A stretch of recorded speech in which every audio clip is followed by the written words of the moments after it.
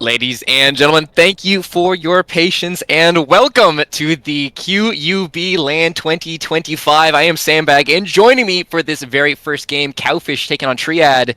Mr. Hi, how are we doing today, sir? Um, we're about to experience some high quality content. I'll tell you that much, right?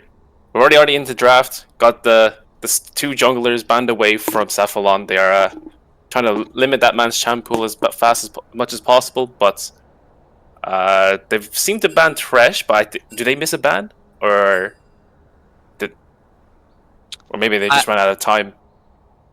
I mean, this is game one of a LAN, right? There's always going to be a couple of technical issues here and there. We will update you if that was a misban or if it is, in fact, somebody not quite able to get a ban off in time.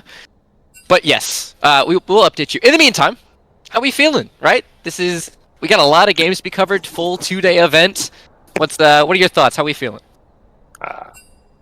Made everyone wait an extra 40 minutes. Extra 40 minutes, that makes the anticipation all the better. Everyone's rearing to get into the games. You're building tension, dude. This is all part of the plan. You're part of the show. You're starting to get people. You gotta leave them wanting just that little bit more. Exactly. I wish we could say more about the draft, but I can only assume that they're going to try and ban out things like Cassante, the Amumu away from Joe Fish. They could ban away MF from I Maker Moo, and they could also ban more junglers away from Cephalon. They could opt to ban away even top laners from Avi. Why do you ask me? Also has his patented Jin, so you could just might look to ban that as well. A lot of options there. Only spitballing. I think this is a perfect time while we are going to be resetting a draft indeed. Walk through these teams a little bit. You're the man with the knowledge. You're the man who's been in the scene for a good bit of time. Walk us through these players. Give us a couple. Who are we looking for to really start to take over and set ourselves up on the right foot? Okay, look, I had to double check with the admins because I wasn't sure if this was like properly riot sanctioned, and saying that I could be like as mean as I want to or say what I want, right? Of course, no sponsors means that I'm fucking let off the leash. But yeah, these teams, like, with the exception of one, is they're all good contenders. Like even the Joe Fish team, I have much personal experience playing with the man. He is quite the polarizing player. So it all comes down to how he performs in this game without his Amumu, which is 99% chance going to be banned. But I'm hoping that Cephalon isn't scared of it, leaves it open, lets us and shows us in first game like what he's capable of with that champion. Absolutely. Let him flex his muscles a little bit, right? Everybody's trying to settle in, new setups, there's the travel time. That's the thing about a LAN is it's a little bit different playing in your pajama bottoms in a setup that you've played in for the last 5 years versus making the trek, sitting next to folks. And it does affect some players, either better, some rise to it. Some are a little bit uncomfy, especially on the game one, and as a shock to no one, Amumu red side ban too. Yep. I mean, like, what can you really do? Joe Fish's best champ. I guess Cephalon is scared of the man. But there's still plenty of options available, like Chinese man. He could look to blank pick the Cassante first if he really wants to. He's not bad on the Mbessa. He can always play the Pantheon now that he's much more of a top laner now after they nerfed him jungle. What else is there? They actually banned away. Oh yeah, Blaze. Yeah, he's been in the scene for quite a while, right? But he's been hasn't been active since the early 2020s. So, but he is very, very well known for his Thresh, all these hook champs, Bard. So it's good to see that Triad still give him the respect. Yeah, absolutely. That playmaking style of trying to get out of lane, get active, and get kind of a little bit of agency outside of that. Exactly. But yeah, in the meantime, we have ourselves another bit of a crashed draft. So, despite the best efforts, there will be a little bit more of remaking, and this is kind of where you throw it to. In terms of competition, you said yourself, no sponsors, no responsibilities, nobody to answer. We are available to flame to our heart's content. We can give hot takes. We can go back and forth. Do you have a pick to win at all? Is there somebody that you think is going in the favorite? Is there somebody who you're looking forward to just being pure clownhousery? What are we expecting in terms of, we got dozen odd games to be played. What are we looking forward to? What can we get the audience ready for? I mean, I did a bit of homework last night. I was actually nice little leakage of DMs with Wiggy. He actually told me to. He asked me to cast while I was at work yesterday, right? And of course, I was thinking to myself, "Oh, sure, I might as well do it." And he sent a line. We're a bit stuck, and I felt, "Oh yeah, you love me so much, don't you?" And I was like, "All right, I'm gonna sabotage your LAN as best as possible." So I'm messing. I'm not. But no, this teams. I mean, like nearly all of these teams have like a contention to win, right? These are all really decent players. These are all masters sniffers at one point in time. But like I think the three teams I have is Glorpcats, the actually CBA team, and the Last Dance team, right? These guys all have a lot of competitive experience.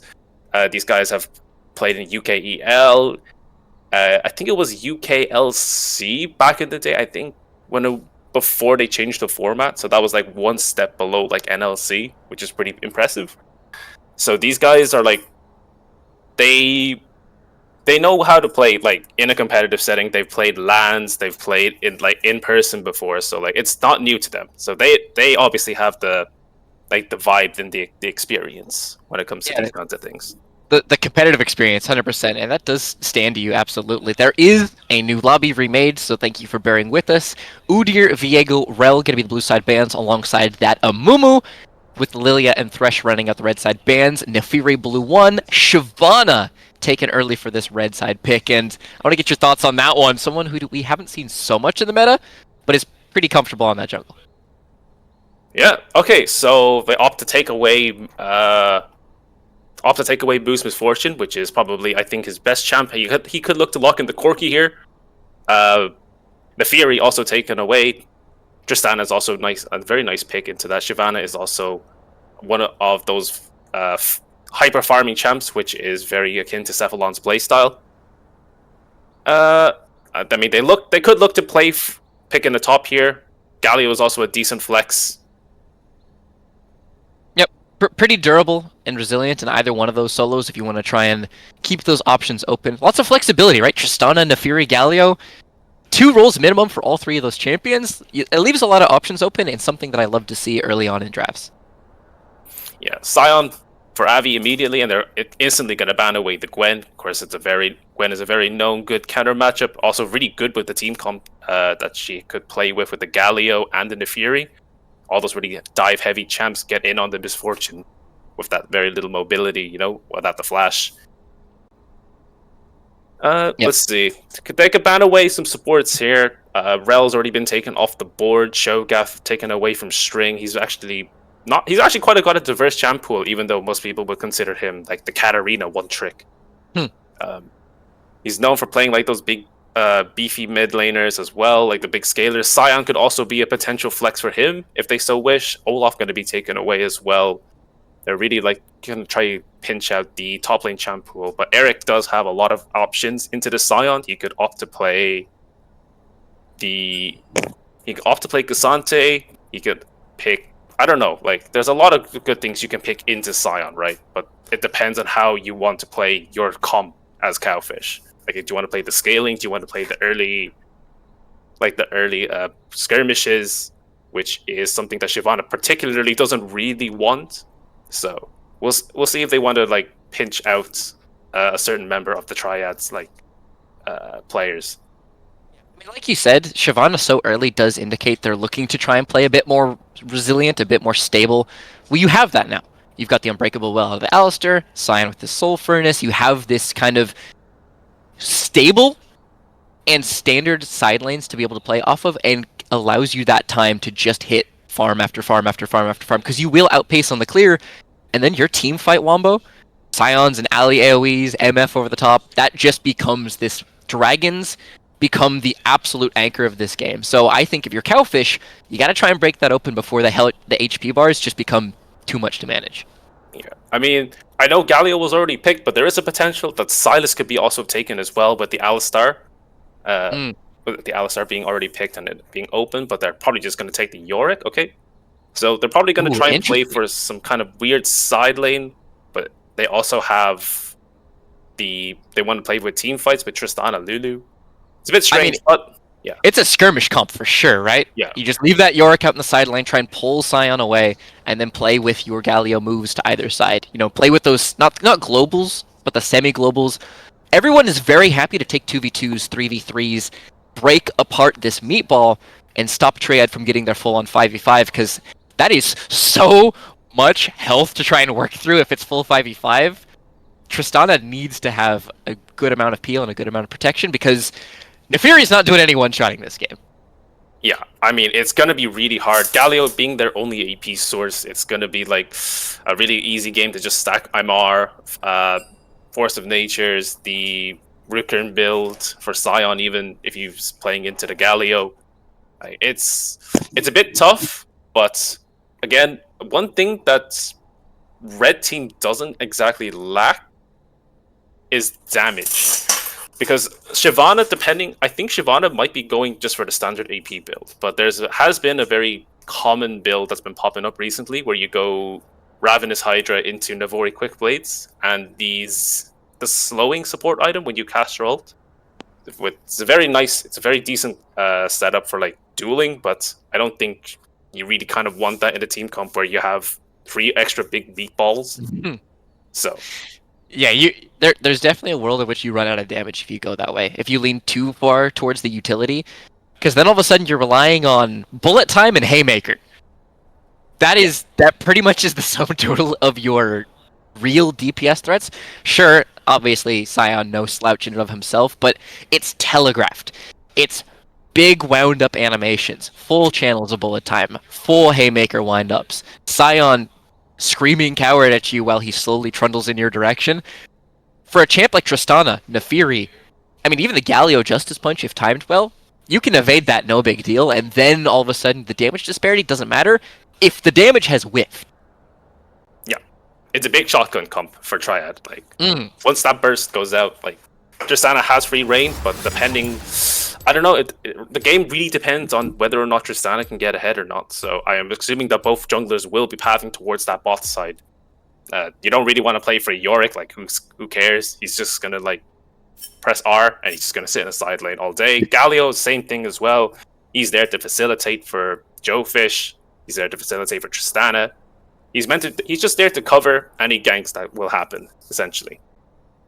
Absolutely. He's just trying to neutralize whatever you need to say on that front, and try and keep them in check.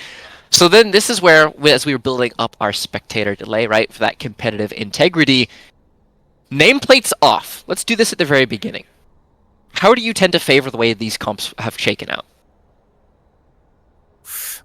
Again, like I am a big firm believer of red side, right? I know it's a shotgun comp, but it's really, really easy to execute, right? All it takes is one out of position unit on the Cowfish team, and like they're instantly blown up. Like, despite what you think, I know they have the Lulu. Yorick isn't like particularly squishy. They have Galio, Neferi W, Tristana W, but they aren't particularly like beefcakes, right? They're not like Scion. They're not Ornn. They're not like these big hulking giant like pool noodles that can just soak up an entire MF ult by themselves, right? They need that. They still have that kind of like one shot ability. So they need to play. They need to play around division, like, so they need to be at fights first. They have the better wave clear with Tristana, with Galio, with Yorick. Like, they just have to like play on waves, and they need to be there at objectives first, because the last thing they want is to walk into the shotgun comp, right? Oh, absolutely. Try to face check into the Scion Decimating Smash, into Headbutt Pulve. There was 0% chance that you're winning that fight. Sure, you're evasive, right?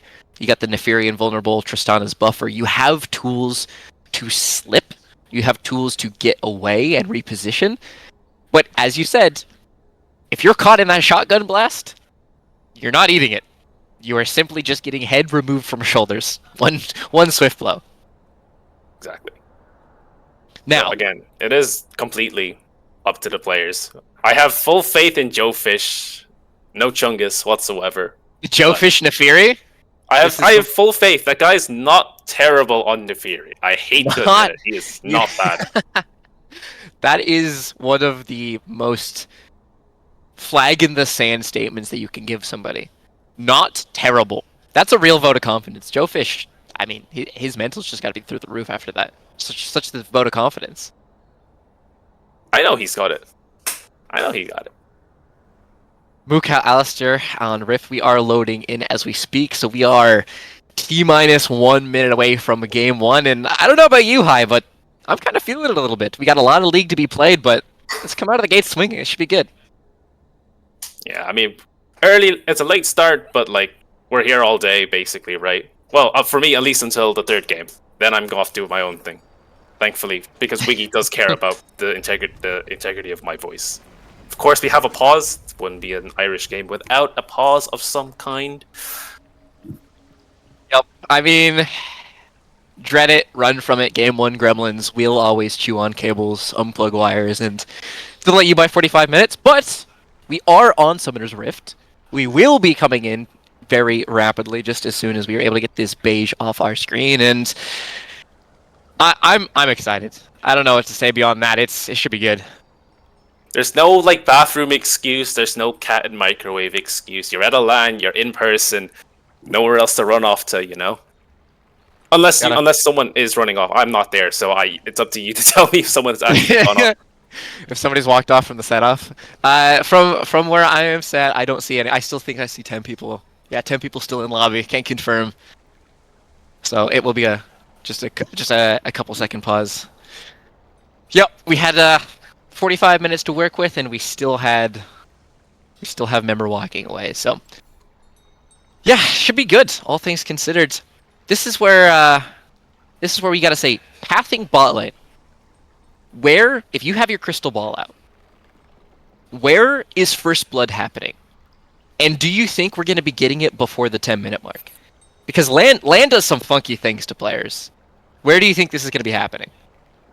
First blood, it will either be bot lane, 2v2 all in, or it will be String and Cephalon walking into Joe Fish's Raptors on his third respawn, and they're just gonna kill him there. Just fully channeled in his face while he's trying to take his chickens and just catch him out. I can see it. I think it's 100% bot lane, though. I'm with you on that one. I think Alistair he's going to be hunting. He is absolutely going to be hunting for some sort of plays if he can help it. Either up the... You know what? I think we combine those two things. I think we take the bot lane and we take the Raptor fight and we say that it's going to be a river fight. Somebody's dying over second crab. That's where my prediction is going to be. There's going to be a river fight of some description. Be that Drake, be that crab, be that the vision plant of all things. Bot lane's just looking to get active, and we are unpaused. Hi, I'm ready to go. I've been raring to go for the past. Oh, it's actually been an hour on the dot now. Well, exactly. Daylight savings time has kicked in. We are exactly on time. Nobody check your watches. It should be good.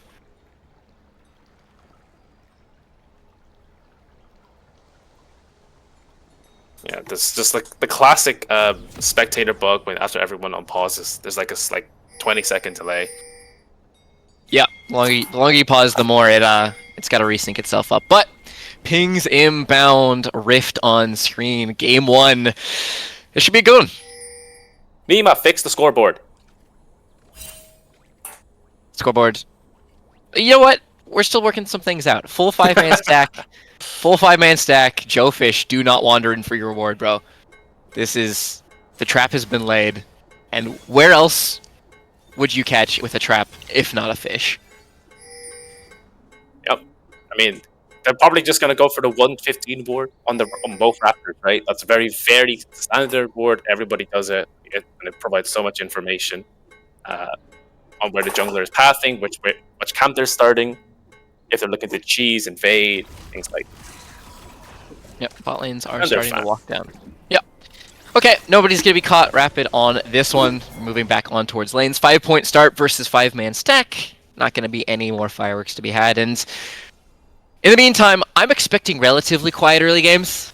Not the most volatile lanes in the world. Sion mid versus Galio. I fear solo kills will not be happening too early. No, but Chinese man does walk in. Avi, It's up to a set. Phase There's going to be breaker? some damage. Yeah, there's going to be Well- some damage. Chinese man throwing up the emote knows he's not going to be winning that out early. He's just trying to get to his ghoulies. That's all he wants. Just bury a shovel in a couple of creeps and hang out for the moment. that's the Q. Damage. Oh, overall, the trade isn't too bad. Set did opt for the Doran's Blade Star, so he's not going to have that much of the healthy gen. He's actually doing a lot of damage with the Phase Breaker. Done. Yep, getting those Maybe passes looking off. top. I think first blood might be happening top really soon. Like, or are we counting the minions here? Like, And Avi remember, does have this, level 2 power. He hits level 2 first, so. in the meantime, it's just the two chunky boys going to be trading it out. Remember, Set does have that pit grit, though, so his health bar is somewhat deceiving. He will just continue to get more and more regen the lower he gets, so he's actually happy to take these trades early on. And I expect quieter early games. It'll just be a matter of that finishing up those first clears, get those waves pushed in, and tempo will be the name of the game. Yeah, I mean, Shyvana is actually pathing towards the top side because I think she knows about the ward. I guess she wants to try and play around the strong side, right? Not much to do. Like, they could opt to dive the top laner, but we'll see how much health Chinese man takes here. Actually, quite a lot of damage. Yeah, dive is possible. 200 HP, and it if does he have opts that to stay. D-shield regen. Does have the D-shield regen, but no one is on route and has TP, so I expect that to just be a summoner spell, as opposed to any more fireworks up. Yeah, you see you see that back being channeled. Chinese man not going to give anything for free. Oh, got cancelled. It's going to be staying for dangerous. just This more is very so longer. dangerous now. Yeah, he's connecting with an E, a couple of Mistwalkers just chewing on ankles. But remember, L9 Dr. House, he's not exactly on a champion. He's trying to do too much down Oh, in he's the bot gone lane. in. He's going to jump in, rocket jump onto Ock, but he's got that unbreakable still waking on in. String the best. Doesn't have much mana to be working with. And is trading back and forth. Everyone's down to about a third. You see on either side of your screen. Low health bars and junglers. This is just blood in the water for either one of those. Facebreaker Ooh. connecting. He does connect with that sweet spot. True damage not landing as now he's stuck inside that cage. He's already used the hammer. A lot of Flash damage. away, Agent Lundy, but the Mistwalker autos. He's down to double-digit HP. We'll be able to walk Shyvana. that one off. Shyvana on route. Yeah. Chinese man in so much trouble, trying to get the stain, flashing underneath the tower. First blood goes the way of Dr. House. The dragon wanting to farm. That's a 7 camp clear. Yep. I mean, like, it was. He should have backed when he could, but like, he saw the. Got Yeah, we cancel. baited him in like with the low HP. He was like, "Oh, there's a kill opportunity." Psych. Yeah, Got him out with honestly, it. Like, masterful acting here. String the best. Had enough mana for that sulfur and a shield, so Sion not nearly as vulnerable as that Yorick, but now Yorick down a kill, down a couple of creeps, and the KP going the way of Dr. House, who's already off to the races. that's the last thing you want. Is you want that enemy Shyvana to be accelerated in terms of gold and XP. That first blood is very helpful for him. Shuts down the. Doesn't really shut down the Sion, not the Sion, the Yorick just yet, but it is slowly pushing back into him. But It is. Blaze was on a little bit of a walkabout, walked up, used 2 Targon stacks, and walked away, and now he's in some trouble here. Lulu's going to take a whole host of damage, forced to flash to the other side of the wall, and heal spent. Lulu paying very dearly, as we do have that headbutt pull, locked with a little bit of a love tap on the other side, but that is a lot of pressure levered from Why Do You Ask Me an Oct. yeah, they knew that Shyvana was going to be pathing towards that Drake, so Blaze a little bit not aware of the timer, unfortunately, and Oct was able to capitalize, burning both sums away from Blaze. Now that the summoner advantage they had bought from the earlier trade is now completely diminished. Not the best situation, but you know, it's not the worst. Shyvana is now pathing towards her top side. Raptors, Krugs, potentially top gank, flashless Yorick. Remember, Set does have the flash, so he could set up very easily, especially with those Mistwalkers next to him. So a lot of targets that he could potentially pull in for that stun. So he needs to shove that wave in fast.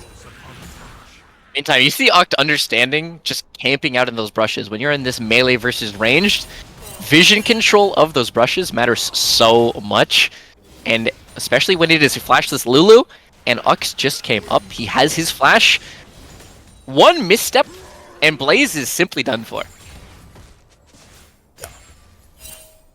Do have Neferi en route though. A missed time, and this could be a big trouble here. Oct could be jumping in, but does Neferi have the damage on the other side? Flashing away. Oct trying to get that trample stack going, and the sweet spot from the Joefish. Joefish! Beautifully done.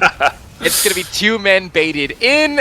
1 for a sum, 1 for a frag. Kills go 1 apiece. Yeah, 2 flashes. MF didn't even pull off the barrier. Heal was just about to come off for the Alistar as well. It was perfect timing. For the Fury gank. It was absolutely beautiful. Joefish understanding that his bot lane was in a little bit of a situation, and there's going to be a whole host of creeps. Maiden of the Mist summoned up. Agent Lundy's going to take a whole host of damage on the other side, waiting for the sweet spot, slamming up against the Maiden. Does not get that Haymaker, though. His Chinese man, he has the DPS. He's got the E, jumping forward with the Mist Walker solo. Bolo in the top lane. Chinese man gets one back. Oh my... He didn't respect it. He didn't do the EW properly. He tried to be greedy with the extra few autos before the W, and Chinese man was able to step away from it. So that's a big wave. You don't want to lose. Look at the wave. The plate, the wave. That is a huge swing the other side. As Sion is able to cover up so far, standing inside that pit, jumped on. He gets the most of the XP, but a lot of those creeps still did die. It's a good rotation. String the best. Definitely making the best of a bad situation, but still way ahead on that play for Chinese man. I mean, not too bad. Like, they're probably going to sort out the lane stage right now. No flash on the set. Does have ulti. He does have ulti. No, he's able to get to the other side, so no more follow up on that one. Haymaker not doing what you quite expected it to, but good position. You can see him even when he was polymorphed, trying to run left to get the angle off. Does do so and will not hit the dirt once more. Yeah, beautiful rotation as well from Cowfish. They actually sent Moo up top side as well. Chinese man is going to be on the weak side catching that bot wave. He's not really in any real danger of getting dove here. And now they're just going to get the grubs for free, which is great when you have a Yorick and you have a Tristana wanting to punch down those towers, especially in the mid game now.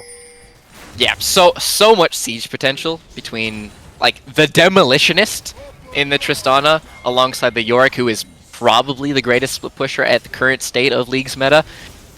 Not to mention the true damage, not to mention the grubs, not to mention the void mites. All of those piling in, you don't get to 1-for-1 trade anymore. You don't get to simply, oh, you know, you take bot T1, I take top T1, because watch these waves crash and towers simply evaporate. Yeah. Chinese man might be a bit late. He went a bit greedy for that plate. Getting the slow. It's going to be a jump in from Dr. House. He does have a flash, but I don't think he's got anywhere to go. Headbutted into the wall. Giving a little bit. He's in a summoner spell. Chinese man, no! No sum, no breath in his lungs. He's dead for 20.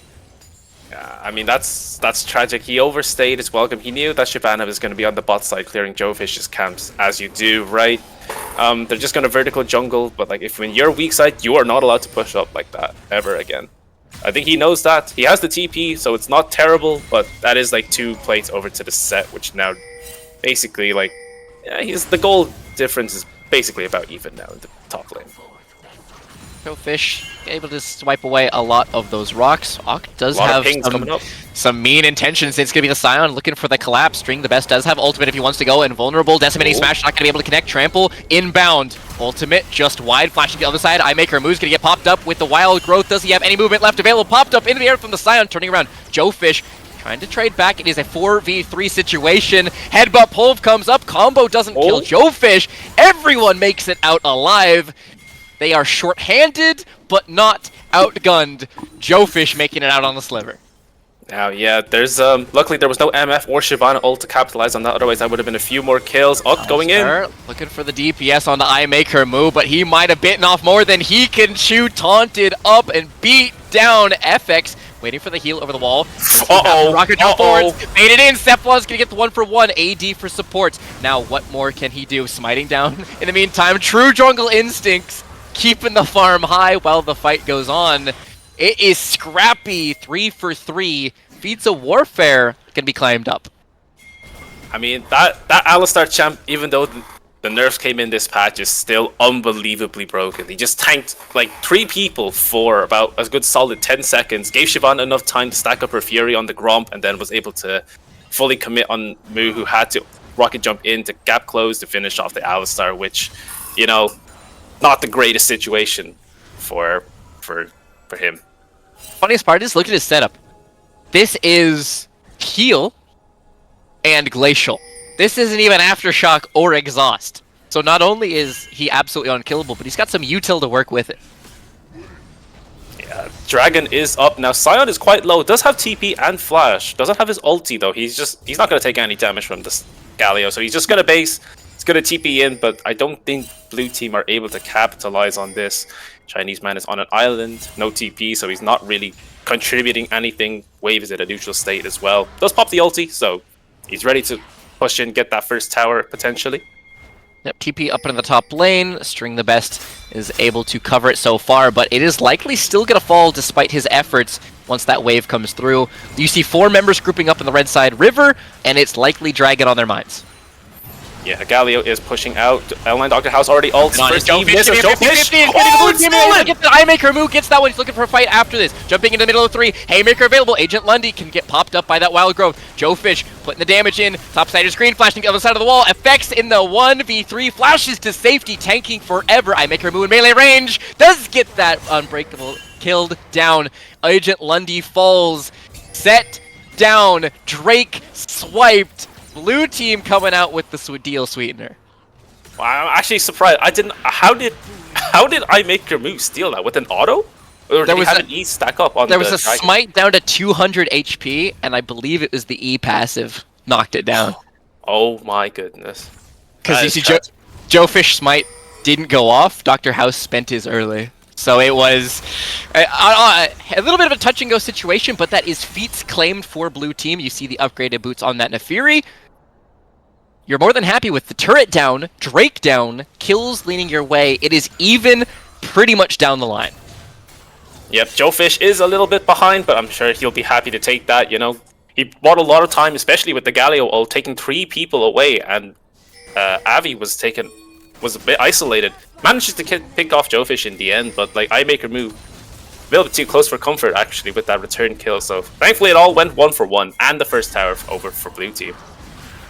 Look at the kills on the top of your screen. 4 for 4. Gold even. Just going to be a bit of danger here. Polving early. Does he get the blast cone to safety? Joe Fish giving chase. Doesn't have the move speed. They have the crab speed. As now Dr. House is trying to ult his way to safety thanks to that rage. They both slip out once more. Everyone is finding exits in some very hairy situations. Yeah, I mean, this is the case now when Alistar's level 7 and no ulti, no heal. Like, imagine this later when he gets a few more items. String is already at that point. Like, he's level 10 and I think he's about 3,000 HP with that, with his passive and the Hollow Radiance. So, yeah, he's not dying anytime soon. That's for sure. Absolutely not. And as we have a bit of a check-in down the line, he is the one who is up 30 CS on his laner. So, yes, he doesn't have the KP to show for it, but he is a very well-funded Scion in the meantime, just to say the least. Yeah. Shyvana is level 10, about to hit level 11. Like, the level lead is only going to go up from here, right? Like, Shyvana's that's gonna slow down into a clear. Joe Fish is going to try and look to facilitate a little bit more, like, when the camps are down. Like, you want to play for the Herald?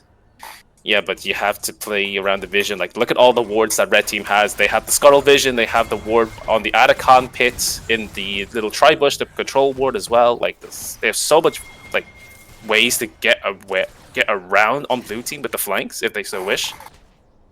So, yeah, they just need to keep waves pushed, and they need to give Chinese man the pressure like that he needs to, like, essentially like be a nuisance. But they are going to start the Herald now.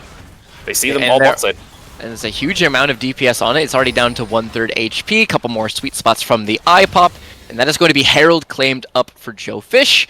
The empowered recalls, something absolutely to keep in mind. Remember that Baron recall. For anyone who gets even KP on it, you just have to do 1 tick of damage and you get that. But the big siege capabilities, trying to crack the mid T1. Top has already fallen. You'd love to get the space available and just continue to exacerbate this siege. Yeah, the next objective is obviously the Drake. 1 minute 20 seconds, right? We're gonna get our supports to recall soon, get those wards in, refresh the wards. Blaze is just standing behind Tristana. They just want to... I think Lulu's a bit lost. Just go ward, buddy. You don't need to be there. You're not in any real danger. Don't worry. They're just trying to make sure that he's got a couple more autos from the attack speed, as they just bullet time will be spent on the wave before. We're not ulting that now. Why do you ask me? Has been dumping ult into waves. I believe that's the 3rd time this game. Yeah. Just sick of the pressure of this Yorick. Like, you don't... Now we have the big MF ult, the big focal point of this team comp is not available for the dragon fight. It's fine, it's only the 2nd dragon, right? But still, that's like 60% of like MF's damage just gone. Now all of a sudden you're looking to Dr. House. He's already got himself an item and a half, got the hunting guys. If you can get the Shyvana to keep on ticking over with these clears, keep on ticking over these picks, face checking, they do have some vision. Uct and Dr. House trying to link up, and Flash available. They might have a knock on in. They do in fact headbutt in, but pull combo doesn't split the uprights. Uct is able to get a trample auto. Wild growth will be spent, so ult for ult on the supports, but that is no flash, no ult, no health on Alistar. Joe Fish is looking to punish. On in, slipping away. Uct is gonna be jumped on. The auto attack, the reset. Does he get it? Galio ultimate's gonna be jumping on in with the heroic answer. Blaze, remember, no ultimate. FX, does he have a trade kill? Dr. House gonna be putting the damage into him. Chinese man on the flank. Why do you ask me? In so much trouble. Flashing away to left hand side. Joe Fish trying to wait him with open arms. Barrier doesn't cut it as here comes the Nefiri. Chinese man leading the charge on in. Decimate, zoning. Agent Lundy flanking, has the haymaker ready to go, doesn't even end up spending it. Double kill over to the Scion. Blaze has got 110 HP to work with. Chinese man has to tuck tail and run. It's a long fight through the jungle, but red health bars remain supreme. Oh, Oct surviving on like 1 HP there. And then... And he's not ready to give it up, though, and it's going to be a pull on in. Knocked up into the air and down. He does not stray close enough to get a hand on the Drake, but certainly close enough to meet his demise. Mountain Drake going the way of the red team. That's not ideal. I mean, like, they had like all the cards in their hands. Like, Oct had already blown his ulti. Cephalon also blown his ulti, trying to like make the play mid before the Drake fight. Like, they missed everything, and then all they had to do was like just play front to back, and then just completely like, and just take the Drake away from them. But I think iMakerMoo got a little bit too trigger happy. He saw the cooldowns were off. He saw he had Galio ult, tried to go in, but I think the Galio ult was just a little bit too late, and iMakerMoo actually just gets one shot before he's able to get the reset out. And he was mid-air as well. Rocket Jump was in flight and just like skeet shooting shot out of the air on that, so he doesn't get his DPS he's looking for. Also worth noting that Lulu didn't have ultimate, because remember it was spent, so there was no bailout, there was no panic button to be pressed, and that ended up making all the difference. Yeah, it was close. It was almost there. Like, it was just a poor... The idea was there. I respect it. I really respect that. But yeah. Now we're just going back to the beefcakes hitting each other. Cephalon is trying to look for something top. Like, the Galio isn't as tanky as you think he is. He only has the tabbies and 8 stacks on his Rod of Ages. To test that tankiness as we speak, 3 men descend on the Galio. The Idol of Durand in so much trouble. String the best going to be absorbing up a couple more tower shots. Flashing away, reinforcements en route. Unstoppable onslaught gets one. Rampage for Dr. House. Bullet time over the top. Blaze is going to be punched full of holes. TP in. They're moving towards Atacon. Oh, that's rather unfortunate. FX actually lived for quite a while there. Tried to flash towards his team, but unfortunately, the Scion ult and the Shyvana ult connected on him, following him through. So, and then Blaze gets caught in the crossfire thanks to the MF ult, just cutting him off. So, it's a really unfortunate, but they do get 2 towers. Bot side, Chinese man is actually taking a lot of gold here. Joe Fish is taking away some camps, like it's as a small little consolation prize.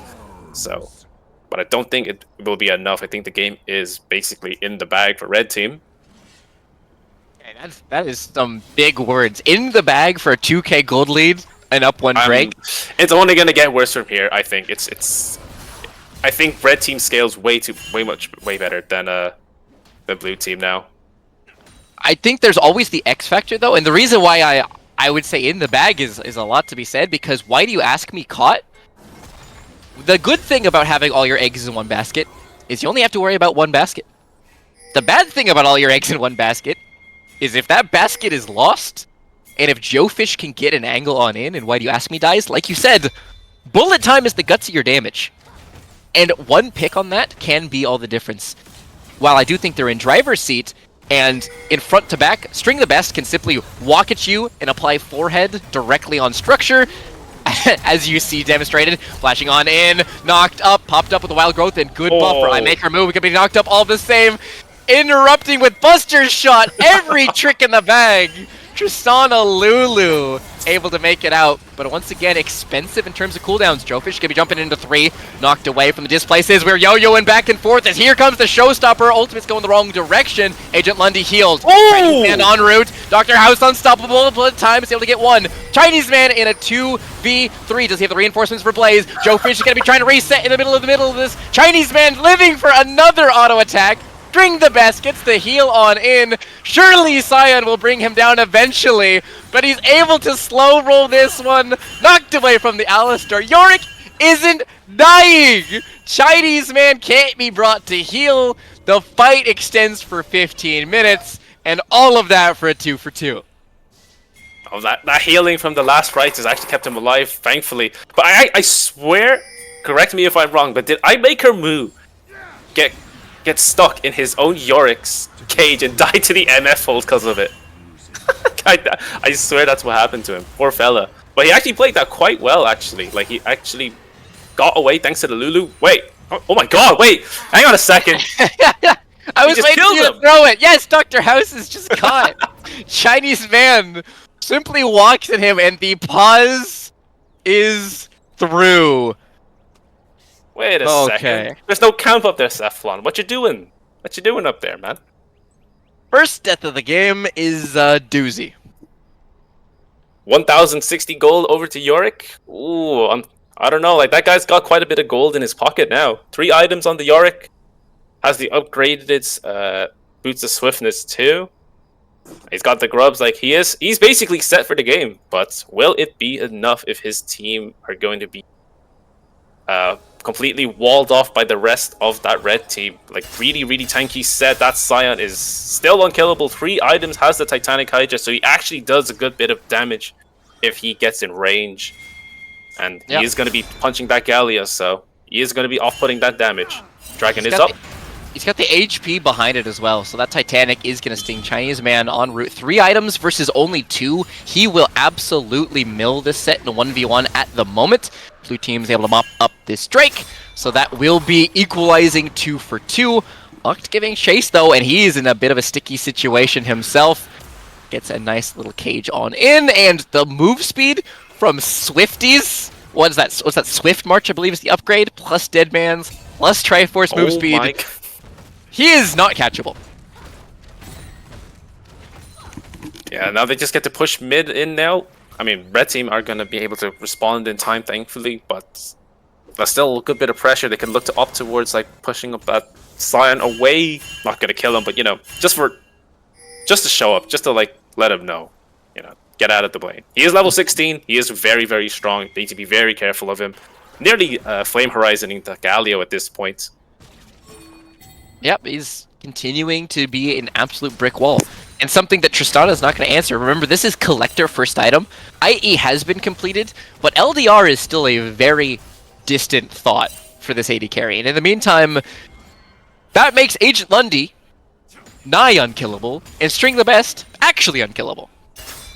Yeah, it is going to be difficult. Like, collector IE is a very nice spike, but the only real person that it really could matter on is Why Do You Ask Me? And he has an entire Secret Service getting face jumped straight into Uct. Trying to go invulnerable, but Dr. Household's over smited in the blue pit. The irony lost upon me. And Joe Fish down for 40 seconds with Baron alive. He's walking in, he's face checking into where Nash is. That's not what you want to do. And now they're going to start up the Nash. Why do you ask me? How's the ulti? String. Gonna be a costly mistake.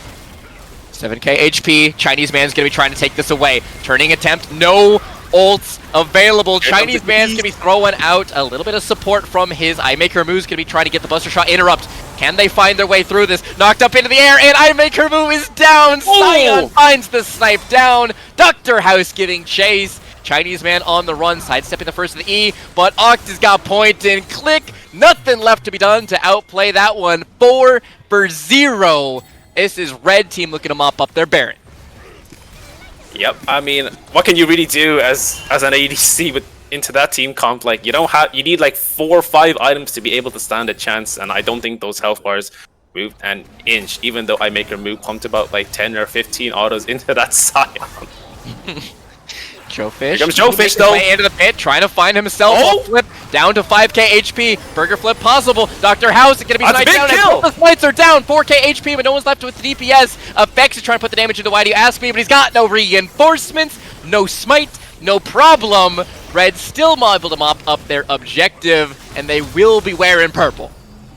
Yeah. I mean, it looked good at the start with the Galio ult and the Fury ult, but unfortunately there isn't much way of follow-up from the 5 HP Lulu and the Tristana that I just respawned. So, I mean, it was at best it was the one for the Nash. So, not too bad for red team. See if you can They'll get a take swipe. that any day of the week.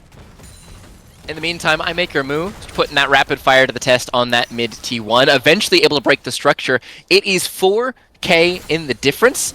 Baron buff at their heels. This feels like a game that they're able to wrap up with their siege potential, because String the Best, Oct, and Lundy feel like they can simply lock underneath structures, and there's no one who can do a damn thing about it. Yeah. There isn't, like I said, there isn't a lot of damage on the way of on the way of blue team, right? They have Yorick, which isn't really a tank killer. Galio is not a tank killer. Neferi's not a tank killer. Tristana is the closest thing they have to a tank killer, and unfortunately they may cut down an absolutely useless rune. So all you need to do is stack a few giant smelts, and you've just you've beaten ADCs until 6 items. No LDR. Doesn't feel like there's going to be anything quite yet. In the meantime, Chinese man doing exactly what you predicted and is making a nuisance of himself.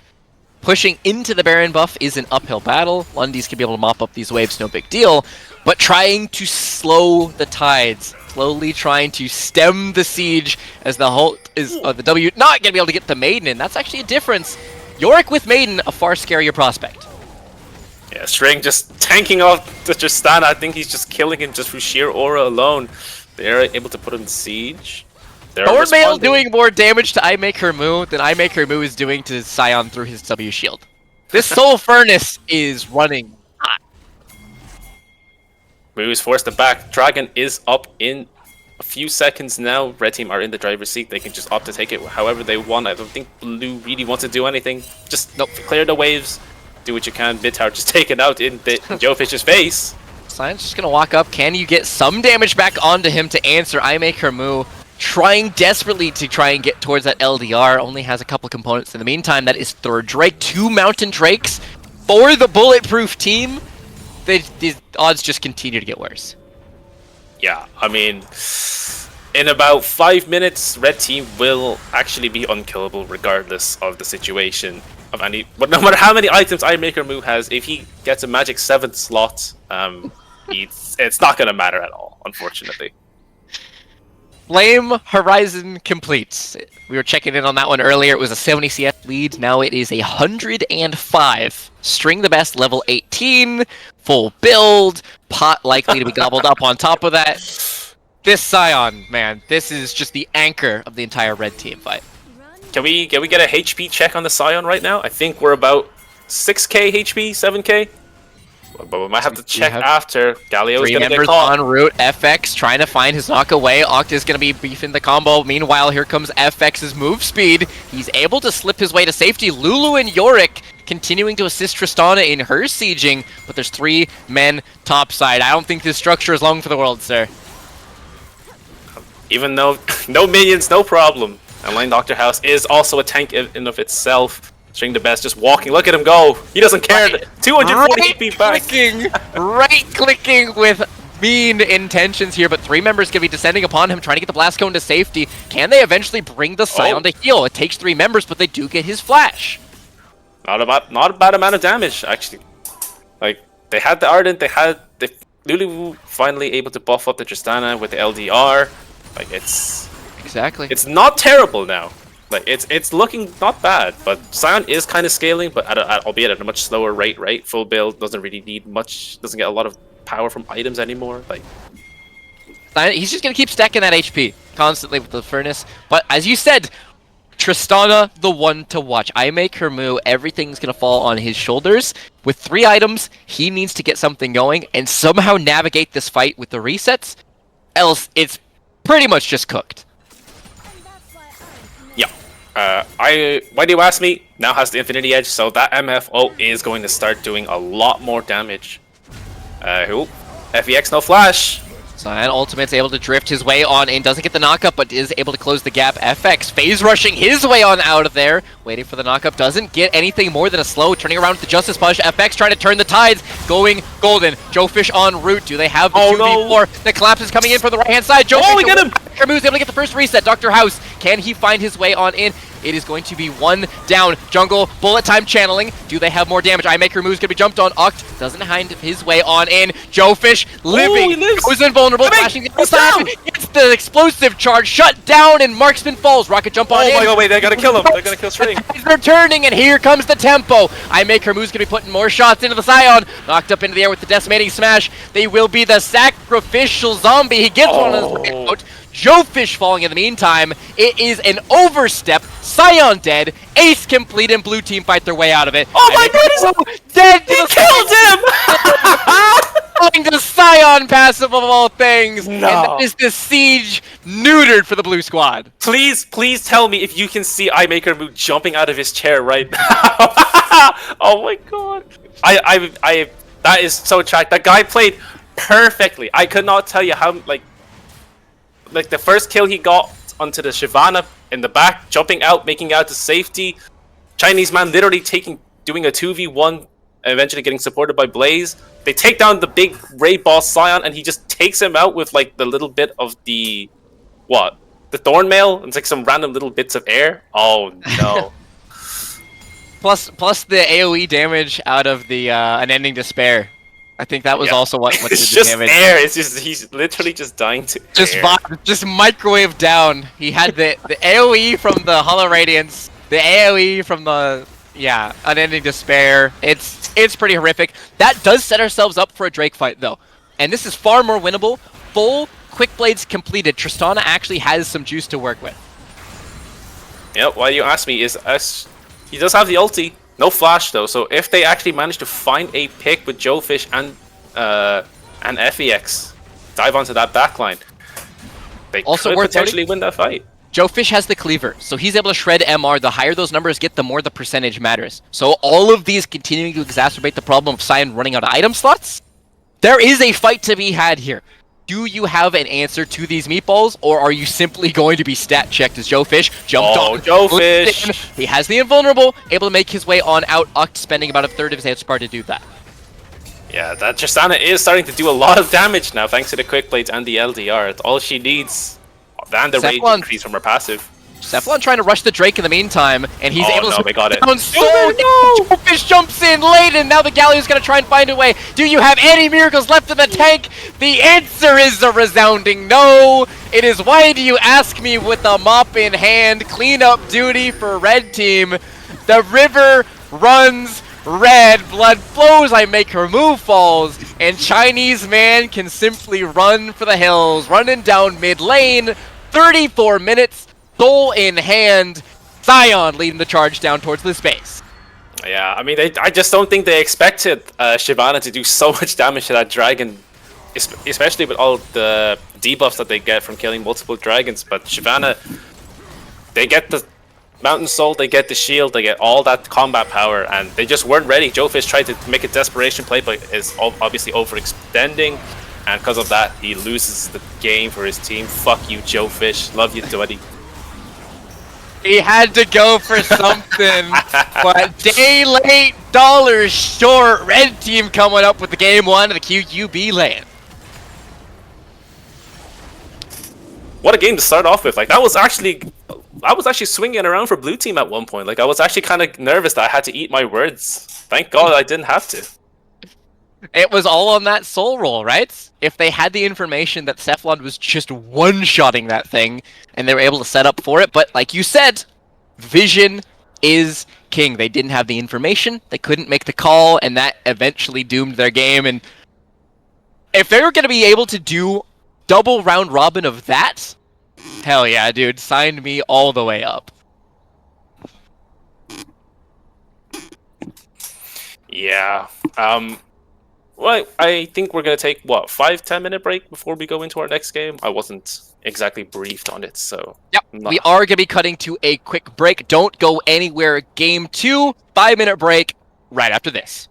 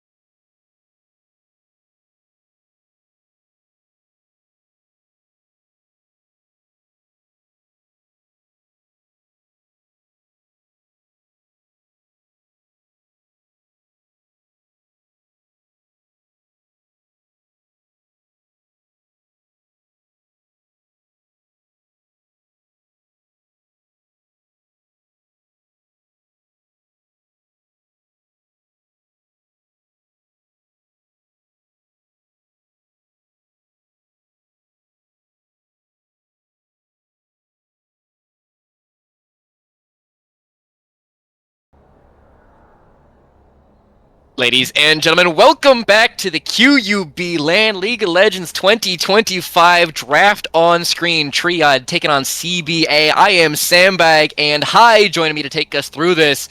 How you doing after the first one, boss? It's just what a lovely first game to kick us off, right? It was a bit tough for Cowfish to actually make a comeback, but they actually almost pulled it off, which is what I'm kind of hoping for this game. You know, not a very one-sided game, a little bit of back and forth.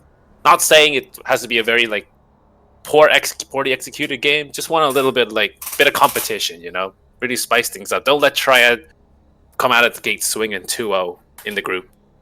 Absolutely right. Treads, they're already warm. They're playing on the setups. They actually, I would say they have the advantage, considering they have been able to get warm. They played their first game. They've settled in, and CBA, their first game of the tournament. So they're looking to set themselves off on the right foot. In the meantime, bit of a lightning round here. Pike, Bane, Akali going to be taken away for the blue team, alongside Rel and the Udyr Shyvana jungle band paying the respect over the Triad jungler. Yeah, now they do respect the Vayne God and the Zerg bot lane. Pike and Vayne, they're best champs by a country mile. Akali as well from both Rengis and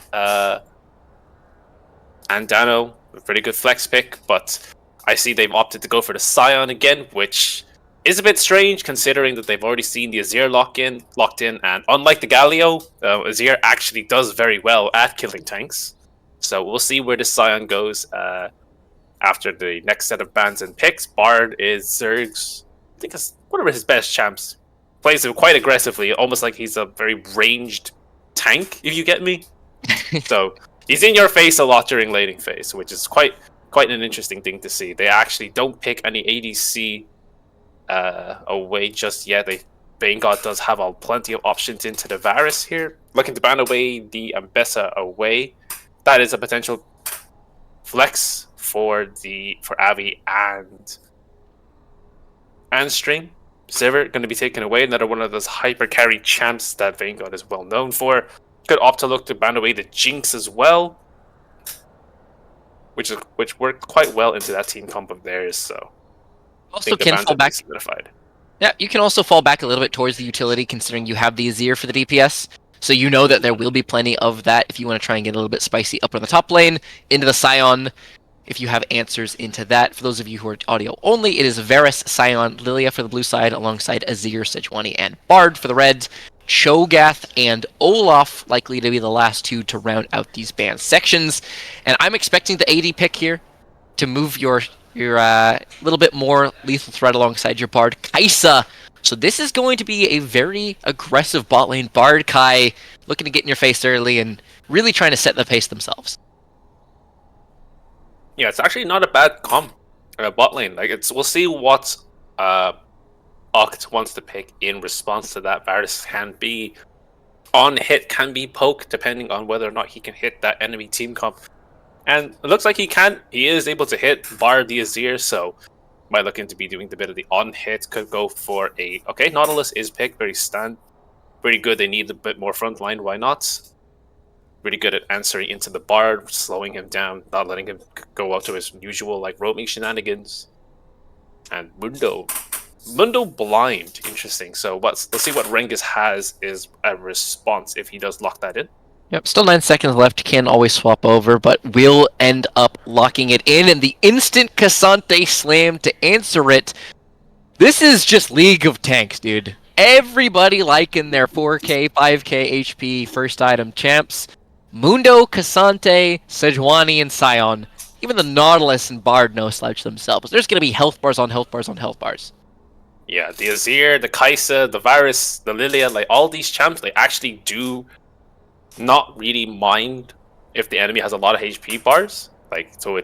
So both teams have recognized the trend of at least 3 tanks being picked per game. So they're going to see which of their carries can output more DPS in the fights. And I want to take your perspective on this one, right? As color, you have a little bit more of analysis. You get to kind of see the broader scope.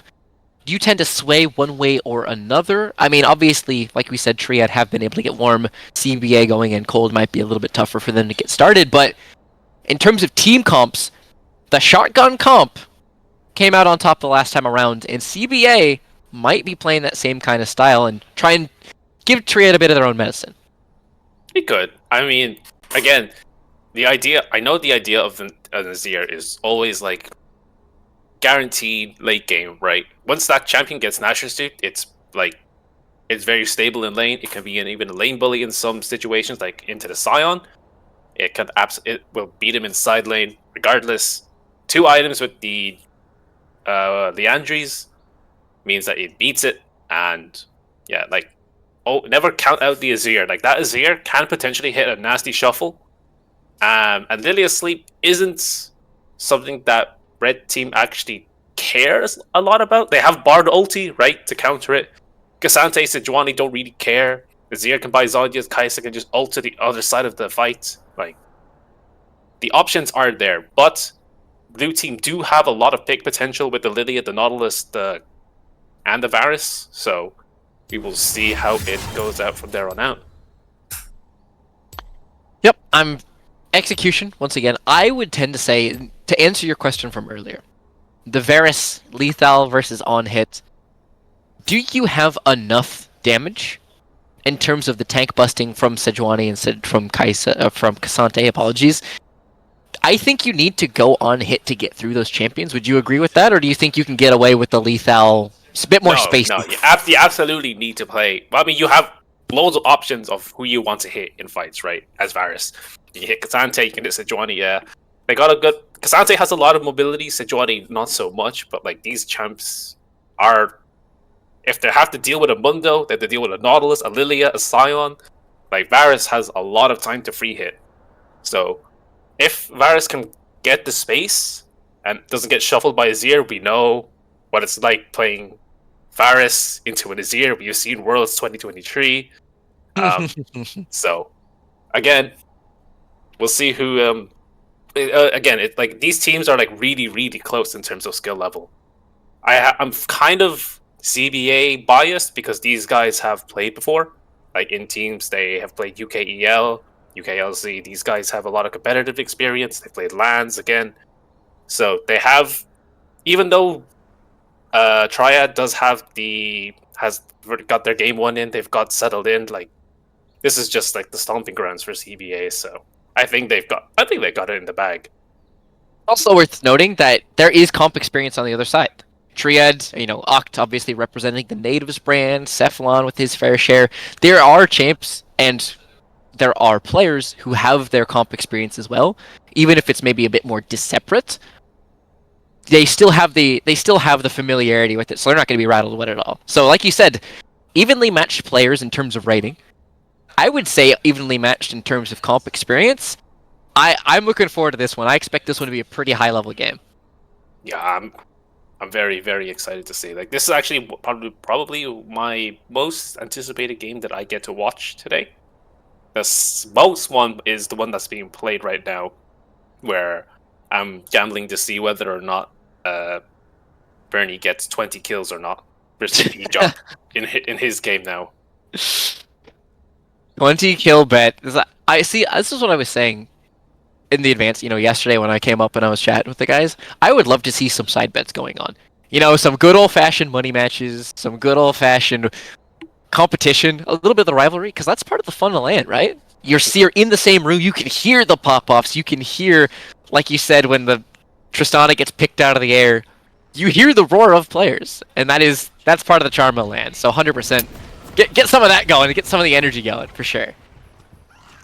Yeah, and we're getting into game. Like again, this game is gonna come down to the carries of both teams, the Lilia and the Varus for blue team, and the red team will have the Azir and the Kaisa. So we'll see. I'm not 100% certain on who wins the Mundo versus Cassante matchup. I've seen people say it's Mundo favored. I've seen people say it's Cassante favored. Like, of course, there's biases from these people, but I haven't taken the time myself to really see at what points. Right? Is it like a back and forth matchup? Is it one-sided after a certain point? That kind of thing. Yep. I expect early on Mundo to just be doing Mundo things and clattering you with cleavers over and over again. Not the most volatile of sorts. And you're looking towards those ultimates, because that's really going to be the only way that anything gets going up there, is members joining up towards this top side. But if you're spending time and you're not playing around who I would say this Ferris, I think you're missing a trick for sure. Yeah. Get Nima to fix the scoreboard, please. I have been trying. We're gonna leak a little bit. I've been waving at Nima for the past 5 seconds, trying to get his attention. Scoreboard. Scoreboard will be fixed as soon as possible. Okay. Well, unfortunately, this is not a. This Azir is not a little Galio that just can't do much into a Scion stacking HP. Like, this guy can hit, and he will hit hard. Oh, hook lands. Yep. Nice little weave through the minion wave, but it is going to be traded out on the other side. Bard, Kai'Sa likely to be able to get prio, so it's going to be up to Uck to try and find those all-in angles and try and stay healthy enough that the lethal engage has to be there. Trades going back and forth, not too bad. Level 2 first, of course, from the Bard, thanks to the chimes. Level 2 spike. Can they punish? Not just yet. They're able to push in. Unfortunately, when you're playing whoa. Void Seeker connecting. Zerg, also keep an eye on that mana pool, because that can be something that you need to look at. More than health is what his mana pool is looking like. If he's not able to get his hands on some chimes and keep topping that up, he's not near as scary a threat as he could be, as Uct doesn't end up throwing out that hook, does finally connect it onto the marksman. Vanguard taking half of his HP is why you ask me, but it is a bait on. Oh, Dr. House is on the back. Oh, wait, we're ready. First blood going to Cephalon back to back. Beautiful pathing. Like, they didn't have any wards, they didn't have any they had the vision on the Gromp, but they expected Lilia to actually go from Raptors down to red. But they didn't expect him to go all the way to the blue and counter jungle, so that's really nice. So Sejuani is completely out of the game for the first 5 minutes now. That's going to probably be at least 2 crabs as well, because top lane is being pushing in. Their house absolutely beautiful read on the pathing, and is going to have his whole bot side to clear, his whole top side to clear, crab on top of it, plus the 400 gold of first blood. Lilia, all of a sudden, will be making short work of these health bars. And the farm acceleration, Ghost is going to be popped up at the top lane. Agent Lundy can he find his sidestep? Ghost popped. Rengus not connecting on Tofo strikes. The Mundo only spending a sum. Yeah, Ghost is fine. Like, I mean, he's not gonna care. He's just gonna throw Qs. He's gonna regenerate all that health back. So Rengus is a bit not really in any kill threats. So he's happy to just let that wave bounce into him. TP back, as you do. Yep. It's going to be no harm, no foul up in the top lane. Ghost, not to mention, significantly shorter cooldown than a Flash. He's going to catch up all of this wave, TP back himself more than likely as the wave bounces. Nothing really much to be happening, but that jungle, we just going to continue to hammer that point home. Faded Ashes completion before the tank has a single Ruby Crystal. Clear speed differential is going to be enormous. The amount of time that you have for Cephalon, you're going to be able to look for things that simply can't be matched by Sweet. Yeah, I mean, he's opting to not pass up on the crab for now. He's actually just going to go... He's going to give up 2 crabs, so which is interesting. He's actually going to just do a standard path instead of taking the crab to deny Sweet any potential to get back into the game. So maybe he's looking to do Drake early, could be going towards that Gromp respawn. Vayne got hooked. Uck able to connect a nice hook onto Vanguard, piercing arrow chunking Vanguard down to about 1/3 HP. And this Nautilus is really finding his depth. Yeah, I mean, like, he sees the low health bars, the low mana bars, and he's like, you know, they're not respecting like the potential like engage and damage that Varus can do early with Nautilus. So, I mean, they're not gonna get anything out of it, right? They're just forcing them out of lane, get the shove back, they lose maybe a few minions. But you know what it does translate to? Little victories, but also what it translates to is look at your minimap. Look where Cephalon was standing. He was able to simply march on in and yank a Gromp away because bot lane can't collapse on him. So while it won't be reflected in the bot lane too much because the wave will eventually be collected, Dr. House continues to accelerate because his Sejuani doesn't have a bot lane to move with him, and Tofo strikes. Now to level 6, all out. That's the fundamentals! At the moment, Rengus, one more auto will do it. It gets the solo top. Rengus picking up his kill. Wave crash, no TP. That one's gonna sting for the Doc. Oh. Yeah, I mean, ironic that it's on the Mundo that he doesn't respect the level 6 timer. Like, beautiful play from Rengus, recognizing that level 6, hitting the ult, getting... And no flash on the Mundo as well, so that's a big gold swing. Like, now we see if Rengus can do anything with that lead. Obviously, it's not going to translate too much right now, right? That Mundo doesn't really care. He's going to stack a few ruby crystals, but it's still not ideal. You don't want to be going down in gold versus a team that can capitalize on any small lead they get. In the meantime, it's actually CBA coming up with this Drake first. So they were able to get the rotate on in. Drake is going to be taken. Now, why do you ask me in a bit of a sticky situation? Can he find the engage? Nautilus not able to find the hook, flashing over the wall, trying to get the passive autos. Swede has no way out. And why do you ask me answering that question? Okay, interesting flash. I mean, I would just take 2 flashes and die for it, but a kill donated over to the Varus, not ideal, but you do get 2 flashes out of it, which is something that you could potentially say, you know what, the Lilia has no flash. Sejuani isn't too far behind her in XP anymore because of, like, she managed to get the crab. Like, Lilia is only, like, a few camps ahead. Like, he's not gonna be too far behind, like, when it comes to level 6, right? So they could walk in with the Bard, they could find Lilia on her expected clear path, right? She's very telegraphed in where she wants to go. Could potentially throw an ult, get a kill, swing the gold lead back with lots of pressure for Herald. Oh, sorry, for the Grubby soon. With the Bard, you see him marching on up. Zerg is going to be trying to get active. Sion, certainly not the target. Uct is ahead of the play in River right now, but Zerg can make his move up towards this top side, and as you said, Grubs are going to be the thing that matters. Yeah, Rengus has flash. Rengus, no ultimate quite yet. Can he stall out? And Tofo strikes just short, trying to sweet spot his way on in. TP channeled. The reinforcements able to be pulled up to the top lane, eating a cleaver for his trouble string. The best going to get some mid-tower time, and this Sion going to make short work of this first plate.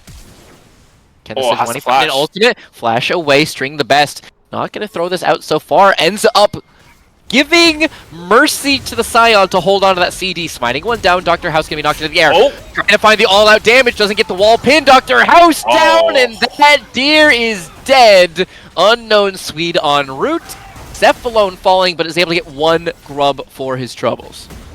Yeah, I mean, they were a bit... I think blue team is just a little bit, like, out of sync, right? You see String pushing up, trying to get a plate with, like, 40% HP, and he's like, oh, wait a second. They want to play for grubs, but now he's being forced off the map, forced to flash away, has the base, and then Lilia starts it, thinking that she has the numbers advantage. But unfortunately, the Cassante is just able to walk up to her, right? No flash on the Lilia from earlier, so easy pickings for him.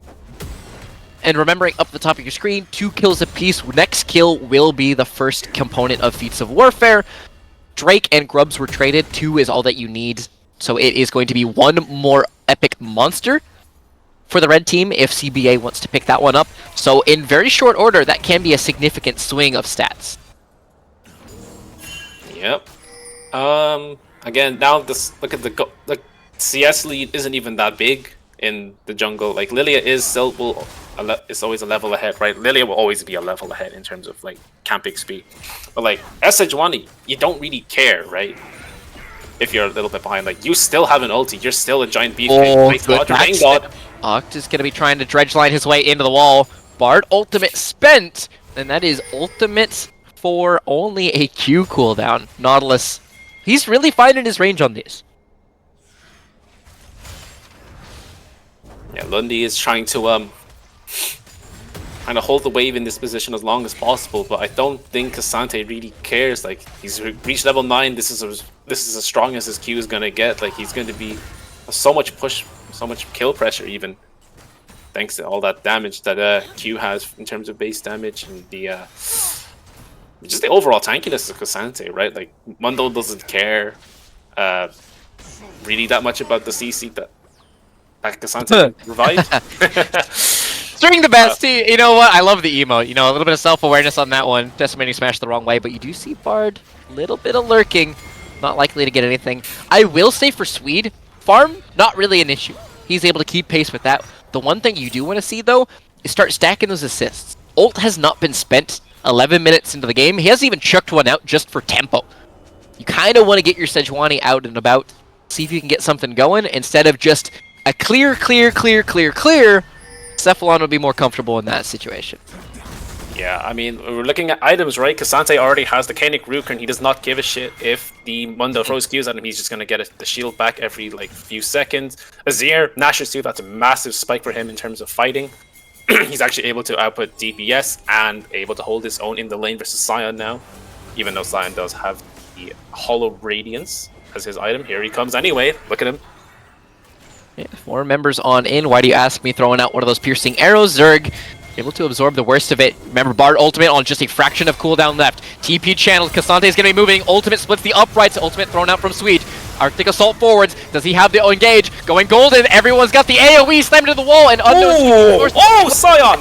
Dr. House trying to find the AoEs as well. 2 kills for the Lilia. Drake will eventually end his reign. Rangus, does he have the mop-up? Agent Lundy, regenning forever. Vanguard, in between the 2 meatballs. Can you peel for the marksman? Do you have anything left to say for yourself? Barrier doesn't cut it. Cassante! Rangus must find his way through. 100 HP left. Topo strikes just short. Decimating Smash will finally stop Cassante. No copy pastas today. Unknown Swede will be herded to his demise. The ace eventually completed. 7-4, blue team picking it up. Yeah, you're stuck between a rock and a hard place with that Azir wall, right? You see Sion on one side, you have your Nautilus and your and the Mundo on the other, just beating you down. Like, what can you really do? Sion is really tanky at this point in the game. Varus with a very, very nice ulti to hold everyone in place as well. And Rengus was almost able to pull off the clutch of the Sentry, but unfortunately that last Q3 was just a bit too short, unable to pick up anyone. And I mean, the swing was in favor of Triad, but that Drake is still up, and with ultimate still down, it comes down. They might be looking towards another play. They could look to just reset, wait until a few of these ultimates are back online, but in terms of fighting power, blue team have a lot, don't really need the ults as much. There will likely be able to get himself prio and can move down first, so that would be the hesitation. In the meantime, Lilia got no bot side camps, so is clearing towards the top side of the map. As soon as they show on that potential pink ward, that might be the go button to try and look for another Drake. Yeah, it's gonna be a bit difficult, right? Because we don't have the Lilia sleep just yet. We do have the Sejuani ult, the Azir ult. All the ults are coming up, but blue team are missing quite a few just for the next 15 seconds or so. So maybe red team can capitalize on this. They are gonna start to Drake. Thank God. Must walk the long way. Dr. House able to cut off Zerg, trying to put a little bit of body blocking in. Dr. House walking forwards, Arctic Assault forwards, gets the drift, and Lilia is caught. The Bartle ults 2. Beautiful 3v3 team. Trying to go for the meat, he doesn't get it. Zerg going for a little bit too much flash. Sion ult, eaten by that wall, trying to get over the other side of the magical journey, but he is hammered down by the anchor. Why do you ask me? Has nowhere left to go. Alcove Gaming is but a meme, as String the Best can be marching on in. Zeus marching on in, hook connects, beautiful interrupt, but there's no surviving there. 1-for-1, Unknown Swede and Zeka trying to walk their way forwards. The Emperor will likely be able to death by 1,000 paper cuts forwards. E, Q, does he have the autos? The soldier, one more will do it. Sion cannot be slain. He walks his way to safety, and still no Drake for either. Yeah, I mean, that was a beautiful Bartle to stop the potential follow-up from the Varus and the Nautilus, isolating the Lydia out there. Kaisa dashing in and finished off that kill for herself, and that's a beautiful pick. So, but Sion was able to come in just on time, pick up a few of the scraps, but that's now actually a fight more favorable towards CBA. Like, Lydia is being slowed down in tempo. They're going again. Poor Zerg. If he gets that flash cosmic binding onto 2, that fight just ends. That is just a back-breaking play. That is your Drake, 2 more kills, and a huge swing. But because he was just mistimed on that Bardolt, the bind doesn't land. They're able to fight their way on in with the Sion reinforcements. They end up getting this Drake more than likely, unless House can get a random Smite steal. 3k HP. They're looking, but they don't have the vision. Emperor waiting in the wings. String the best is going to walk on in. Smited down, now the fight. Decimating smash on a 1, trying to put their damage into the Scion, but he is a resilient man. Why do you ask me? Chains of Corruption. Zerg's down to 1 HP. Here comes the TP. Rengus gets the isolation. The turnaround, and Oct is dead. Marksman next on the chopping block. Dr. House forced to flash away. Mundo is here late to the party. Rengus still has a little bit of all out to work with. 2 kills, 1 Drake, and more gold lining the coffers of CBA. Yeah, I mean, that was a really poor decision from blue team. Like, there's no point to fight. You don't have your Lily. All your ultimates are down, not able to get in range. And of course, the late TP from the Mundo means that fight was already lost. And unfortunately, they can't really kill Zerd. Like, that guy is quite tanky. He has a dead man's plate. Like, that's decent tank stats for this point in the game. That Varus even though he has his Bork, isn't strong enough to beat down the bar just yet. And the Lilia, a bit concerning now. Is a little bit ahead in terms of, still always ahead in terms of CS, but that Sejuani does still keeping up, like, same level, so that's not ideal. That's actually a losing situation for Lilia right now. So they just need to chill, they need to farm up, they need to hit more power spikes. 2 items for Lilia, 2 items for Varus, and then they'll be set for the rest of the game. Thing is seemingly swinging towards this red side. CBA are able to grab it. Meanwhile, Vanguard trying to evolve and will be connecting with that bowling ball. Dr. House walking headlong into Zerg, though. He tries to go for a cheeky play on the evolving Kai'Sa, but Zerg is there to shut it down. Yeah, I mean, I don't know what he's trying to do. He thought he could get a pick, but unfortunately, if he's isolated, that isolated Kai'Sa Q is going to hurt a lot, and there's no real follow-up, there's no real fight to take. So I guess that's just more of a... He's getting a bit desperate now, you know? He was ahead, but now, like, I think after realizing that he's been... Play after play has been losing for him, Uct forced to flash. He's feeling the game slide a little bit. Uct does flash, but remember, he's got a Nautilus. As long as he's able to connect with his CC, his health bar is not really the meaningful one when you have the rest of the front line. Arctic Assault forward, here comes that ultimate. Sejuani getting a pick in isolation. Uct hooks the wall. Oh. Doesn't get the angle on Hook and throws out the mastery. Love to see it. Yep, that's Herald over to CBA, and like, okay, listen, I know I said it last game, but this game looks like it is done. I think from here on out, like, because blue team, I don't think they're gonna scale fast enough, and that Lilia went for the Ryalize, which I've been told is actually a bait item on the champ. You're not supposed to go that, it's kind of useless on her. It's better just to get Exodius for that survivability. You don't really need the stick potential, right? Like, these are tanks, they're going to be in your face regardless. So. Sejuani is not exactly me running away from you, like. Yes, exactly. So, it is a bit unfortunate. Now, Kai'Sa, 2 items. I think she gets her W upgrade, sorry, her E upgrade off of it eventually. Azir, 2 items, right? This guy is going to start hurting the Scion. Unfortunately, the Scion does not have the Titanic Kaija for the wave clear just yet. And as you can see already, like, he's already forced to concede the waves. So Azir always has all that pressure that he wants, and this is just no flash. This is a victory at this point. He tries to Q to the wall, but Spider-Man will not find his way to safety this time. And with support picked off, that's likely just going to be the Drake conceded once again. Yep. Atakan is up in 20 seconds, so they're just going to opt to make a play for that now. Lilia is on the other side as the ulti, but like, what are you really going to do without in a 4v5 situation? They're going to drop the Herald first, kind of try to see if they can crash it in. Azir drops the tower as well, so Azir, they don't really need Azir. They have Kai'Sa doing the DPS, but like, you can already see, like, I know it's actually quite a lot of damage from this point, right? Like, Scion is unbelievably tanky, but the Azir is going to is untouched. It's unpunished damage. So it's just going to get worse from here on out. Our ultimate is going to be forcing a flash from Dr. House. Maybe a little bit of jitters. Cosmic Binding connecting as well. They simply find everything they're looking for. 2-man pull. Can they find more damage on the back? But I don't think they have anything left to follow. CC is nothing but delaying the inevitable. Zerg marching forwards. Rengus gets a kill. Another bind from the Bard. He can do no wrong this time. Killing spree for Vanguard. And CBA QBA just victory lapping, as you said. Yeah, TP up from the Azir. Look at that, all that damage that he's putting into the Mundo right there. Not gonna let him even get that tier 2 to as a little consolation prize. They are choking them out, and it is going to be brutal from this next recall onwards.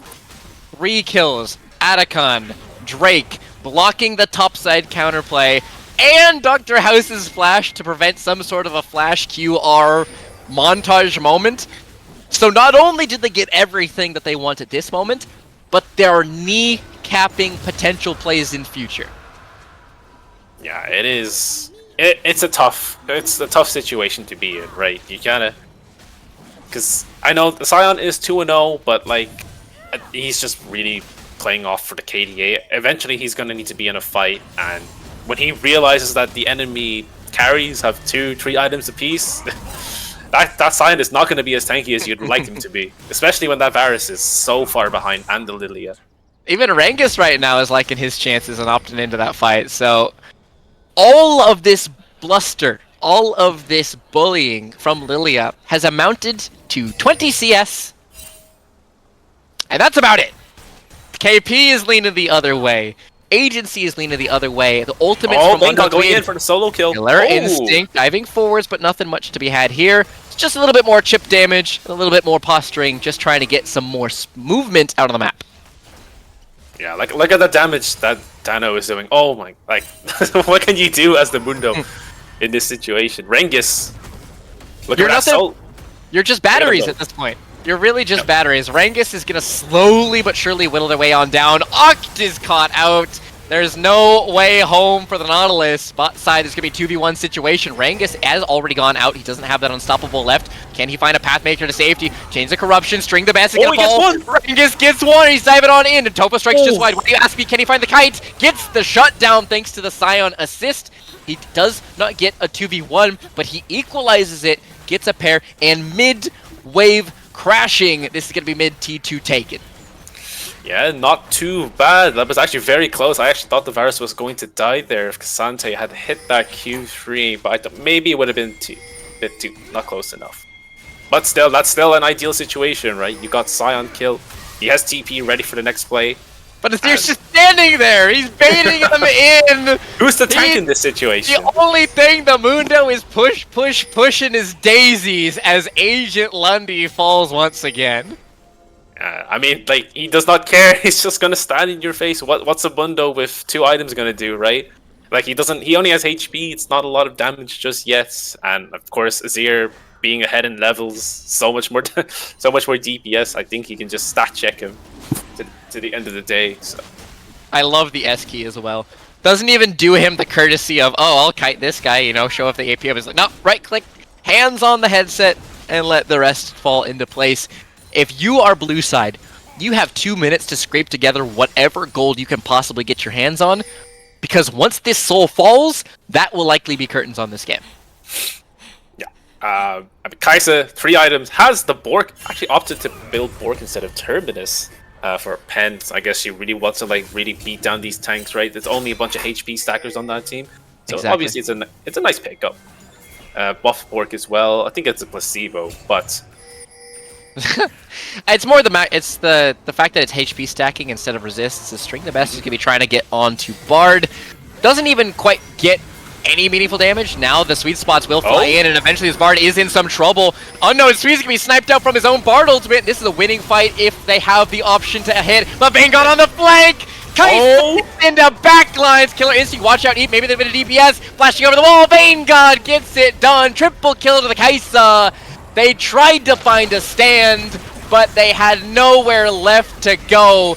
Baron spawns on Q, and CBA into the complete control.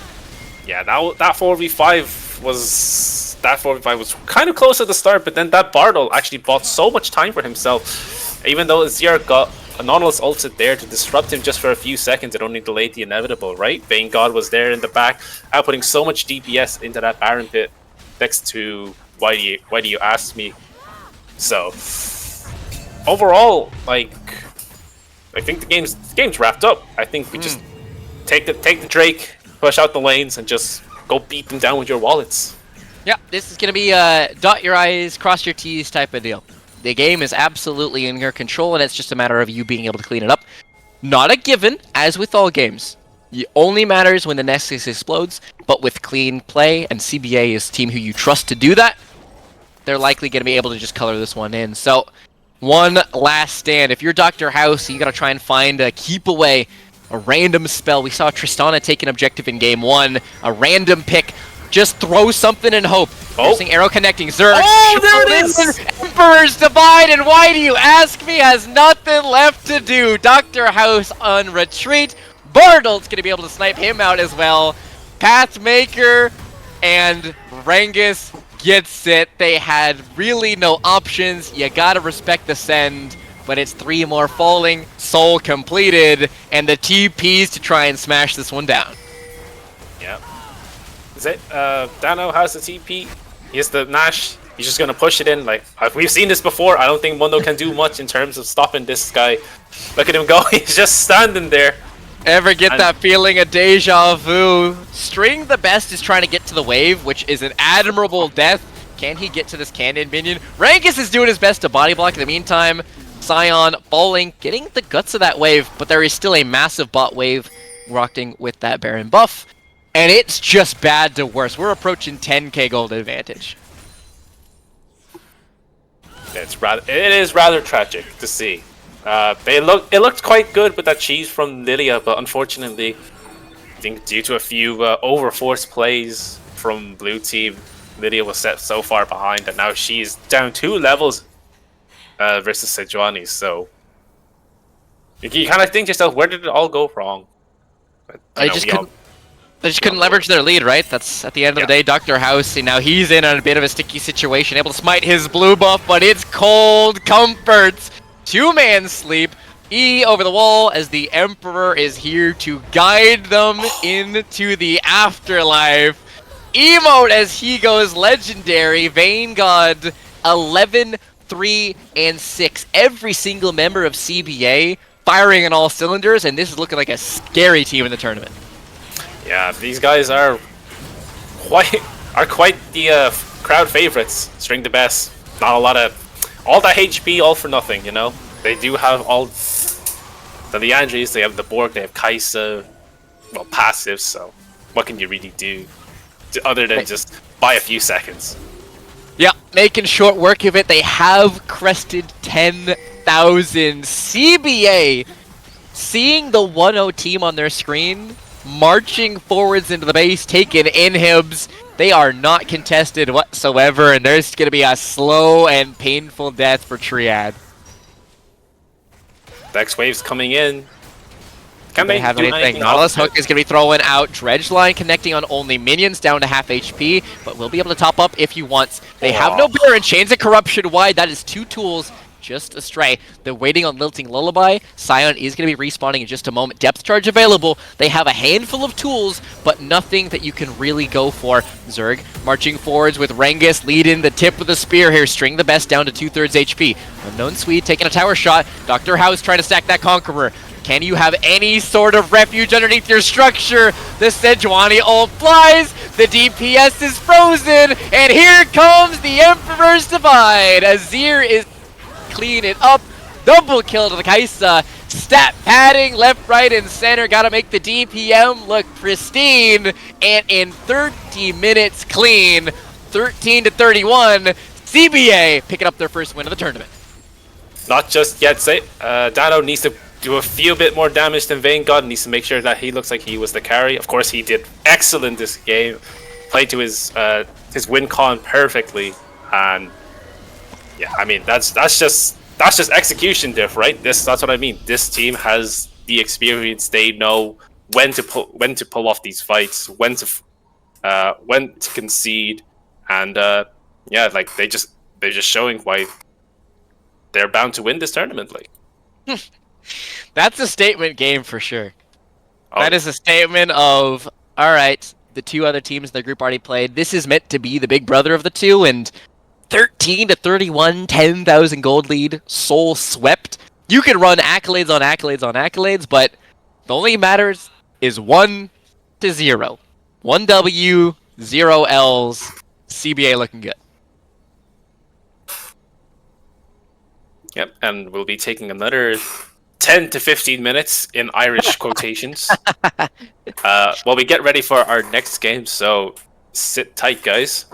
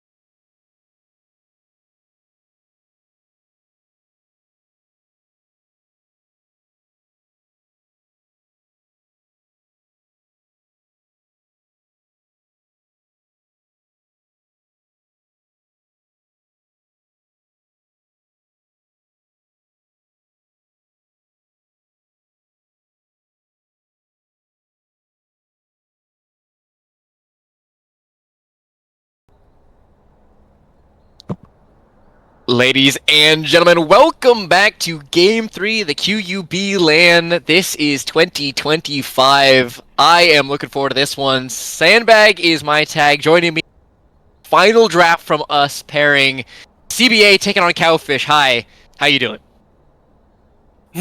Well, I'll tell you one thing. This is gonna be a nice, quick game. We're gonna see all the bans taken away, classic Vayne, Pike taken away from the CVA bot side when we get rid of the Amumu, very standard versus Joefish, but we actually get rid of the Hui and the Ambessa away this time. We're gonna try and respect that champion. I don't think Rengus is particularly fond of playing into it. Azir instantly first picked, so we'll see what FEX decides to pick into that, or if they want to try to lock in any top laners or mid lane, any junglers as well. Galio is going to be. Galio. Galio is going to be the flavor of the day, it would seem. Idol Duran making his appearance once again, and I would agree, jungle pick does make some sense. You can take some AD, there's still plenty of those floating around. If you're looking at Vanguard, the Varus and such and so forth of those prio picks. There's a very open-ended draft right now. Yeah, I mean, I assume that FEX is very much so a Galio player, so he's just going to opt to pick that. It's not too bad into this year early. Unfortunately, it does fall into the same trap that Sion fell into last game, where it's just a big, slow-moving tank that will eventually get whittled down by Azir into the side lane. Joefish Wukong, that is certainly a pick that I have seen before. It's okay. It's not bad with the Galio. We'll see what they want to pick in response to that. They could go Lucian Nami, Lucian Milio. Lucian Nami is a very standard, safe pick. Now, the problem here is that when you pick like this kind of draft on red side, you're forced to you can pick AD and then you can ban, and then you're forced to get a shit support in comparison to it, or you can take the support, or you can even just go for a top and just sack your bot side completely. So you can just see, yeah, okay, so they're just going to pick the Ashe. So, I mean, champions like Milio, Braum can be taken off the map here. You can get rid of things like Lulu, if you so wish. So, comes down to what CBA want to play in. Braum as well, right? And the Braum is, in fact, going to be the ban away. It is an absolutely obnoxious pairing of lockdown forever when you don't even get a chance to fight back. Because Lucian Nami, they want to try and play right on the edge. You have to be able to be up in their faces and playing that very aggressive, push your lead style. And Braum, the antithesis of that. Yeah. Malphite actually going to be banned away, and Shen. They're afraid of some tanks being picked out here. I wonder what they want to pick in top side here. Gwen is going to be banned away, meaning that they're anticipating a potential... Bruisers tend to make sense here, right? Yeah, a tank for Rengus, probably Cassante might be picked up here. I mean, Chinese man is very, very well known for his Cassante, so he could opt to blind that if he wishes. But I'm sure Rengus has an answer in response to that. See what they try to do here. So they actually go for the Thresh, going to give him counterpick. So that does leave the Cassante open for Rengus if he so wishes to play that again. And also, it does leave the question of what does this jungle pick look like? Because you need a little bit more structure. You have a huge amount of DPS and you have a huge amount of threat, but you need some more stability, some structure around it. Somebody to eat arrows, somebody to eat death sentences, and Zach absolutely does fill that niche of just put your body in the way of the spells. Yeah, Zach's an interesting one because it can lead to some very awkward anti-synergies, right? If Zach jumps in and Azir shuffles them all back over towards his team. But I think, I'm sure these guys are well coordinated enough to counter that. They actually lock in the Kale! Okay, Kale lock! Okay, so we know what side we're playing towards this game. You don't... That's spicy. The utility marksman, the tank mid, and the Kale. I fear I may know what the game plan is looking like for Chinese Cowfish. Yeah, this is gonna be a very interesting game to see because it's been a while since I've seen a top side oriented game, right? But will it deviate very from the general game plan of playing around Drakes, passing towards your bot side, right? Because Ashe Thresh, isn't exactly known for its damage, especially early game versus Lucian Nami. So you're gonna be conceding a lot of pressure bot lane versus them. But I have faith in iMaker Moon to completely ego check Vayne God. Just walking forwards. Absolutely. It also is worth noting that when we're going back to the Zac, because I do want to loop in a little bit of that at the very beginning of this conversation. Mhm. You said the anti-synergy of Azir Emperor Divide, but also worth noting that he's going to have to try and navigate through Flay, through Wukong Cyclone, and through Galio Punch. All three of those knock him out of Elastic Slingshot, and he can be interrupted in way more ways than the average Zac has to put up with. So this is going to be a pretty challenging pick to try and navigate for Zac, right? Yeah, it is. I mean, Zac's not a bad pick, right? If you were to play with Azir, Poppy would be very nice into Wukong and Galio. You could probably pick Vi's pretty decent as well, right? There's a very popular combo where you pick like Vi and Bessa Azir, and it covers like each other's weaknesses top side. And Lucian as well, you can play around that. Like it's really like there's a lot of things you can play around, but Zac is kind of like a Vi. They're kind of an AP version, right? But just a little bit more tanky, but just I think a bit less of guaranteed damage, if you get me. Less guaranteed stick. So yeah, certainly less threat, but much more disruption. While Vi is going to throw herself in, and she's going to get at least one combo off, no doubt. Well, kind of what I was saying before they locked it in, of you want somebody who can body block. And in that situation, Zac beats Vi 10 times out of 10. You know, eating Enchanted Crystal Arrow, eating Death Sentence, trying to body block and give your Lucian some space to play melee range, effectively, sure. That is actually a situation where even if you jump into the herd of wildebeests and they burn you down, you still have passive. You still have time to stall, and your life can be valuable even if you are blown. yeah, I mean, like again, I have full faith in CBA to pull off their comp. Right, it's a very good comp. Again, 2 tanks. I think this is the first time we've gotten an enchanter this tournament. So it'll be interesting to see what happens when you have a squishy support rather than a giant wet noodle going around pressing headbutt. There was Lulu. And the very first game, it was the Lulu for the Wild Growths. It was Lulu Trist. Oh yeah, Lulu Trist. Yes, sorry. But yeah, the Lulu did quite a lot. But again, I would much prefer an Alistar just walking around the map for 10 seconds, completely unkillable. So that's true. And to their credit, and to your point more specifically, the Enchanter is 0% win rate. The sample size of 1, but it is still 0. So yeah, this will very much be a bit of an aberration, because normally it's the play for Drakes, play for Soul, rotate your bot lane up for the grubs, etc., etc., etc. This game is going to be just hold on, and try and buy time for your Kayle, because Azir, absolutely monstrous in the late game, and still outstripped by the Kayle's DPS in the late.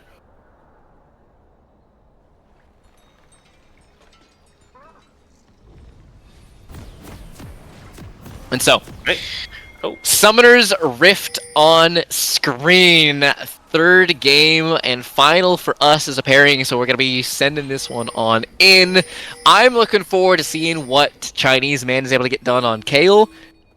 I feel like this game might be split very quickly. Top side versus bot side pressure. Complete disparity. Yep, I mean, Blaze does get his patented Thresh pick, right? So it is quite the interesting... going to be quite a treat to see him play on one of his comfort picks. I make Ramu as well, Batu Balan, the Ashe as well. But yeah, I think Chinese man opting for the lethal tempo. I mean, he has a lot of time to hit the Cassante, a lot of time to hit the Zac, right? Lucian wants to dash in, so he's going to be in range of Kayle auto, so we'll see. It all literally comes down to Chinese man once the game hits like 25 minutes or so. Absolutely. And to get to that point, Ash is going to be your bridge, more than likely. Try and get some of those arrows flying out, trying to get active with your Galio moving down with the ultimate, and trying to stall out, because if Rengus is able to stonewall top and either get a lead or, at best, just kind of hold it together, that can be very detrimental to the rest of this Chinese side. Yep, standard fan. Now they're all gonna go back to the lanes. Both both junglers are gonna be passing towards bot. I know it is a very top-heavy matchup eventually, but the Kale isn't gonna be doing a lot into Cassante early. They're just gonna be hitting the wave into each other, but we want to try and like disrupt the flow of like the Lucian Nami lane, right? As well as the Ashe, because Ashe is completely dependent on having our flash early, and once that champ has the blow flash due to like a gank or a level 2 all in, like the champ loses almost all its pressure, which is a bit unideal. Absolutely. You'd love to be able to blow that and be able to simply march forwards. This Rengus is going to be taken down to 200 HP. That is a lot of Kale damage. Level 1 should not be disrespected out of the tempo and that E. And Chinese man putting the hurt on, and the pause flies through. I think Rengus was not ready for the Kale damage. I mean, I've seen Kale level 1 Yone with lethal tempo. So if you slip, I think you have to slip 2 of those Qs and you win the all-in. It's really ridiculous. Yeah. That champion is way more scary than people give it credit for. We will update you as soon as we have any more information as to what the pause was. Okay, they are back in game, so it should be only a couple of seconds before the resume comes together. Yep, there we go. Alright, it was just a little bit of a jitter. No harm, no foul, and Rengus getting a little bit of a lick back, but down to 200 HP. These junglers clearing the wrong direction, so isolation will be maintained. Yeah, Chinese man. Not too bad, like it's a bit shitty to be on 200 HP this early in the game, especially when Cassante has both his pot, his cookie, and D-shield to keep him topped up. So eventually he's going to lose all the pressure, which is not fun, so he might have to burn that TP early. Wave is not in a terrible spot for him, so as long as he's able to keep that in that position, it'll be perfect. Yep, just keep on auto in a way, trying to maintain that freeze. And eventually the TP, remember this is no ghost up on the top lane, as some kills like to be running, so he'll be able to TP if he needs to just cut his losses. He has that tool.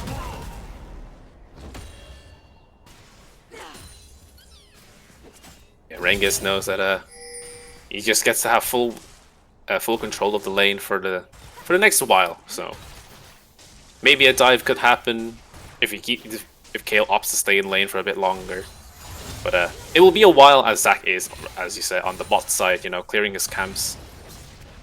Wukong already on his on his blue. Zac on his red. They'll be meeting each other at the crab soon, but bot lane do have the push for Vanguard. So I think Joefish's best idea is just to go to the top crab and not try to contest when his own bot lane is not in the best of positions for covering. Chinese man.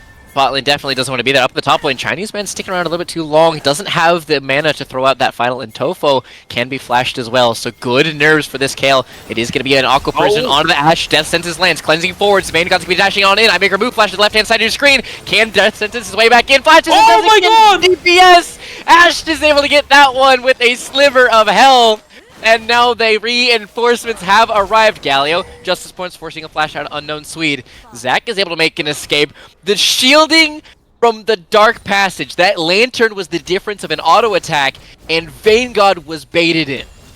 Oh, Vanguard as well. After he went in, he just chose not to flash after the Ashe that flashed over the wall, and chose to flash last second. Unfortunately, wasn't that not using of the flash, like that cost of 1 auto was like the difference between killing him and not. So I think Vanguard was just a little bit too greedy when it came to holding onto his summoner there, but that's still what you want, right? That's Ashe, still no flash, but a kill ahead is still kill ahead.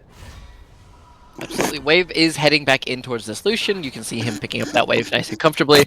So not going to be in too much trouble. Not much to be punished after that. Chinese man sticking around on double-digit HP, knowing that Cassante has flash and just believing in himself to be able to slip the flash Q. Good nerves and not to be rattled early on in this game. Yeah. Unfortunately, Zac does get the double crab, which is you know, getting double crabbed as a jungler, like, it hurts your ego just a little bit, but I'm sure Joe Fish could pick it up. He knows he's playing for his team, he's playing for his KL. His Ashe has already has a substantial gold lead, but what is that? I've never seen the Earthbound Axe.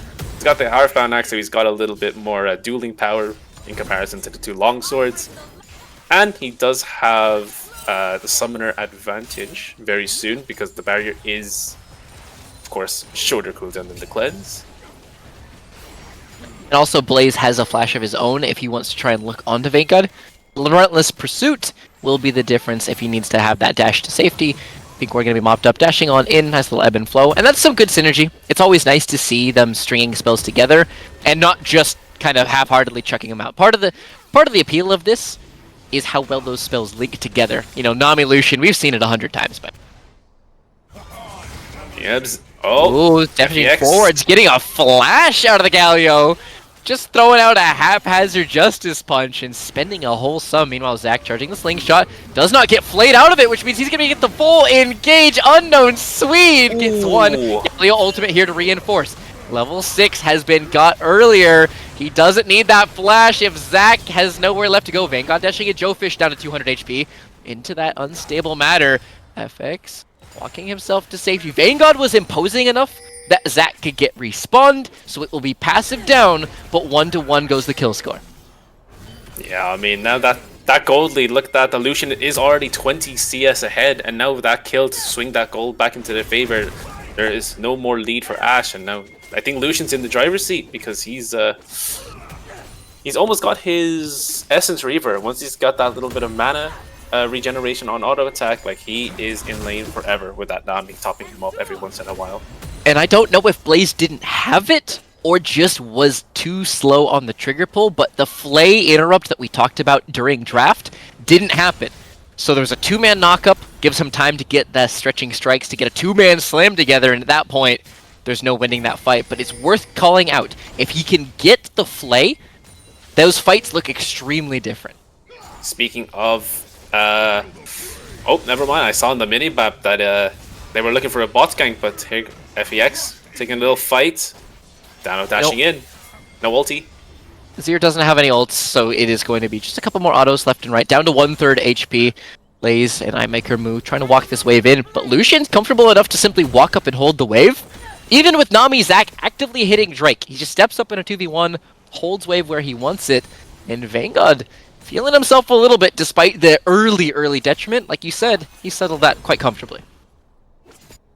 Yeah, top side. I mean, KO's going even. That's all you want. It's a ticking time bomb, this champion. Level 8 already. They're just going to reset now bot lane. Grubs is going to be started by Joe Fish, but Dano sniffs it. Walks up towards him. He steals one of the grubs away. Azir is able to grab one of those away to deny the blade. My Joe Fish Joe will smite. He does have his Warrior Trickster to slip out over the right-hand side wall, but Zac is in time. Throwing out the culling for a little bit of chip damage. Blaze does not connect on Death Sentence, but the Nami walks in anyway, gets flayed on in. Aftershock proc, step forward to the Aqua Privet, make her move down to 400 HP, does throw out that barrier. Vanguard disengages. Good movement on Bubble, but does spend the barrier prematurely. Yeah, I mean, unfortunately, no Crystal Arrow and no box for the fresh. Vanguard dashing in, has cleanse, he's alright. Vanguard is feeling it. He's just walking brazenly forwards, knowing that he can sidestep and believing in himself. Up in the top lane, Rengus and Chinese Man continuing to do battle, and everybody's movement is crisp this game. Chinese Man slipping in Tofos, Bubbles going wide, Hooks going wide. Everyone playing so evasive and just playing right on the edge. Yeah, I mean, Moo still now has his flash, so he's not really in any like danger from Zac ganks. But he needs to be careful, right? Like, you don't need to fully commit your flash as the Lucian to get in a little bit of a trade with that Nami. Just dash in the slow from the from the Nami E is going to be enough to like hold him down. And he, like, the trading pattern is just going to be completely toxic and obnoxious now with the Essence Reaver. Lucian Nami. Some things will never change. For the better, I believe. I don't think I ever want to see Lucian bid ever again. So we'll keep that champ in the bot lane. You know what? I'll give you that one. Significantly more obnoxious Lucian mid as Zerg is going to just simply be eating one auto attack, trying to throw out the taunt for a little bit of damage reduction. Can Lantern at least one of these to safety, but there's two members and the other one spends it. Galio's trying to ult his way to safety. Will actually get it off. The ebb and flow finally buries the rest of the Galio's health bar. It's the Nami getting the KP on that one. Yeah, I mean, FEX just thought he only saw a Nami, tried to go in for a little bit of a trade, but he didn't know that Zac was just hiding over the wall, ready to go. Like, and that was a really nice pick, good call from CBA there. Joefish, 200, 300 HP. Oh, he's not in trouble. He's all right. Yeah, he's just going to be auto-attacking back on in. Unknown Swede gets the nice little piece of tech where you can auto the ward to get the slam into the wall. Crystal Arrow flying out. And he connects and ends up splitting the uprights on that one. Arrow wide is actually a big pressure relief bot lane.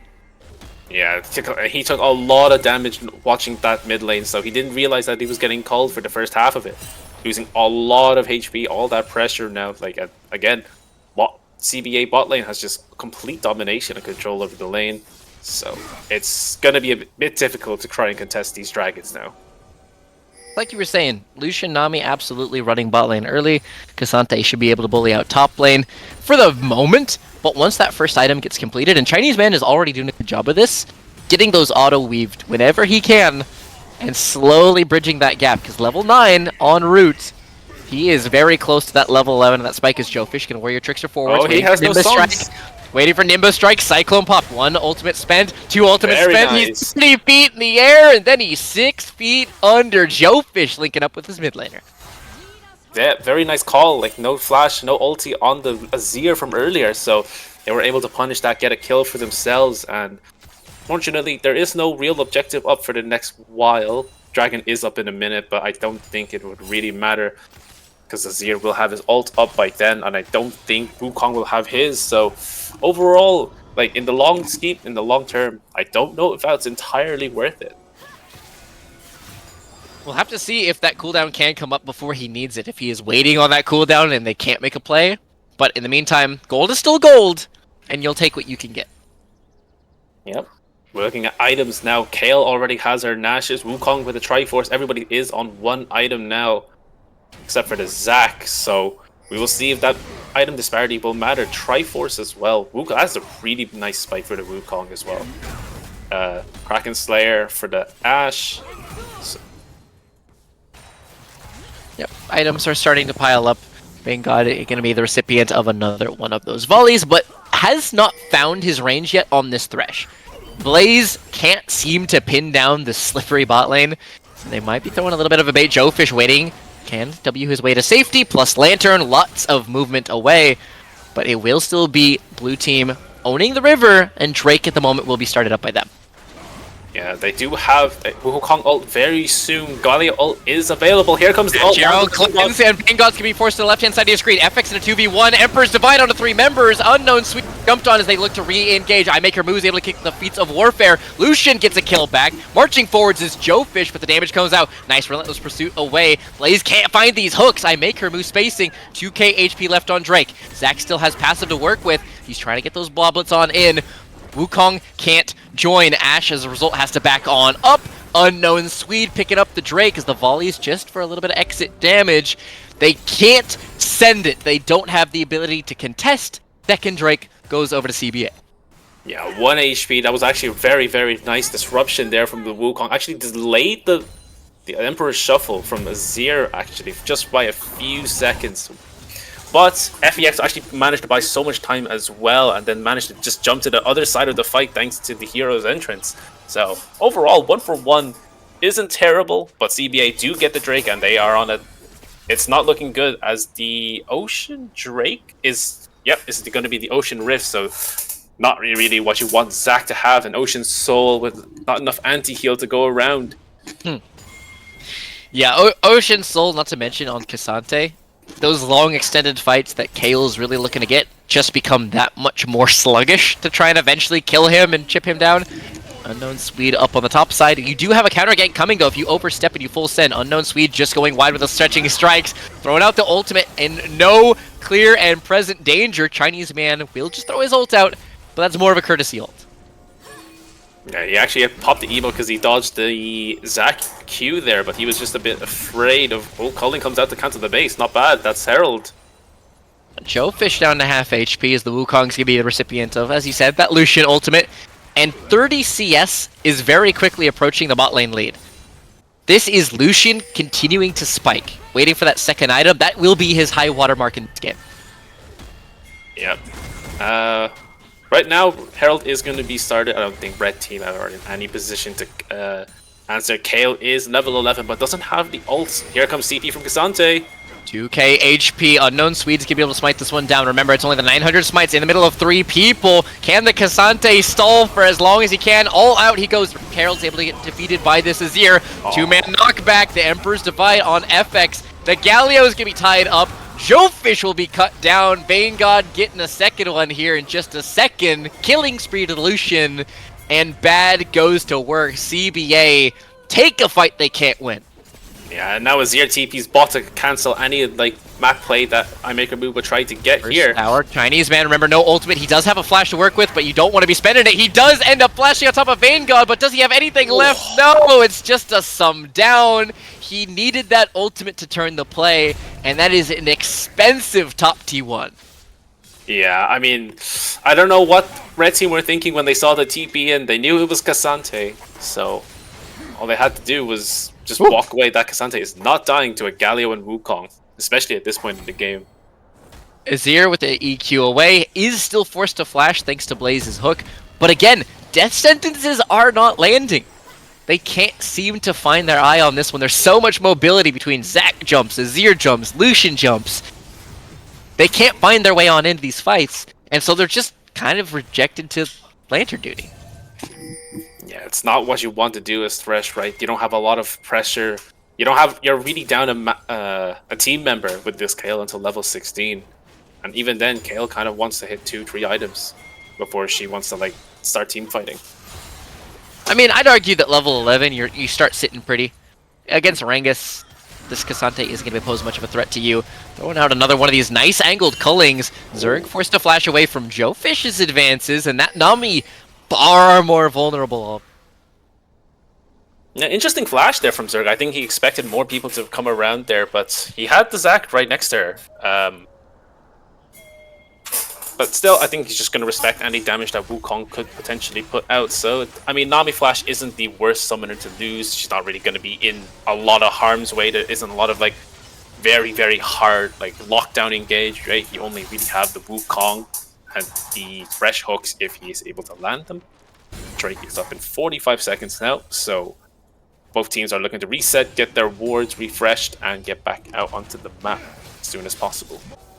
Taking stock right before this Drake goes through, it is only, 2,000 gold ballpark towards this blue side. This is a very close game, all things considered, but this soul point fight will be such a timer.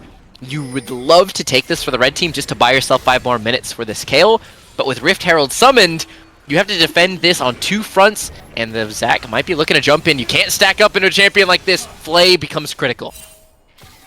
Yeah. Thankfully, they didn't pull that trigger just yet. FEX taken so low. Azir is already on 1 item. That Nash's too, like I said, is a massive power spike for him.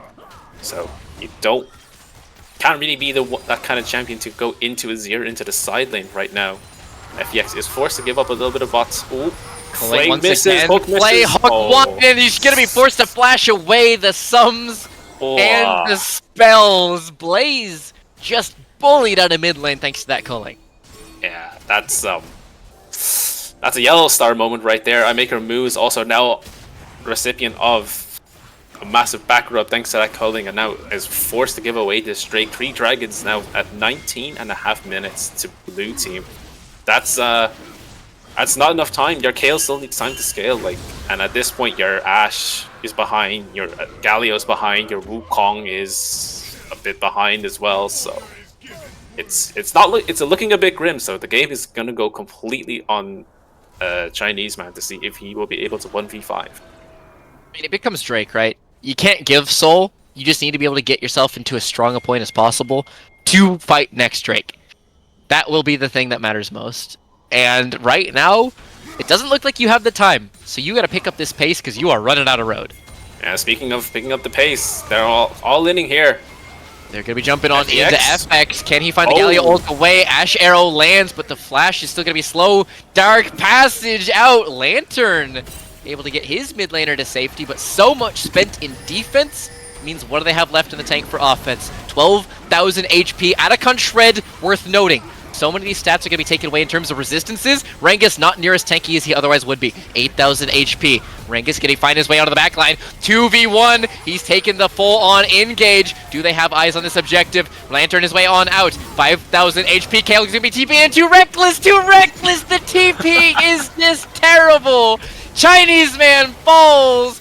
Kale is the heart of the team, and the heart is cut to ribbons. That sends it onto the mid laner, but this Azir is only icing on the cake. Ashe is forced to flash away from that bubble, and they have no Kale. Every egg was in one basket, and that basket simply destroyed. Ace complete, Atacon secured, Soul Point secured. That is catastrophe. That was a beautiful turn from CBA, seeing that KLTP so close to them, and they were like, well, after they haven't even burned Nami ult, they didn't even burn Nami bubble, and Rengus is just an absolute menace, completely like disrupting the Ashe and the Wukong, the two people that you need to have in that fight doing damage, and he's just able to keep them out of the fight there. And Fresh, Galio, not really doing much other than spectators, and then they just watch their KL just get torn up. Like, so well played from them. I was saying they needed to pick up the pace, and they simply slammed headlong into the wall, going a little bit faster than they did. That feels like a backbreaking play because now Chinese man does not have time. It's going to take a little bit of an error and a bit of a catch for Chinese man to be able to get to level 16 by the time he gets to this next fight. You need some sort of a numbers advantage because right now, it's tough. Yeah. I think at this point, like, you can only really hope for a miracle if you're on red team. Like, that Lucian is 6-1, IE complete, Essence Reaver complete, very very close to finishing his rapid fire. And when that's finished, just watch what happens to the Ashe when he dashes in for like a little trade. That health bar is going to disappear immediately, and that Galio isn't tanky. Like, that's only MR that he has. Like, so if that Galio is going to be popped just as quickly. That's what I was gonna say. You said look what happens to the Ashe, but look what happens to the Thresh. He's got all the armor of a Locket component. Galio's got all the armor of base stats. Kale, the same fate. No one will have answers to not only the primary DPS of Vanguard, but also the Azir. There's just going to be so much space, it's just lopsided. All things considered, it's just lopsided. Yeah, I mean, like, Dano already has his Liandry's. Like, this, regardless of how much MR Galio builds, like, Dano is just going to laugh into the face of it. He does not care. He's got enough like HP, he's got enough attack speed, CDR, he even has the Merc Treads for the tenacity if Galio ever so manages to land a taunt onto him. So that guy is completely safe in the side lane. Again, he's only a matter of time before he hits his spike too. And it's just really difficult, like, as red team. Okay, a little bit of an update. We are having some technical difficulties with one of the PCs, so we will be swapping that out. This pause will be a mite longer than the previous ones, but it does give us a moment here. Because we're talking about this uphill battle. We're talking about how all of these odds are stacked against Chinese man and Joefish. But my eyes linger on this Wukong. He is the one with CC available that can't be body blocked. One way or another, he will reach backline. And Vanguard does not have a flash. So the one situation in which I see them winning a fight is if they're able to get Joefish and FX to link up assassinate Vanguard before he gets his spells off, because otherwise, in anything resembling an easy fight, there's pretty much no hope. Yeah, I mean it is difficult, right? There's not a lot of angles you can get into as Wukong onto Lucian that doesn't involve using your W first, right? And that W is very, very important in buying a lot of time for Galio ult, for Kale ult. So if you're blowing your clone to get in first, you're completely reliant on your own tankiness, your team's ability to follow up. Uh, so and that Lucian, like I know Nami doesn't have the heal, but she provides so much utility with the peel, with her own heal. Uh, and Lucian is just kind of probably just like slap you back harder before you manage to react, basically.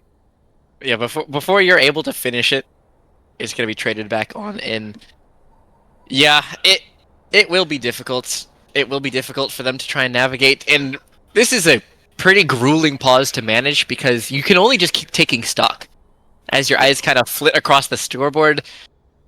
You got 2 minutes. That is about all the time you have to work with, and I don't see them picking up a level and a half in 2 minutes on this top lane pick. No. So, if you're looking to Joe Fish for a knockup, if you're looking to effects, it gives you time to plan on the other side. CBA, understand the way that they can be caught out, and if they can negate these very narrow windows, if they can stop these very obvious, the one Hail Mary that they have available, then it's going to be smooth sailing from here. Yeah. So we are unfortunately going to be cutting to a quick 5-minute break to get this PC subbed out. So don't go anywhere, and we will finish off Game 3 right after this.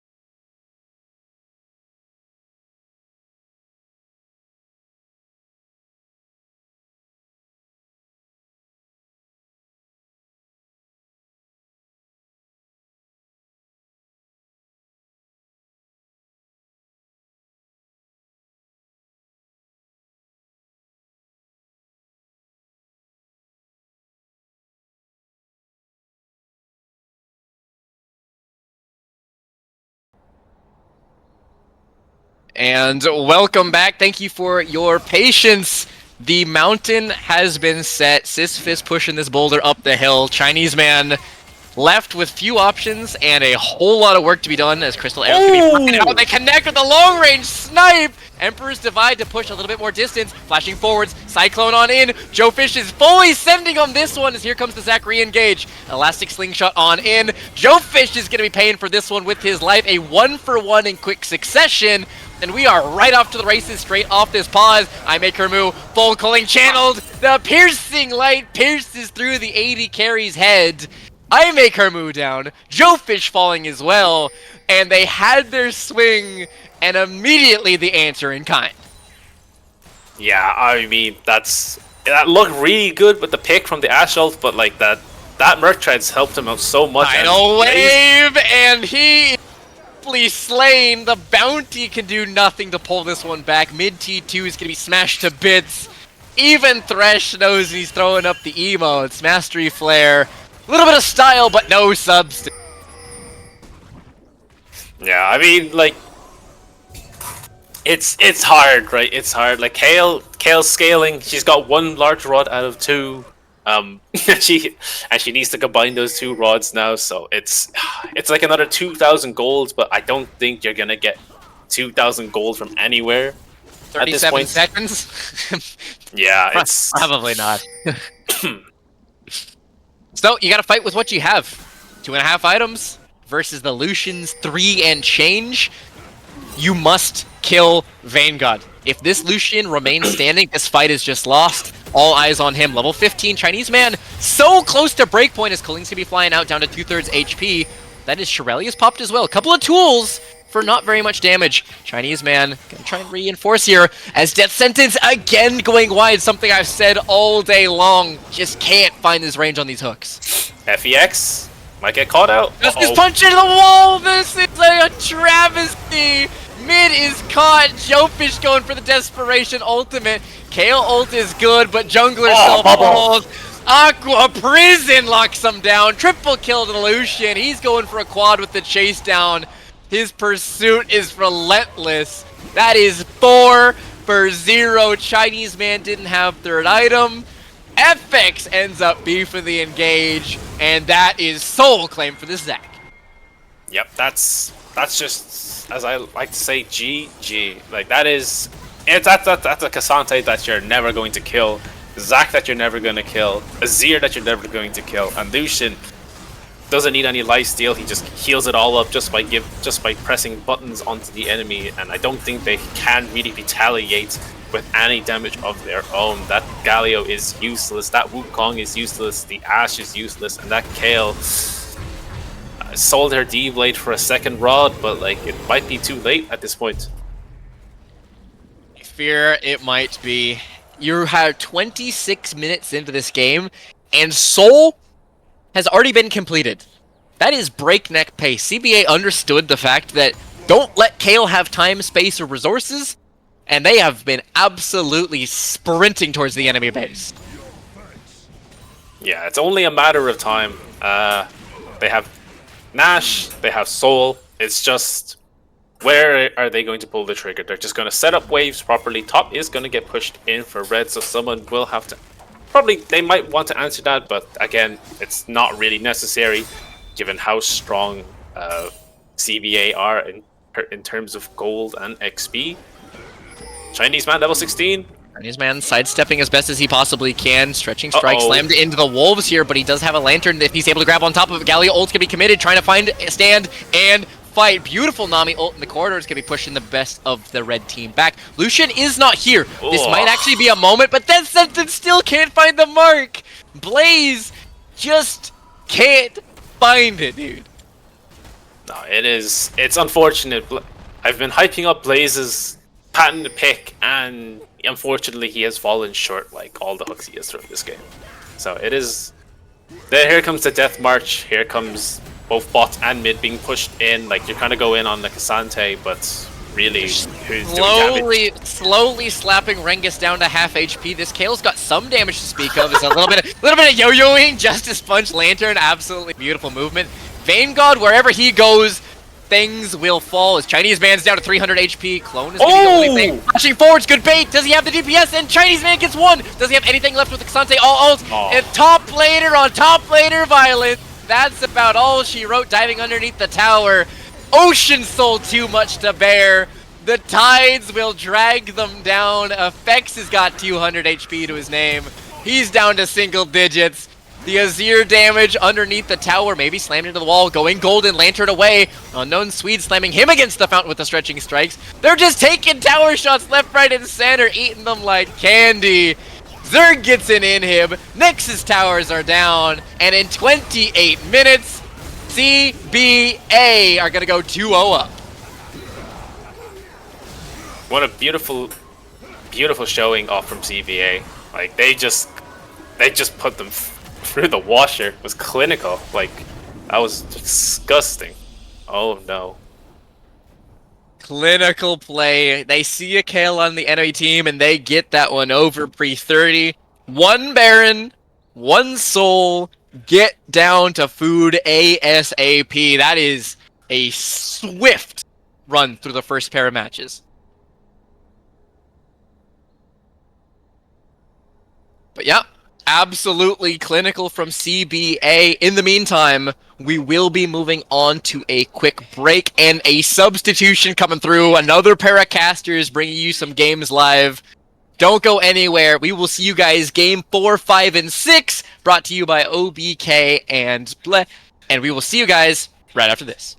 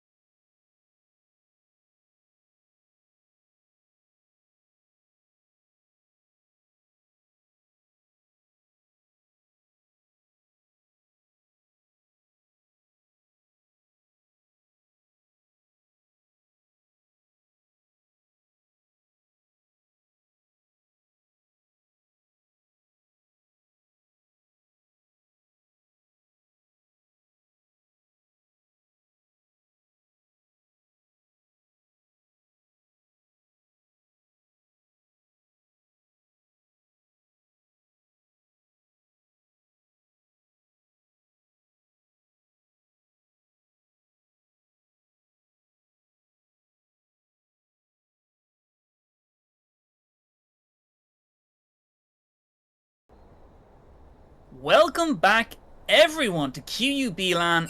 I am OBK9. Joining me as a caster is my boy Lush. Lush, how are you doing, brother? Hi. I'm doing wonderful. What about yourself?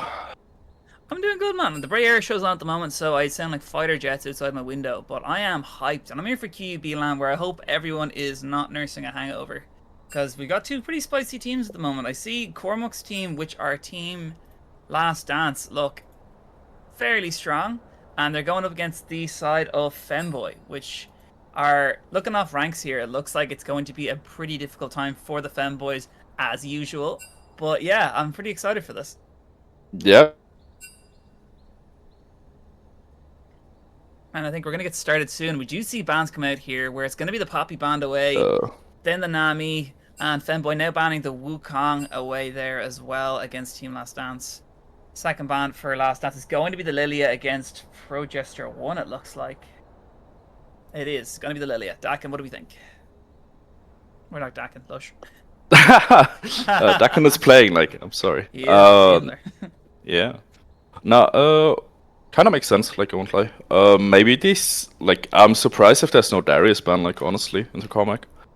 Would be a bit, Yeah, would Cormac play it, though? It'd be pretty cringe if he locked it in, I'm just saying. Yeah, it's a bit cringe, like, it, but, they like... didn't ban it. Wait, they actually You know how well, Cormac though. is, Now like... it's up. Has to be first pick, like... Yeah, I really feel like it's got to be first pick. I'm kind of excited for this, because unless they just take it first, because honestly, I don't know who Tak is, or Rels, or Crimson Chaos, so not sure if any of them are Darius players, but maybe they have like a hard counter in the books. But if you're playing against Cormac, I really don't think leaving his OTP up, and the LeBlanc against Travis is probably as worth as Cormac's OTP, because Travis is a relatively wide champ pool. Yeah, exactly. That's a Shaco first pick for Progester 1. Wow, that is pretty ballsy from Progester 1. I mean, like, it's kind of expected. Like, she does play a Shaco, so like probably like the champion she's like most well known for, together with the Vigo. Dakin on the Fiddlesticks. Are we that cringe, guys? Come on. Oh my god, is it Fiddlesticks Darius? Is this actually gonna happen? Nah. Double OTP. Oh my god, we might just see Darius get locked in here, and honestly, I think he just FF. Yeah, it's surely they thought of something, like, surely. I mean, Surely they have a plan in mind. R3 as well, because what are they gonna do? They're not gonna take it. I guess, yeah, for sure. They couldn't just look like whatever ADC they prefer here. Ooh, Tristana. Of Fiddlesticks. Yeah. I like it. Very aggressive. Let's see. What do you play with Shaco jungle? Like, what do you pair mid top with it? I don't even see too much Shaco jungle anymore. I would assume you need to go to like a CC mid. I think that's Swain ADC. I'm pretty sure Crimson Chaos is like a big Swain player. Okay. So could be Swain in the bot lane, which I don't hate. No, it's actually probably right against Tristana as well, because she just W's over and you just pull them in. Yeah. I wonder if they look support here or like one of the solo lanes is third. They definitely probably hold off for top and just see if Cormac takes the Darius R3. But like, yeah, I'd say something like support, or if that is Swain AD carry, support, and if not, AD here. Yeah, it's there we go. That's Rel. Also one of better champions. So yeah, nothing too surprising here. I'm just saying the Darius is still open. Set's open as well. There's a lot of Cormac champions open right now, to be honest. I'm really shocked at the bans right now. They even just left Cormac champions open. Yeah. What else? Could just play the Silas. I like it. Yeah. Silas with Swain ult is like really nice. Even Rel. Yeah. I like it. It's been spicy. Round 2 bans. What do they ban here? They can ban... It's just solo lanes for them. Carry, it's gonna be I feel like, honestly, like, they need like an AD source from somewhere. And I know like Attack plays like a bit of Yone, so I would maybe look at like a Yone ban. But are you comfortable playing Yone into Cormac and whatever he plays? I guess, yeah. But like, I feel like you can't just go into the game. No, you can't just play Orin. Like, you can't just go like big tank man at this, because I don't think they have too much damage. Yeah. Alright, Leona ban. So they're not even going for a Cormac ban. That is mad. What else? They could ban like Karma from Magafo. I'm pretty sure he plays it quite a bit. Oh as yeah, well. Mark Gaffel Karma is strong. Yeah, Mark plays Karma. He plays. Mark's also a strong Yone. Also saying if they want to throw Mark mid, Mark had a Yone account as well. Really? Okay. Yep. I don't think Mark's- they're getting that crazy. Like, Ah man, I'm not looking forward to a silent support. Like, I think so. Support. It could be okay into Swain. Swain Rel. He's a reasonable shot. maybe. Oh, there we go. That's what I was expecting. Now, question is, what of the other champs that are up for Cormac can he take? He could take Aatrox, could take Set. I feel like they just give him last pick though, and he would just pick the support here, right? Yeah, they definitely do. Because they can just Yeah. give him counter. Yeah, and it's going to be the Nautilus hover. I kind of like it with Trist. Going to look for the kill lane. I mean, yeah, it's pretty good. Mark Gaffo. Mark. All right. Let's see. I think Mark was I'd like to see Mark play something more aggressive. Maybe I'm wrong. That's why I was like, give me the pike, you know? Yeah. He does play it. But like, I feel like Nautilus just sounds like plenty aggressive too. To be fair. Yeah, no, it's good. It's a bit tanky, boy. They have a lot of damage. Silas has a lot of engage. Like it's good frontline. I like it. Yeah. I Also just set up wonder for the what fill other six lads as well. pick. Like, yeah. I don't know what Femboys take here though. Sante locked in. I like it. It's a bit of damage. Good engage. Goes well with the rel. Yeah, I'd say it's solid. Yeah. And then what mid lane are they looking at to round out their comp? Malzahar. Hiles. Give me Malzahar or give me death. Ooh. Let's see. They're taking their time with it. The Galio. Oh my god, where is their damage coming from though? I guess Wayne Sante are the main damage dealers?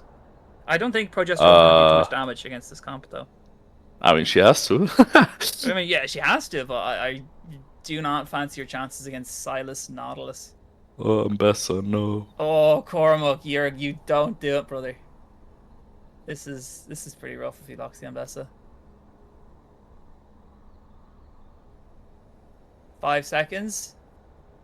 What's Cormac gonna do? Yeah, okay, it's Ambessa for Cormac. I really like Last Dance's comp. It's well rounded, good team fight potential. Fiddlesticks does a lot as well. It's fun. So that means it's Fiddle Jungle for Dakin as well. Sorry, yeah, because I know Dakin was playing at support, but I assume he can play jungle as well. Yeah. He's a big fiddle player.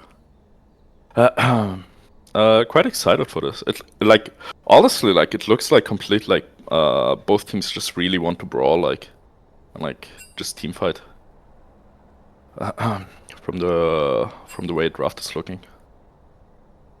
I think though at the same time, the like usually whatever comp's easier to execute, especially in these like BO1s, is usually the one you go for. And I just think Team Last Dance just have such an easy team comp. Like Progester 1 has to play different conditions, get a good mid gank off, get ulti, not fall behind. Same thing with the likes of say Swain. Swain falls behind, he's useless. Like it's just literally press R for the side of Last Dance really. Yep. And I think press R comps do so good in BO1s, and especially in situations where like if there's huge skill discrepancy, you want like Team Femboy should be playing what Team Last Dance are playing right now, really. Yeah, for sure. I agree with that. This is gonna be hype. I'm looking forward to this. We're seeing some mains. This is also on LAN. It's a bit shit that we can't see LAN cam. I was kind of hoping we get just a Nemo or a fucking Wiggy just running around with a camera in his hand and just like panning it around, seeing how drunk the competitors are, or how stable the competitors are. Yeah, they're for sure all stable. I mean, like they were. I'm pretty sure the red team was scrimming even last night when like everyone else I was saw going that. out. Was that? Were they in Belfast doing that, or were they at home? I have no idea. That was crazy. I saw them doing that. They're gonna take this seriously here, but that's because it's all to play for a QUBLAN. Just saying, guys, all to play for. Alright. Right. We are gonna get into game. I assume we still have like 3-minute spectator delay, right? I would assume so, yeah. Yeah. Should we just throw it to a quick break before we get in? I guess so, yeah. Yeah, I think we'll just throw it to a quick break. We'll be back shortly, lads. Don't go anywhere.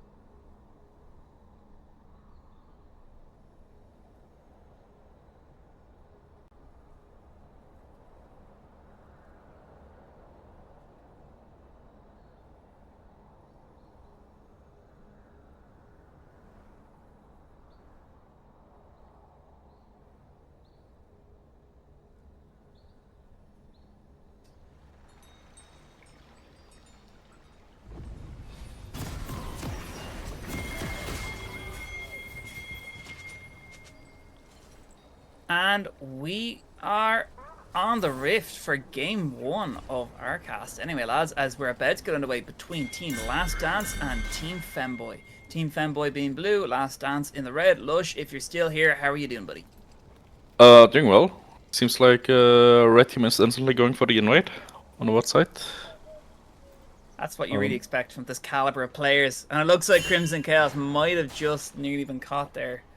Got out just to safety. They are going to get found, so I don't think they're going to do anything crazy.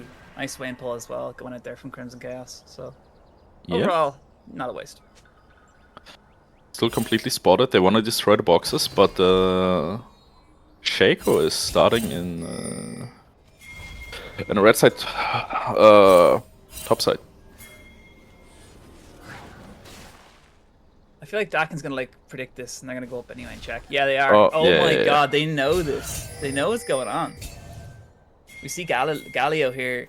Shaco also hidden. Dakin and Travis maybe push their luck. Okay, they got the box. That's one box down from Shaco.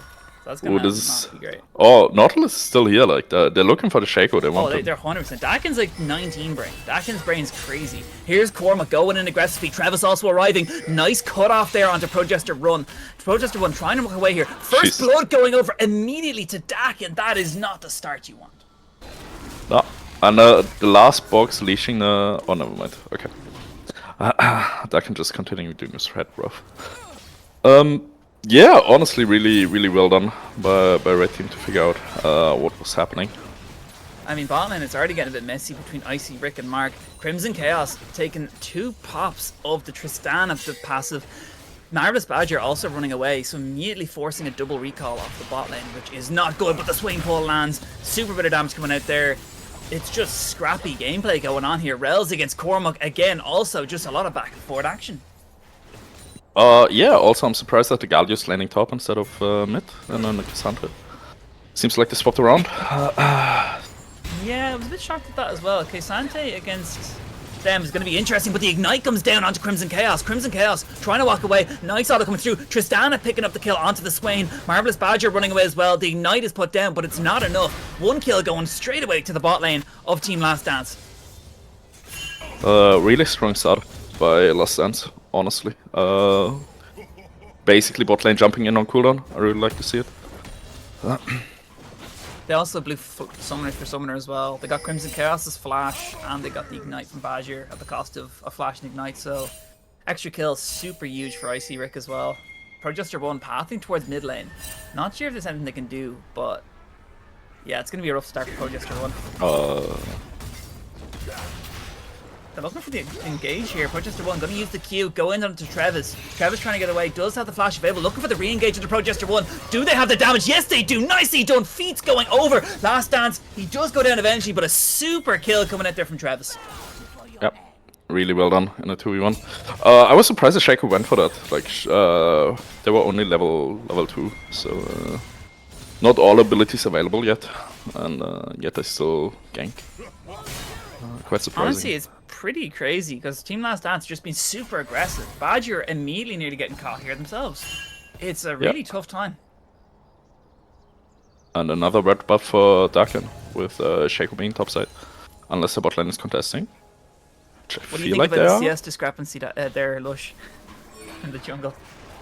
Yeah, I mean, like with that rough start, it's kind of expected. But Dakin gets pushed out of the blue side jungle. Yeah, he doesn't. I'm not sure if he got. I don't think he got red buff there, did he? No, he didn't. Yeah. No. Well done by the bot lane. It's just a scrappy game so far. Look at Icy Rick looking for the W. Hook connects. We're going to see W in. He comes onto Marvelous Badger. W engage. Auto coming through. Badger potentially looking at going down here. The W gets the reset off as well. Icy Rick taking the Marvelous Badger. And it's 4 kills to 1. Potentially 5 kills to 1 as Rel's on the defensive here. Flashing over the wall. Progester 1 is here, but there really isn't much support coming out here for the Femboys. Yep. Really rough start. At least Shaco gets the rep buff, so there's something. Oh, no man. Doesn't get the Raptors. Oh, so sad. Also, the ward just catching Progester 1 as well. They knew he was going to re-engage there. Not much happening top lane, honestly. Galio just moving down. I think top lane is frozen. They're trying to make a mid play, maybe? This is also the first LAN that's happened as well. So like people got LAN jitters because it's not usually it's a LAN final, but an actual LAN itself does mean people get quite jittery. So I can imagine for that sure. could be a bit of a factor as well. Yeah, 100%. Especially if you're like not playing on your own setup, like mouse, keyboard, etc. You see here, nice engagement in there onto Travis, but Progester 1 forced to run away. Here's Cormac, does have the flash, looking for the flash engage. Nicely done onto Progester 1. Progester 1, dumpster trucked out of the game. Goodbye, Shaco. And it looks like Rels might be next on the menu. The team of Last Dance don't want to go in, but it's 5-1 in favor of the Last Dance right now. Yeah, quite well done again. Just Shaco getting caught for the 3rd time this game, like basically every 2 minutes.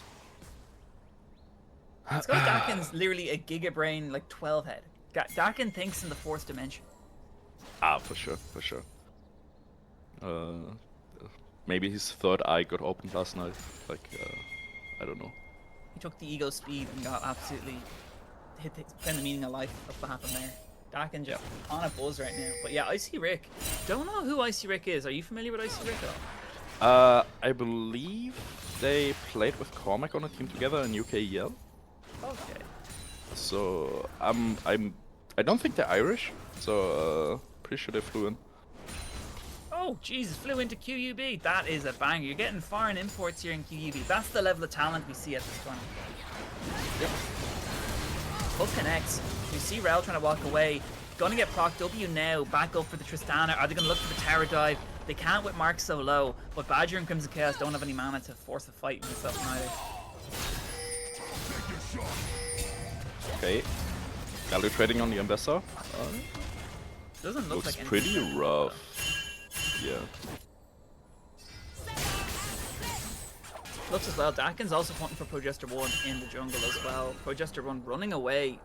Has Dakin just laying down the law. Bit of support from mid as well. It's a nice synergy there between Travis and Dakin. It seems like they've really got each other covered.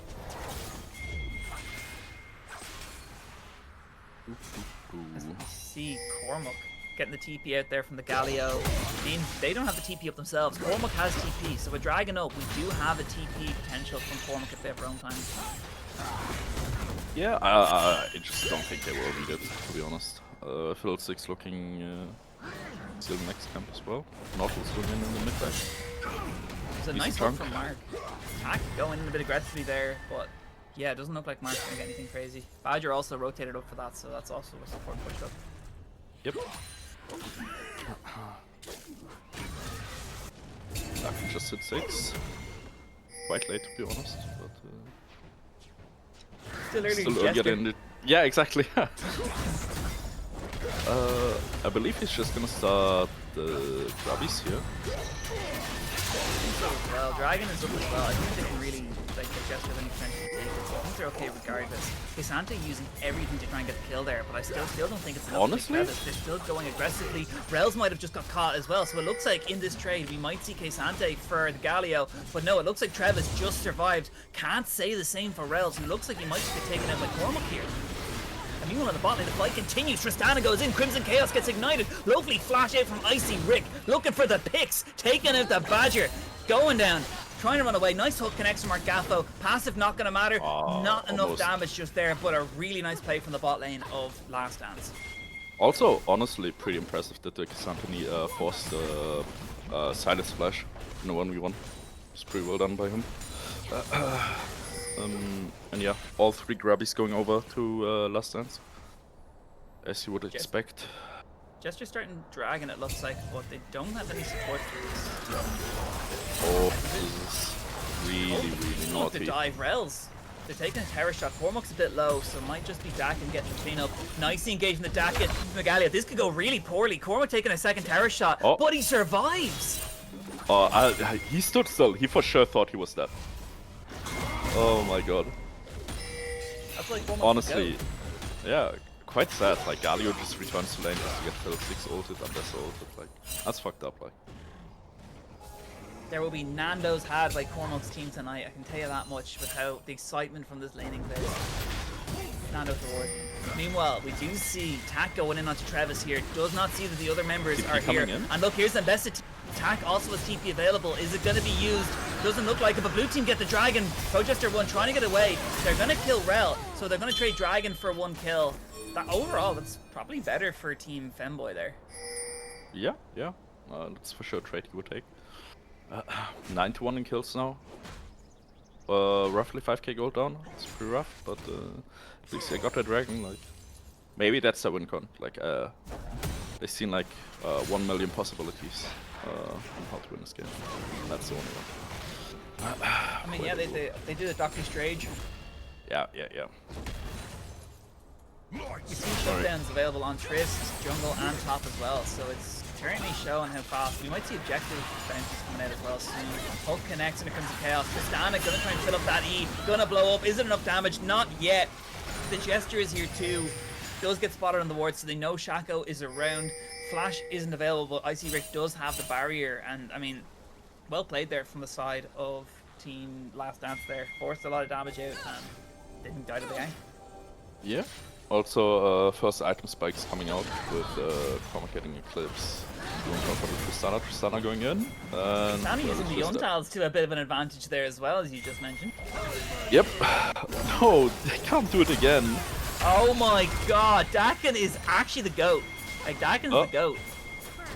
Okay, Cassandra's the king top. Like, this might be pretty rough right now.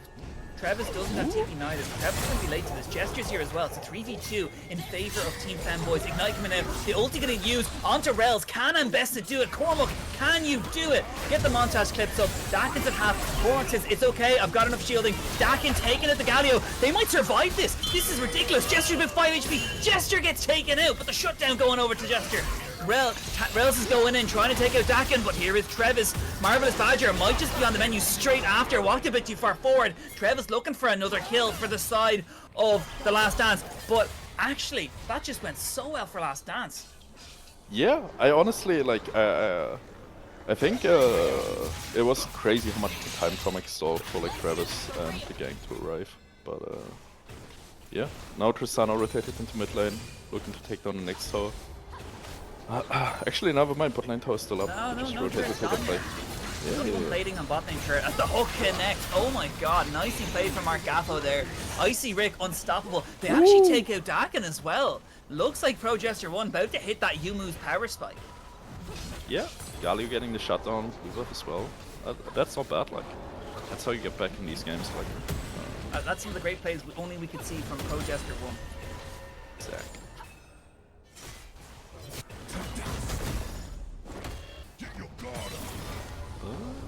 No, Cormac doesn't get caught in the tower. I assume feats are going to go over as soon as next turret gets taken for last time. No, they didn't get the first Drake, so it's... sorry, yeah, they didn't, Yeah. So after first tower. Yeah, first tower fault. Yeah. So it's going to be probably, it's going to be for last dance probably. For sure. Jeez, yeah, this is really rough. Look at Rels. Rels already half HP off, just a slight trade off on Nessa. Yeah. I honestly... Huh? I just don't quite understand why the Galio is matching into the Investor. Yeah, I kind of thought it was Cassante, and I was like, oh, well, why is Cassante got Piano? And I realized, yeah. Travis getting caught? Travis, though, looking pretty rough here. Nicely engaged. The ulti gonna get used. Does have his own Swain ulti. 1v4. Travis is surviving. Mark Apple is here. Ulti comes through. Oh. Come on, Travis. Oh my god, they take out one. Can Travis get two? Travis gets two. Oh my god, Travis, you're an absolute nut job. What is this from Travis? Gets two, but such good play. They don't get the third, but oh my god, in a 2v4, 2v3 even, that was just crazy out of Travis. Yeah, if you look that for sure. And Magafren comes in and saves the day. And unreal turn, honestly. Crimson Chaos. Yep. Also, while that bot lane play was happening, like they collected first tower in the mid and top lane, so they completed their feats. They're 10k up at 15 minutes for that. Yeah, not looking too bad. Helping him out though, he said, look, let me just give you guys a kill.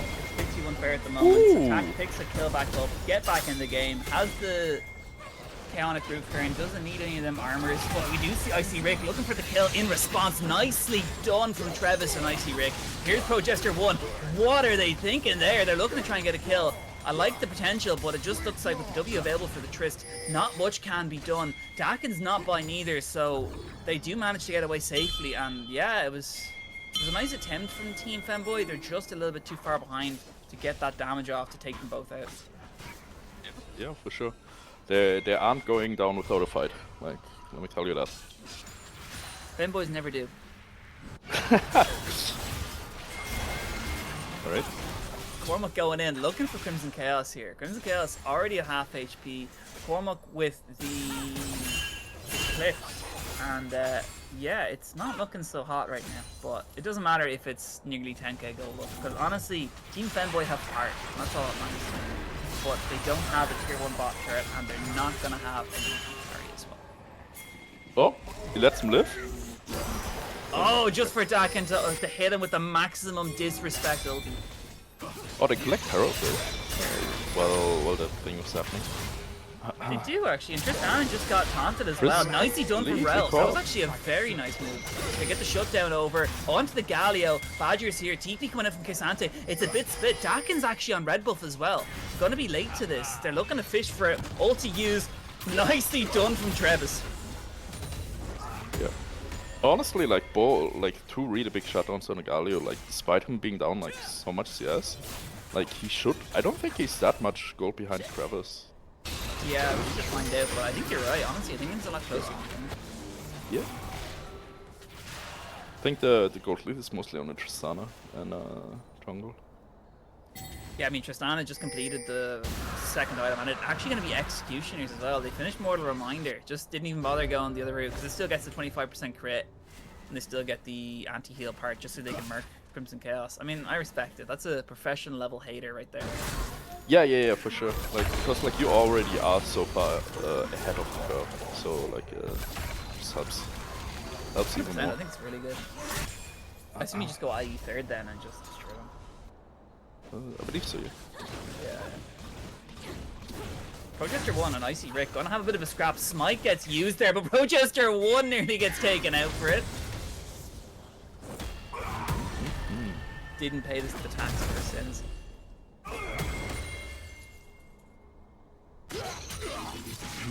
Only one final shutdown is left, which is in Magafo. Mark Gaffo won't die though. Mark Gaffo's the go. Yeah. Oh. Oh, I spoke a bit too soon there, but it doesn't look like anyone on Team Fanboy is going to capitalize on it. Nice hook from Mark Gaffo. Ulti getting used as well. Not enough damage there to take Rels out, but they do force Rels back as Travis is shoving in top wave. They're going to 4-1 mid top. Just strictly business here from Team Last Dance. Trying to take the tier 2. A little bit far forward for the Swain. Fight might start soon, but it's all to play for right now as Travis's wave still hasn't crashed. Looks like he's not even going to stay for it. He might. No, yeah, he's going to stay in it for tier 2. But the engage is starting here. Ingo Team Femboy looking for the kill. Nice engage. Dakin's alive. Ulti gets used. Keep an eye on Team Femboy because their health bars are dropping fast. Progester 1 gets gone. Nice hook from Mark Gaffo on the Rel and the Kesante. Knocking out 2. That is going to be 4 dead with just Rels running with the tail between his legs. Unreal team fighting. And I was 4v5 with Travis just pushing in the top lane. Honestly, like Tristana free hitting from the side, no threat on her at all. And then everyone else just brawling inside the build 6 or. I see Rick might go. That's all I'm saying. Yeah. Finally a good AD carry in Ireland. Yeah, all it was a non-Irish AD carry.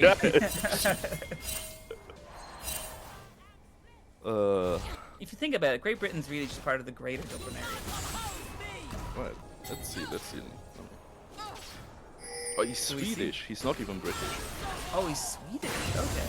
Well, Sweden's always part of the greater Dublin area. I always say. There we go.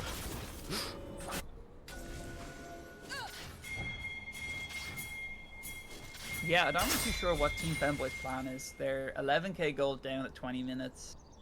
Like, I mean, to be fair, I think Rels is tanky enough they can kind of survive for a bit, but they need like a hyper carry or something. Like, Swain ulti's nice, but the problem is Dakin's just matching with his own ulti, and then Swain just ulti gets taken by Travis and it's used against Swain, and you've got 2 Swain ultis.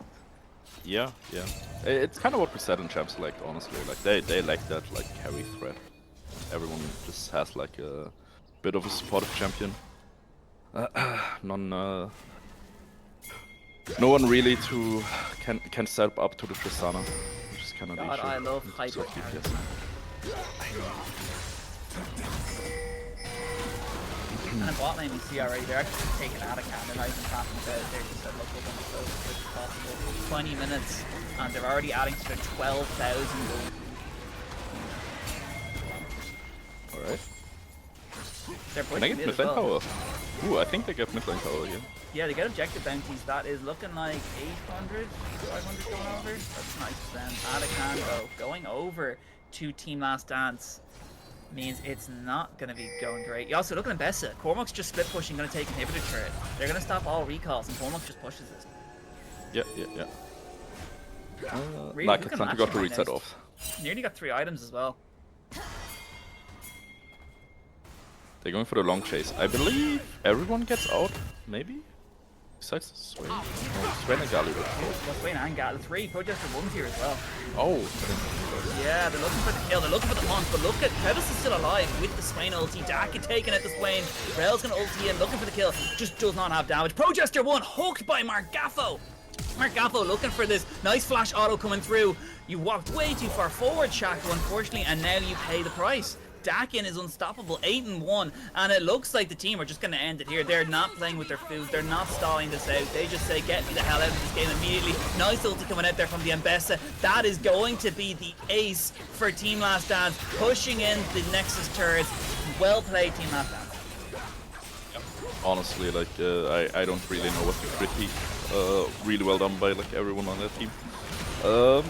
Swain looking to make a final stand. It's not gonna happen. Not when Tristana is alive anyway. Look at the damage output from the Trist. Dakin actually is going to get taken out by Tack, which is a bit crazy, but look at Tack's damage is taken off Tristana. Like, Oh my god. Trist is going to be fine. Like, look, wait, here's the E proc on Marvis Badger. That's 90% of your health bar gone. I see Rick just going in again here. Looks like Cormac says, I'm not even arse doing this. It's going to end the game. Shutdown going over. Technically going right over there to Team Femboy, but yeah, 15,000 goal lead at the end there is bit of a diffy in the tiffy, or really it's just comp diff really, but really well played from both teams. Honestly, good showing from Femboys. I think Galio had some good ideas. Protester 1 had a tough time anyway from the beginning, considering they got taken down at the start of the game, so it was already kind of a mountain to climb up, but it was just a masterclass from Dakin really. Yeah, for sure. And I think after that, lads, we're gonna just throw it to a quick break before we get into the next game. Lads, do not go anywhere.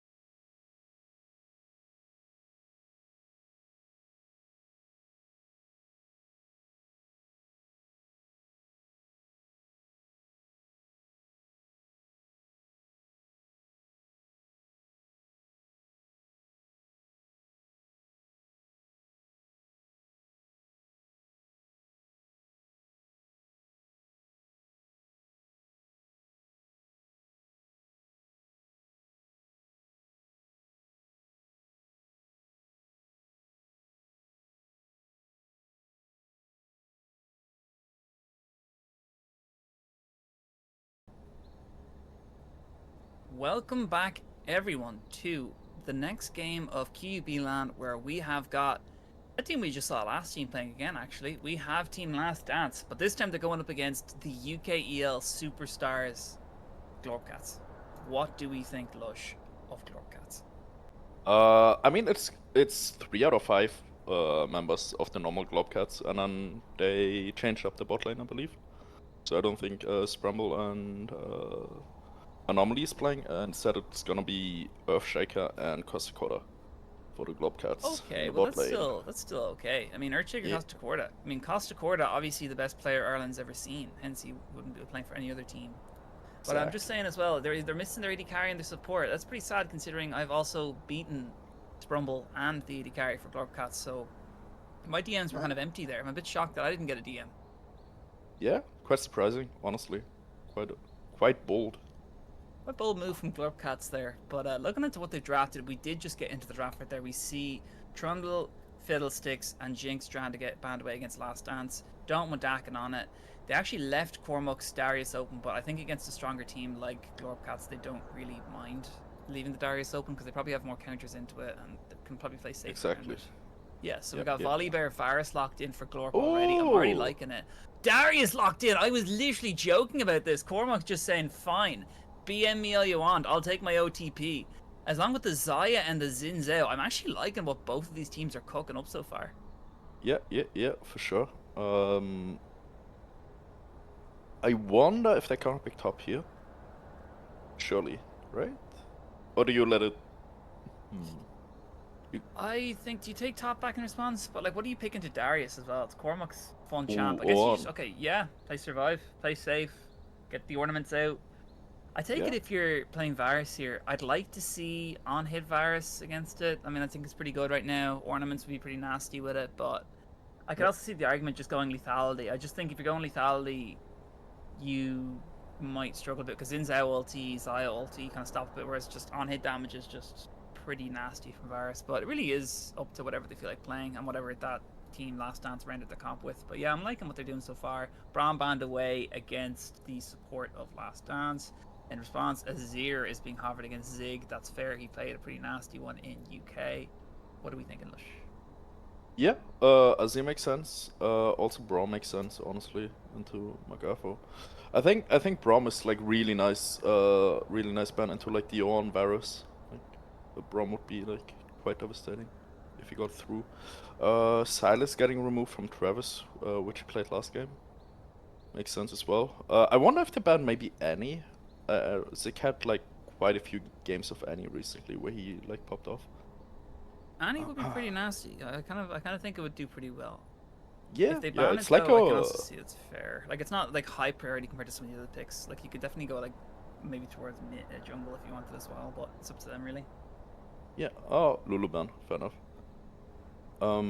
Yeah, I just feel like if they get the Annie here, like they have such a nasty like teamfight comp with like the Ornn, Volibear, Varus.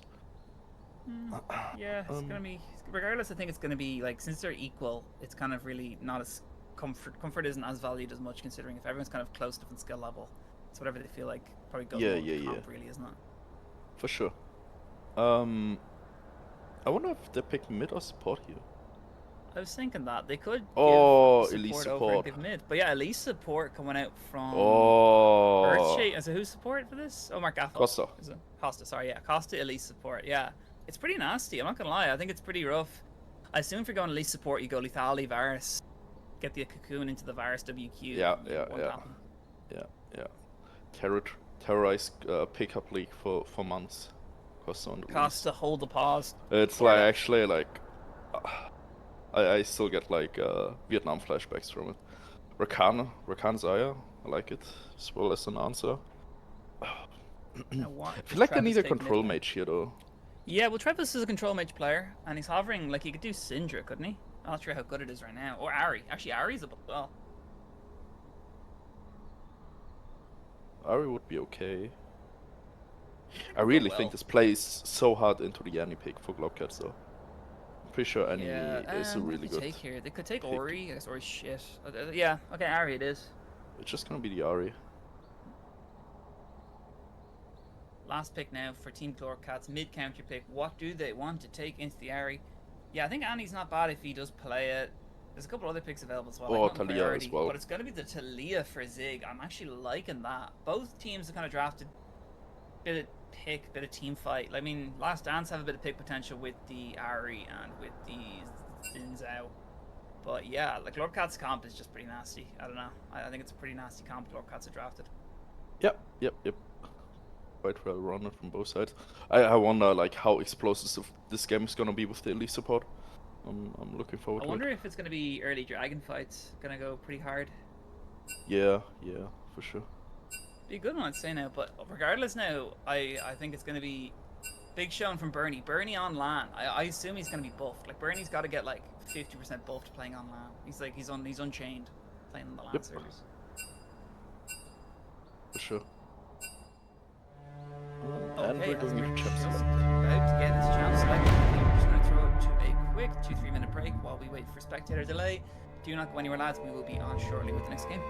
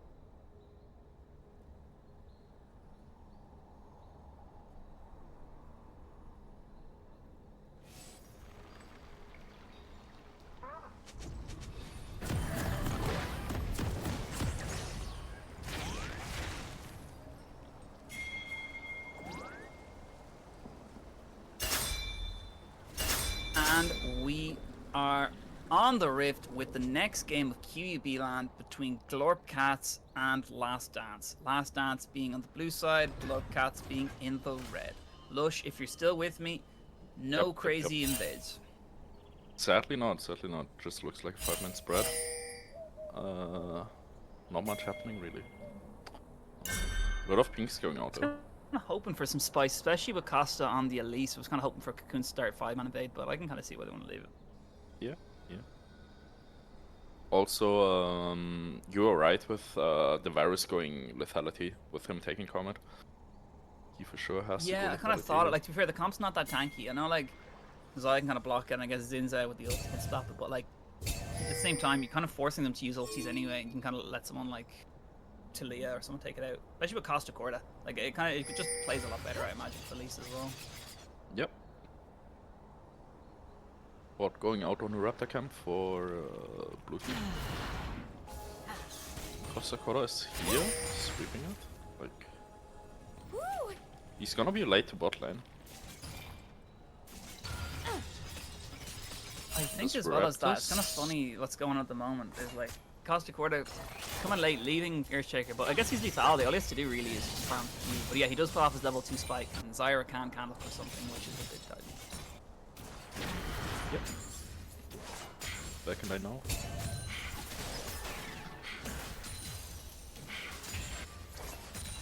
Who do you take in this, by the way? I'm not familiar with Icy Rick's game, but I like what he did game 1. But Paddy Costa is a pretty tough bot lane to win against, even if it's not Paddy's main run. Yeah, but I honestly would give the edge to Last Dance spot lane, right? It's just like, I think like it's like so important to have like people on their main role with like champions they actually play. Yeah, I mean Costa yeah. technically off roll and Paddy technically off roll. Yeah, I don't think Costa's off roll anymore. Like, I know he used to be a jungler, but like, he's a support nowadays. Main, is he now? Yeah. Now it's only Dak and terrorizing the Exactly. Meanwhile, though, nothing crazy happening so far. Both junglers kind of path towards their... Well, Zinza going top, Bonnie going bot. So we could see a level 3 gank bot lane from Bernie and potentially Dak looking for something to warm up. Yep. Might not even Nice be trade. needed as the fight breaks out here in the bottom lane. Doesn't look like anything happens, but we do see Earthshaker and Costa Corda quite low on mana. Yeah. Forcing Desire to use potion. Not bad. Oh, just chugging them now. Zig TPing Brady got already the back to mid lane after getting here. Is Cephalon playing this? Yeah, I believe so. Yeah, that'd be a good member to have on. So we see here, look at the engagement Costa going on at the Icy Rick. The Ignite gets used, don't get the kill. But Madamars and Cormac also just having to trade back and forth. Force the flash out of the Ornn. Nicely done from Cormac at the cost of his ghost. Yeah. Well done. Comic still has flash. Maybe not. Never mind. Mana must get the reset off. Cormac on TP neither means Madamars can at least do something early on if he wants to. Yeah, he's just gonna TP back to lane now to catch this wave. Bot lane getting frozen upon. And Not Bernie ideal going for top side. Earthshaker. So I feel like West side bot lane is gonna Mark Gaffa was Let's stopping interrupt. Costa's recall there. That was actually nicely done. Even though the W didn't connect, I think they thought of him after, wasn't it? Like the W Yeah, didn't yeah, really exactly. solid and stuff. Yeah. I think he was close, though. I think Costa had like a second left in there, so it's pretty unfortunate that they're going to be not synced on the old recalls. So, but I mean, once Earthshaker comes back, he's it's going to be a safe lane anyway. I don't think it'll be too much fighting going on. If they do, it's more just mispositioning from Earthshaker Costa board. I really think they need to play it safe. And around like that one item spike, I think they really do a lot of damage. Yeah. I can also just see like basically Costa just completely abandoning in bot lane and then just trying to make stuff back and forth with Bernie. I kind of agree. I think that's probably more than likely what's going to happen. Because if you leave Earthshaker to just farm up, later on, his only job really is to just try and land a WQ on Zaya or the Ari. So it's like, as long as he does his job later, it really doesn't really matter if he gets left on his own or not, because he can just farm a Q. Yep. You're in this for you.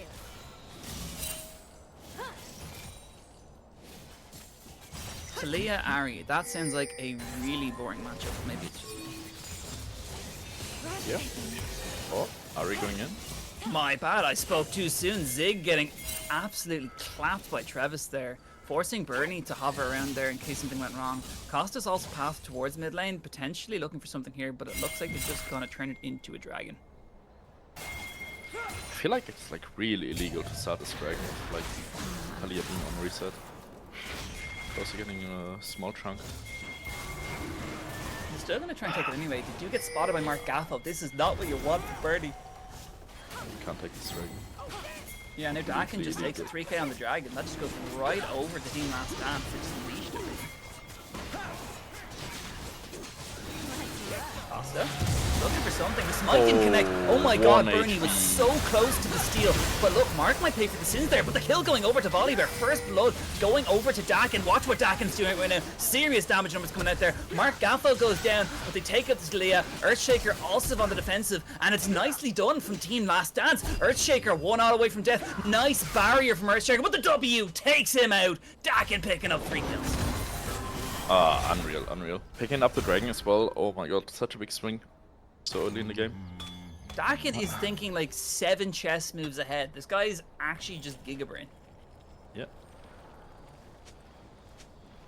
I mean, it's kind of rough for Bernie now, right? Bernie doesn't get much for that if you tried to get Dragon. I mean, he's obviously playing Volibear, but I think Dakin with 3-0-0, he can do a lot in these ganks now. Yeah, for sure. I think the issue with that play was like honestly like Zig getting like forced out of mid lane, and then he started dragging at the same time, so like you already had a numbers disadvantage. Nice engage though. Nicely done on just in the bot lane here of Team Glorbcats. Barrier force from Icy Rick. Rakan doesn't get quite over just yet, trying to stay alive. Nice route coming out from Costa Corda. The other members are here, but Earthshaker picking up the kill. Back in response onto Icy Rick. Yeah. Quite well done. Get back.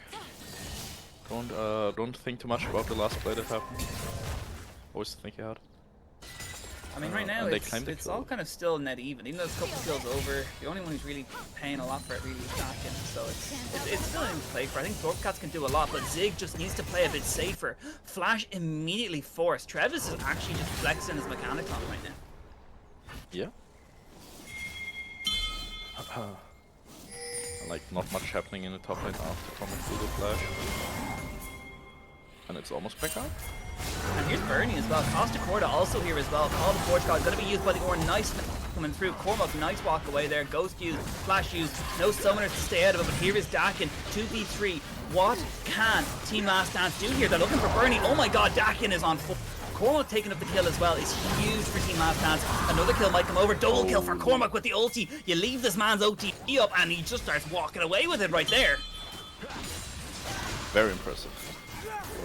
Good turn of play. But I feel like it was quite forced. Like I don't think they expected Comic to face check into them. And then it's like, oh, what are we gonna do now? Zaya roving up. Zig Icy Rick have with way the out engage with the at root as all. well. Like Icy Rick is just playing support right now. That is crazy. That just shouldn't be allowed ever. And Earthshaker doesn't even get anything for that. Yep. He just gets a good reset in. Quite tough. Team Last Dance are actually just smurfing in low right now. This is fairly good performance all around from all the members of Team Last Dance. Yeah. Also picked up all the grubbies as well. Looking very good. So they would get the feeds after next dragon, which is gonna spawn in about 100 seconds. So it's currently looking even better for Team Last Dance right now. Yeah.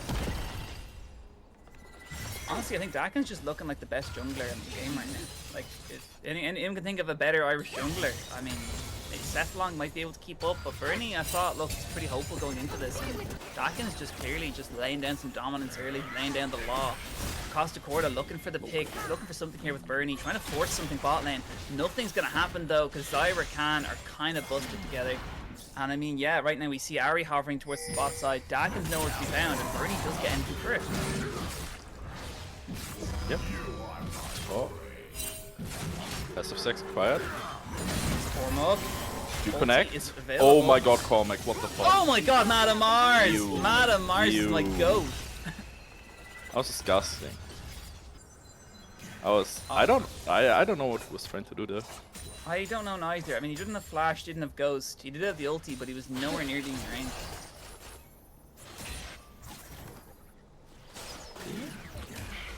It's toughy there. We'll put it down to a mechanical, happy little accident there, and we'll hopefully a little better happens here. But Earthshaker Costa Corda looking for a pick right now on the bot lane.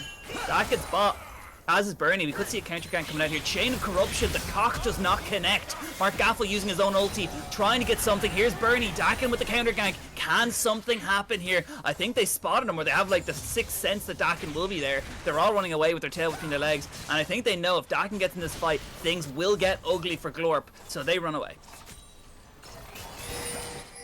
Yeah. I mean, if they're all resetting, they're giving Dragon, which means like, yeah, they're just giving Feast up here, which is like, I guess like they can't really fight. That's quite sad for them. I would assume they just insta started, right? Yeah. I was thinking that as well. They should just do drag. Crazy though, it's 3k already, 11 minutes, which isn't much, but considering this game is so relatively close, even just small leads can kind of just snowball a wee bit here. Like Dakin having 3 kills, so Sundered Sky's already done for him as well. Cormac probably close to first time as well. It's just pretty rough, but I think Team Glorpcats are looking for something here. They're looking for the kill on Cormac. Nicely done, quick and simple by Bernie, picking a kill back, trying to get himself back into this game. Zig looking for Travis there. Costa also just leaving Earthshaker. As you said earlier on, he's just abandoning Earthshaker and just helping Costa roam and just leaving him to farm by himself. Yep. Quite hard now, so considering he gets on off the wave. Or off his own tower by the Rakana swims out. And they're pushing, and Dakin's here as well. They're actually really just putting a serious amount of pressure on Earthshaker right now. Essentially, he's just being forced back to tier 2, while Zaya's just picking up free waves and free turret bits. Which, yeah, probably not the best. They are roaming towards the bot lane. There's 4 coming down here if Dakin and Mark Gaffel staged a bit later. Doesn't look like they will, though.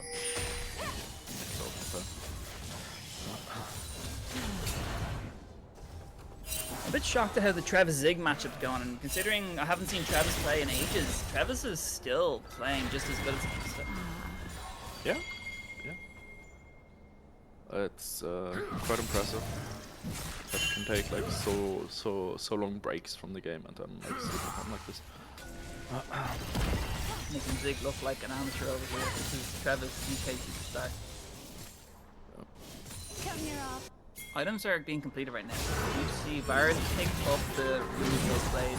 Mid lane also has the first item completed. 80 carry on tiles as well, so it's going to be a bit more scrappy now. I think definitely Varus with the Ghost Blade has an easier chance of getting out if Dakin does try doing something like diving him under his tier 1 turret again, but it's still going to be very rough with no support from Costa. Yeah, for sure.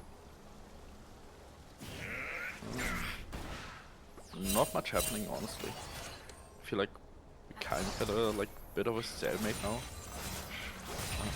Everyone just farming up. Dragon's not up in another 3 minutes. Yeah, it's going to be quite a lull for a bit, but Rift Herald is up in 1 minute and 10 it looks like, so that will definitely be something that we'll have to contest, and probably costing a recall to passive towards that as well, I imagine. Meanwhile, I see Rick Mark Gaffo just shoving in the wave. Feats went over to Team Last Dance, so they are getting something out of that at least, but I think until an objective comes up, it's going to be quite quiet, but a fight might just break out of here as Flash with Costa, ulti forced out of Icy Rick. Nicely done. Bernie just died in that 80 carry. Dakin actually got forced off by Zig, but it doesn't really matter because it looks like Dakin's getting in this fight. Dakin picks up 1. Second goes over to the Zaya. Bernie gets a kill back. He does take out Icy Rick. Takes it to Rakan as well. Bernie's actually super bit tanky right now. Now he has the Cosmic Drive completed. A lot of damage coming out there, but in the end, it's going to be 3 for 2 in favor of Last Dance. Break that off. 4 for 2. Dakin is unstoppable. 5-0-4 on the Xin Zhao. Yeah. Complete and utter dominance by Dakin. Like, he's playing so well. Almost at 2 items now at 15 minutes. You can't even say it's someone playing on Dakin's account because he's literally there right now. I know. It's crazy. Addressing the Smurf allegations personally. Yeah, well, Herald is up, so I guess that's gonna be the next focus for both teams. Maybe Glob is gonna give it, but like I feel like we can't really. I don't think they can fight a very strong Dash right now, but I mean, they're more than welcome to try. Ornn is here as well. Cormac's actually not rotated, so 3v4 now in favor of Team Glorp. Rift, Herald, Spawn. Depends what they want to do. Dakin walks Vigil for forward. Ornn goes in. This might be a shutdown going over. Call of Force gets used. Nice 3-man knockup from the Keeps Dakin alive. He's still alive. Keep an eye on Icy Rick. Icy Rick peeling for his jungler. Icy Rick keeps Dakin alive. And that is 4 kills going over to Team Last Dance. Oh my god, that was such a nice combo by Travis and Makapo. I think it was like a 3-man knockup into the charm of Ari, like Rakan swiftness as well. Yeah, and the knockup, Really 3-man beautiful. knockup as well from Rakan as well is super nice. That was actually really well played from the side, and then the fact that they were like trickling down Dakin's health, and Icy Rick was just kiting the living hell out of Ornn to make sure that he didn't go down. Yeah, pretty nice. Nicely done there from Team Last Dance. Last Dance, absolutely just playing a storm. 14-6 right now. 7,000 gold lead. I'm getting flashbacks from last game. Honestly, yeah. And this is a completely different standard as well, which is even crazy. Exactly. Very impressive. Dakin shits on all though. Doesn't matter what elo you are. Dragon is up. Surely it has to be like, I don't know what Glob's gonna do, what the game plan is. Maybe you just sit back, relax, maybe look for your own scaling, but like I really don't think you can. Especially with like blue team already having 2 dragons, about to be 3 dragon first tower as well. They're looking for something as well here. They're just going to take Dragon for free, it looks like. Team Last Dance are just, they're too far ahead for anyone on Team Glorp to start pushing for this. I mean, maybe Bernie can test, but right now it's just so tough for them to do anything. They're looking for the fight right now. Elise is pushing for this. Madamar's looking for the call of the Forge God. Ulti just off cooldown. Can they look for the engage? Travis in the back line, looking to make something happen here on the Ari. Maybe get a pick while something's going on. Looking to wrap around. Earthshaker pushing forward. Dragon is about to be started, it looks like, by Team Glorp. But Cormac just got caught on his own there, unfortunately. Call of the Forge God getting used the other direction. Nice bait from Madamar's. Down goes Cormac. Keep an eye on Dakin, he's a lot of the damage. Nice ulti used from Xayah. Looks like Icy Rick's going to go down. And it looks like Glorp are actually doing really well in this fight, but a nice knockup coming out there from Mark Gaffo. Slowing down things a little bit. Not enough so, because it looks like Glorp might have just done enough to take the fight. And potentially the Dragon. Trevis, last one standing. That is going to be the ace. Well played from Glorp Cat. Yeah, I have no idea how that happened. It just seems like Cormac got caught and then they win the 5v4 after. Like, pretty questionable positioning by Cormac. It was pretty nice from Matt as well, where he pulled Call of the Forge God, making you think he was going formal, and then just had the entirety of Team Last Dance who all walked up to try and help him. Exactly. Really well done by Madamas. So I guess they claw themselves back into the game. I really thought this strength fight would be like basically almost a final nail on the coffin. But, You can never count Team Glorp out, you know? Glorp. Yeah. Right now though, item spikes coming out again. 2 items completed for Varus. Good thing they're all cheap. But we do see actually Lord Dominic's regards done for Xayah as well. That's going to help him against Ornn and against Volibear as well. So that will be nice. Not really too sure what Varus can do right now, but I mean, as long as he's hitting Xayah, he's doing enough damage really. Yeah. I quite like the Edge of Night here. It like helps a lot into Rakan and Ari. Yeah, especially if Ari tries throwing Charm first. Yeah.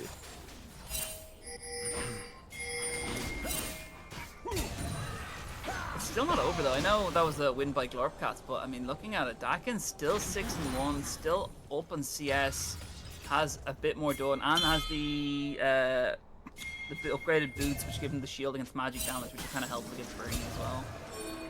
Yep. But honestly, like the lead shrunk to like 3.5k now, so it's not bad. Atakan is back up, so We shall see what happens there. Mata has TP. He is top, but TP is available if they want to push. And they have a word for it there already. He is going in. They're looking for the kill. Here is Zig. Trying to do something there. TP as well from the Ornn, trying to get these picks here. Matamars is here, doesn't follow the Forge God if need be. Glorp are looking to make the engage here, as it looks like Mark Gatlin might have just gotten caught. Nice ulti coming out into 3. Icy Rick taking out Bernie though, is pretty big for Team Last Dance. They get Rakan back in response. Look at Travis, just about alive with the HP bar there. Zig's trying to push for it, not enough with the WQ. Varus can't seem to catch anyone, and it's just going to be a 1-for-1. Yeah, I feel like a big issue for GLOB that fight was like basically like Varus missing his ult, Bernie needing to use his ult to escape, so they don't had as many tools as they should have to continue. I mean, the fight. fact that it still ended up okay is pretty mad, but we do see now they're going to start out of camp. They're going to try and force another fight out of Glorp, especially with a couple of ultis down. Like Varus ulti off as well means they have a pretty comfortable time doing out of camp, but Matamars is here, doesn't have ulti, trying to push in. Dakin does have the smite if available, 4k on out of camp, they're pushing this. Someone recalled as well, late TP, that was rather unfortunate coming out there. It was actually just out of the time, so it's 4v2 now. Here comes a third, but they might have just bitten off a bit more than they can chew. Dakin is dead, so there's no smite available for team. And Glorp pick up the Thornbound Atakan. That is huge for Glorp Cats. 2-man going out as well. Rakan gets taken out. Travis running away. Super low HP bars for the side of Glorp, but Glorp just about survive it. Cormac trying to get out as he can. Flash Ghost available. He can turn this if he wants to, but I just don't think he has the damage numbers yet to do it with one item. Yeah, honestly, like really impressive that they managed to get the Atakan, kill Dakin. Like honestly, like Atakan is like so hard to do while the enemy is around, as you see there. It was also unfortunate. I think Travis recalled and TP'd straight back, but the minute that Travis recalled, they went for the engage. Yeah, I didn't quite see it. By the time he got to the fight, there was already like it was already a 4v2. Yep. A bit unfortunate, but I mean, it's still not out of it just yet. Goal lead's still in favor of Last Dance as they try to do something here. Yuki as well. Varus picking up the ornamented Young's Ghost Blade as well. Give him a wee bit more stats. Q actually doing a fair bit of damage to Icy Rick as well. So that's what he needs to be doing right now. Is just trying to land a Chain of Corruption on a key target. Presumably maybe Cormac or if he can Zaya, and just lock someone down, because if Earthshaker misses ulti, that's a pretty big engage taken away for the side. But the flash getting used, Chain of Corruption hitting onto the Ari, but doesn't take away anything else. It did spread actually to Dak, and he did stay in range. Call the Forge God getting used, nicely done there. But you see the title Last Dance. Dakin is on his own right now. Costa Corda picking up the kill. Dakin gonna get that. Bernie picking it up himself. Here is Bernie chasing down the members of Last Dance, but Travis with the pick onto the Varus does get caught himself though. It's a 1-for-2 now in favour of Glorp Cats. Glorp pushing for more with the numbers advantage, looking to push through with this. Ultis aren't available, but it does not matter. Bernie looking for one, nice knockback there. Darius also does have a full HP bar, but what can Cormac do? Yeah, I wonder if they contest here. No, it seems like they're just gonna give Dragon. It doesn't seem to work. Cormac taking up top wave. Zaya pushing it. Like honestly, like the more messy it gets, the better it is for GLOB. That's kind of how I feel about it. So far. And it's like all controlled. It like seems way better for blue side. But all these like hectic fights just seem to favor GLOB. I think their pick potential is just so much higher. Like you saw, like Travis managed to pick up the Varus, but as soon as he did that, they could just collapse him so easily. Travis got taken out, and then immediately Dakin tried going in himself and ended up getting caught in his own v3. So it seems to be just a couple of messy plays for the side of Last Dance to kind of get them caught a bit. But then again, I don't even think they win the 5v5 neither right now. Yeah, I mean the game's completely even, and it was like, what was it, like 8k gold lead for Last Dance? Yeah, it was 8k. So I feel like that must be also like in their head that they know they're throwing the entire game right now, which obviously plays like big as well. And you see Baron spawning right now as well. Glorp are hopping around for this. Bernie going in 1v3. Teams just arriving now. They might just try and get a pick and look for the Baron. Ulti getting used by Madame Mars, knocking up Icy Rick, forcing the Xayah ulti. Nice engage from Bernie, but look at the Baron Sword hitting 3. Super nice from Earthshaker. Earthshaker taking it, Mark Gaffo. Down goes 2, down goes 3. Gormo, nearly the last person standing here. Ari's in base as well. Didn't even TP in, didn't need to.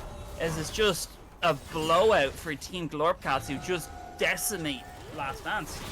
Absolute cinema. Madamas baiting the Xayah with his ult, like, just for Bernie to come in and clean her up. Like, honestly, like, picks the perfect team fight. I mean, right now, it's only going to get harder for Team Last Dance. Now, they've low health bars, which I think Travis can take advantage of if they want to get in there. But 2k on Baron. Oh, takes up 2. Travis looking for the 3rd. Can he get there? Yes, he can. Oh my god, Travis. Oh my you god, are Travis the GOAT. Light on my feet. Unreal, unreal. I really feel like, honestly, like, Bernie could have just, like, fuck it. Like, everyone is dead anyway, let me just finish this. Because the Baron was on, like, 2k HP. So... I think you're definitely right there, but it would have just been him who had it, but even then, that's him and Matt are probably just better than no one, because now they don't get Baron, and Travis just took 3 kills for free there. Yeah, I mean, like, blue side is gonna stop Baron now in response, right? They have 3 people at that. Yeah, 10 seconds on Earthshaker. Zig's not up yet, and his ulti's not up. And they're gonna do a pretty fast Baron with Xayah and Dagger.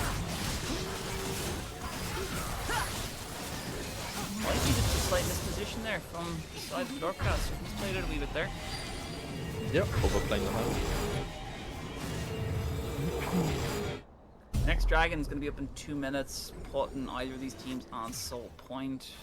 Don't really know if Dragon's going to play too much factor now that Baron is in possession, but we'll have to see. We do see Costa Corda looking for them deep wards. Does get spotted by Mark Gaffo with the command.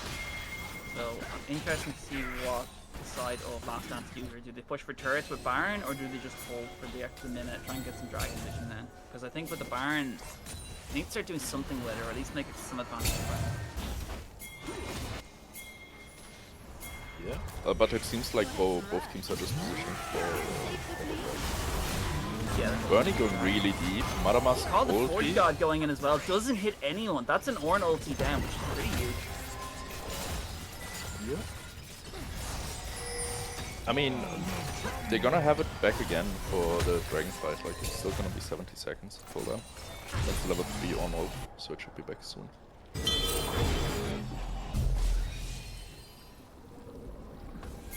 I mean, Earthshaker trying his best here. 3 items completed, does have the Muramana. IE completed as well for Icy Rick. People are just getting stronger and stronger, but I think as the game goes on, it's only going to get better for Icy Rick versus Earthshaker. I know Earthshaker has the ulti, but just once 100% crit just gets had by Icy Rick, it's going to be quite tough to kill that Xayah later without doing a lot of damage kind of quickly. Yeah. But the thing you also have to keep in mind is like the Ornn upgrades are coming in now for Red Card. As you see with like the Seraphs, the Yomus, and I believe the Deathknight is upgraded as well, if I'm not dreaming. I think it is as well, yeah. Yeah, it is. Yeah. Quite hard to see. Yeah, the ornaments do give a lot of gold. I miss when they had like unique names and had a cool sprite. It's kind of sad that they're just gonna got lazy. Do an icon on it. Yeah. Dak and the Markafo and Icy Rick. Kind of just fishing for something here. Dragon's up in a second. They know Glorpcats want to take this, but Glorp just start taking turrets while they do Dragon. They can force Yeah, the I feel fight, like- they can push through twos. I feel like Last Dance is just kind of wasting their Baron. They haven't really achieved anything with it besides getting this Baron. They positioned well for it, but I mean, Soul's great and all, but I think like taking advantage of that Baron, maybe pushing that top tier 2 a bit more, yeah, could have been a bit more fruitful for them. Yep. Especially since I haven't really, to be honest with you, I haven't seen Cormac doing too much this game. Nah, like he was doing well in lane, and then like kind of got collapsed like once or twice, and like since then he's been pretty quiet. Take this. But I also feel like it's like not that easy of a comp to play Darius onto. Yeah, you got Varus ulti, Talia knockback, and then you also got the volley bear to deal with. It is quite hard, but I think if that's the case, should he not just be splitting? Especially with like Baron, when they have Baron there, could he not just be force 4 and up, just split? Yeah, but does he even beat or no inside lane? Like on being this That's the tanky. question, yeah. Thornmail completed, Sunfire, Jack Show as well. Yeah, it's gonna be hard. It's definitely hard for Cormac.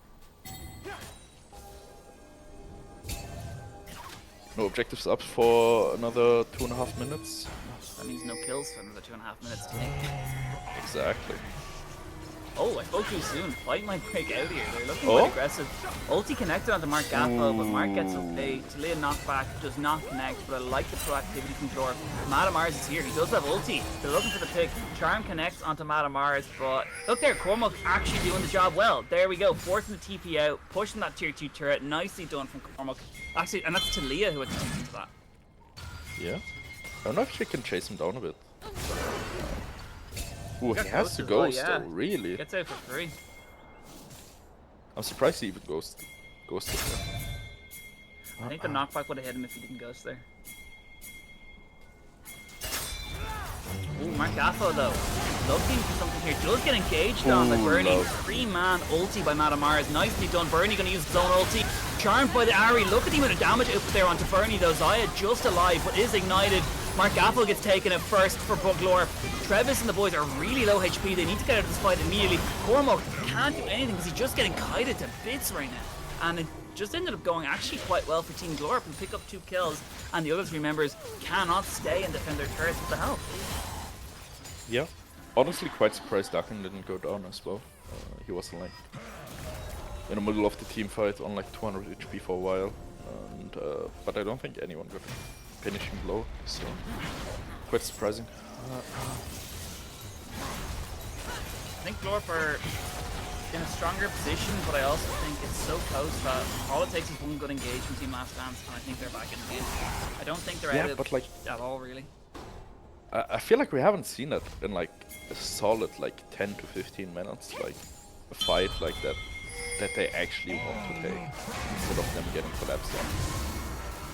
We just need one good engage by Mark Gaffo, and I think he's back. I think all Mark needs to do is hit a nice 3-man ulti into a nice chain by REQs and a stun or something. But yeah, it is hard, but I actually do think that the side of Last Dance can do it. They're also in position for Baron. Baron's up from 14. Bernie's going to be just a little bit late here. Vision control going to go over Team Last Dance. They're looking for the pick just to start it off here, hoping to catch Bernie. Bernie's on his Raptors. They see him here. Dakin fishing for something. Bernie definitely knows that all of Last Dance are hopping around as well, so I think the whole team are going to collapse. Ulti's available all around for everyone. So it looks like Last Dance are just going to try and wait for a pick. They're not even going to start Baron. They're pushing up right now. What can Bernie and the squad do? I think they thought Last Dance were doing Baron. They're just going to push through to the turret. The ult gets used, nicely knocked up. Lovely. Also, the ult getting used there by the Orn to take out Cormac. That's one down immediately. Icy Rick, Kite Machine. Can he stay alive as long as possible? No, they cannot. Icy Rick down. 3v5. That's going to be the Baron, and I might be the game, but Travis is just going to try another pick. Got to try and get something back in response for the Last Dance. Not going to happen this time around. And it looks like it's just going to be a Baron. Like I said again, like if Glorp get on him first, like it seems like the Glorp win. Oh, but Costa getting Trev is caught. taking out Costa Corda. That's one down. 2k on Baron. Engaged by Rakan. Daka goes in, but he doesn't pick it up. They're trying to take it on.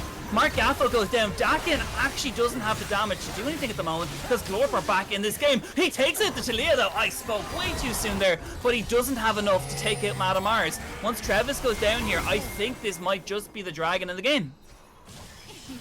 Ooh. Is he going to kite Bernie out? No, he's not. That is going to be 3 dead with 50-second death timer on Travis right now. Yeah. I feel like you wait until Costa's back on map, put your own antivirus group up, and then like you can just finish the dragon. So it's not gonna be Soul again for the Last Dance. It's gonna be 3 dragons each. Overall, it's a really good play from Glorpcats there. They took advantage of what they did. I mean, Travis has really been really proactive there and really just trying to get some of these picks to limit they're bleeding by getting 1 or 2 picks out of it, but even then, it's so hard to do when Team Cats are back in the game, fully ahead, and have all these items completed, because they just one-tap Travis just as quickly as he one-taps them.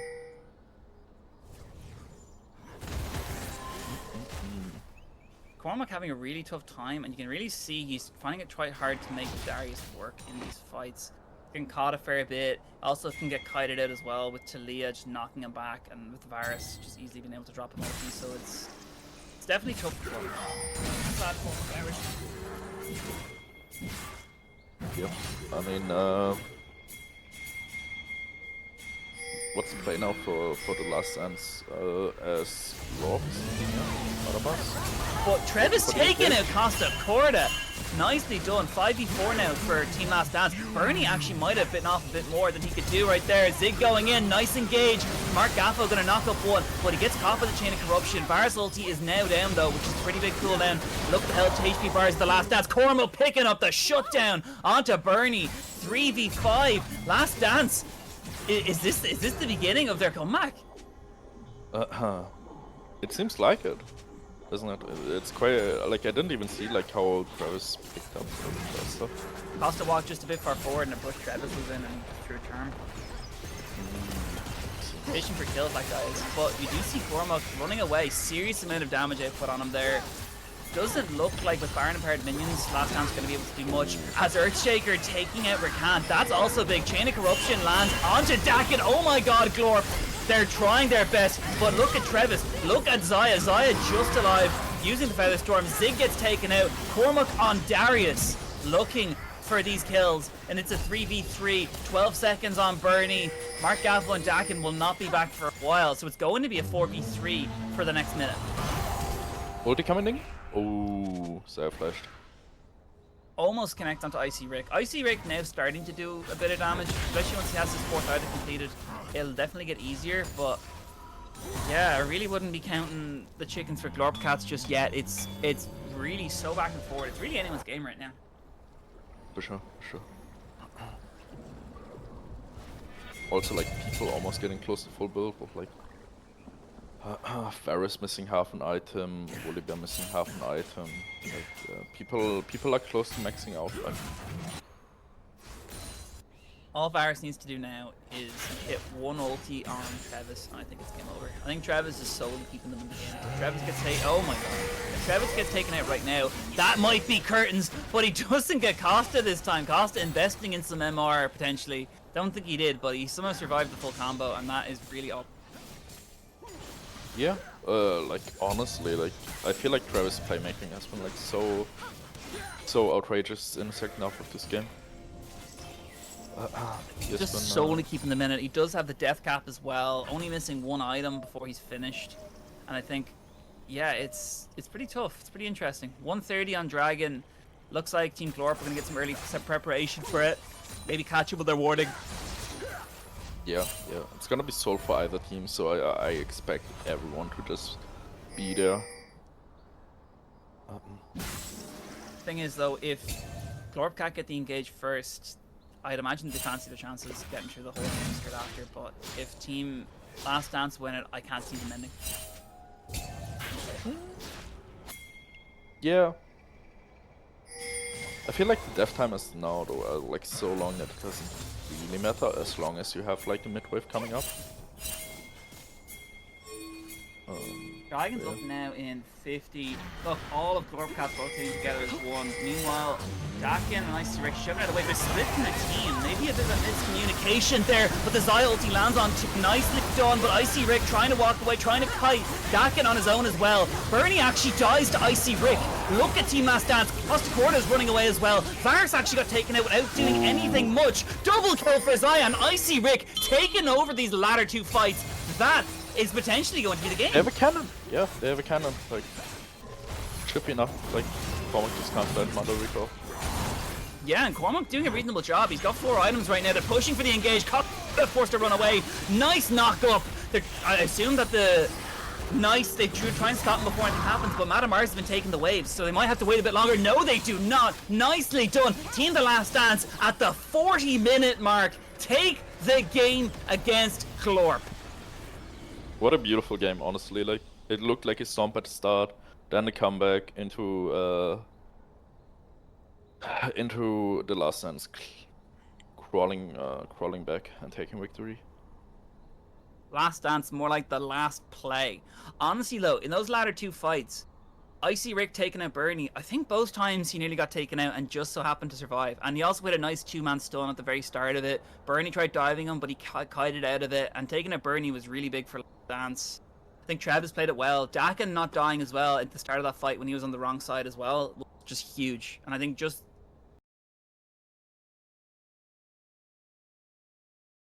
like, if Varus had gotten a good ulti there, I think it was over. But it was just the fact that both teams were so split, and the ones who capitalized from that were Last Dance. So really well played by this team. But Glorpcat put up some serious hustle that game. Kind of thought that Glorp might have had it in the bag, but Last Dance, after winning the early game, decide to win the late game. So we're going to take a quick break, lads, where we will be back for the next game. Do not go anywhere.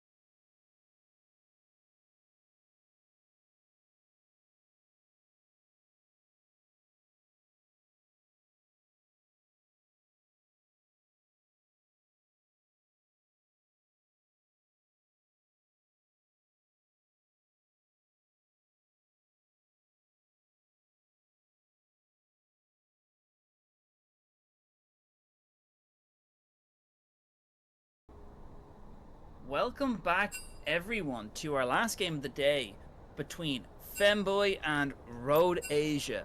What a name for Red Team. As ready to get into this, Lush, we are just getting in the middle of draft right now where we've just seen the Quirky picked by Femboy and Singed Twitch locked in for Road Asia. Road Asia going for the Bronze Odia comp right now. We're missing 3 more pieces, but so far it's looking pretty good. Yeah, with all the poison damage, like I'm looking forward to the Cassiopeia on third pick.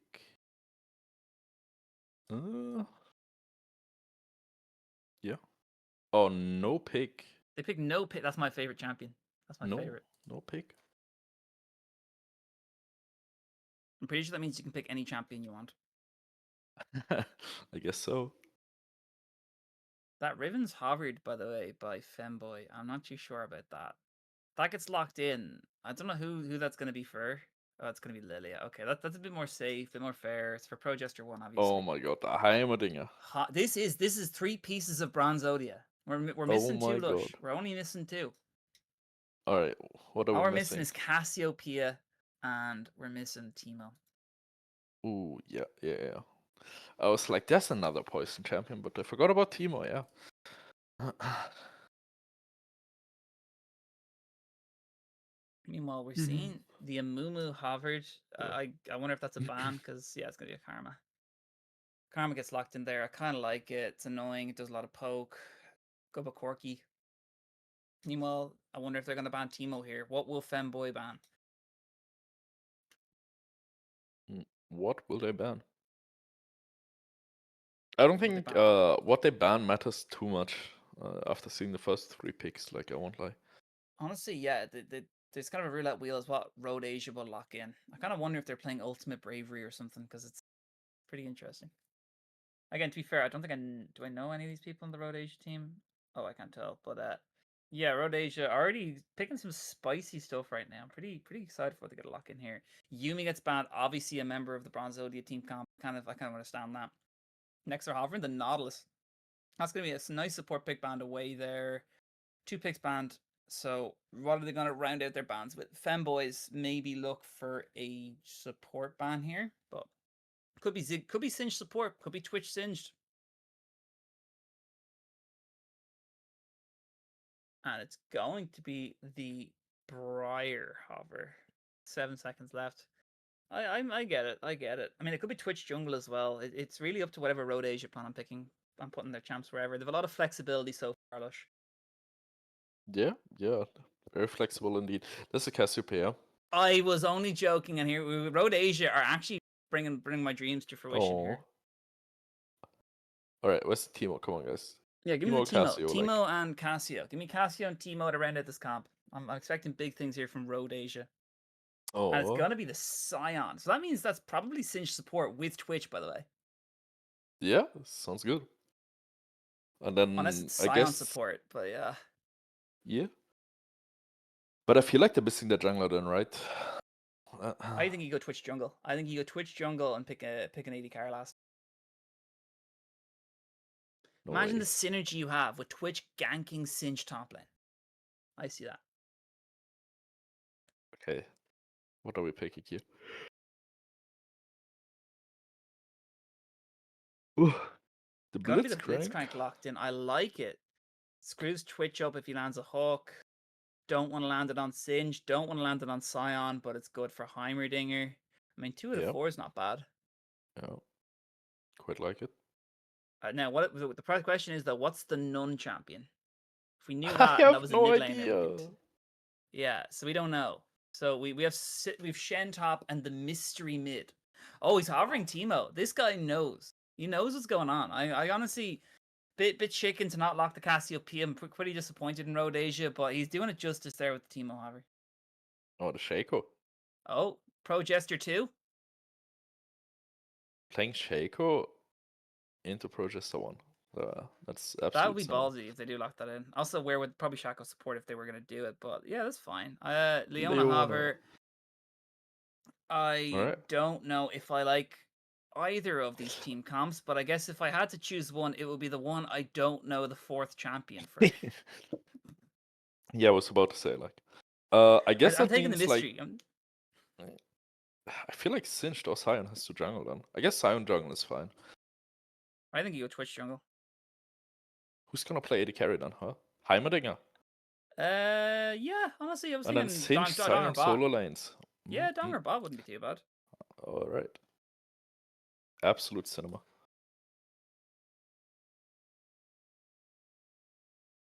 I'm pretty hyped for this matchup, to be honest with you. I think there could be big things happening here.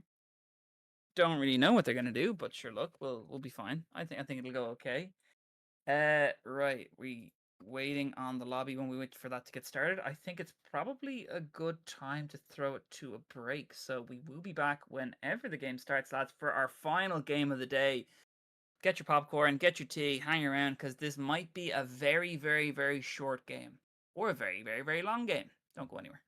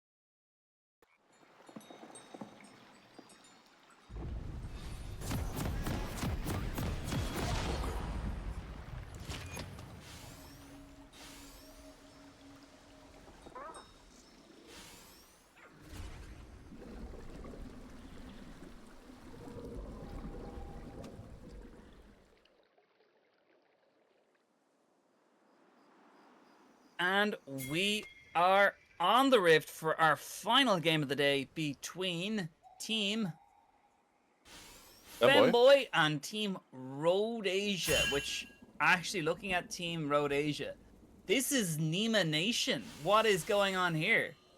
How is Nima? Nima's like tournament person and tournament player. This has got to be some form of collusion.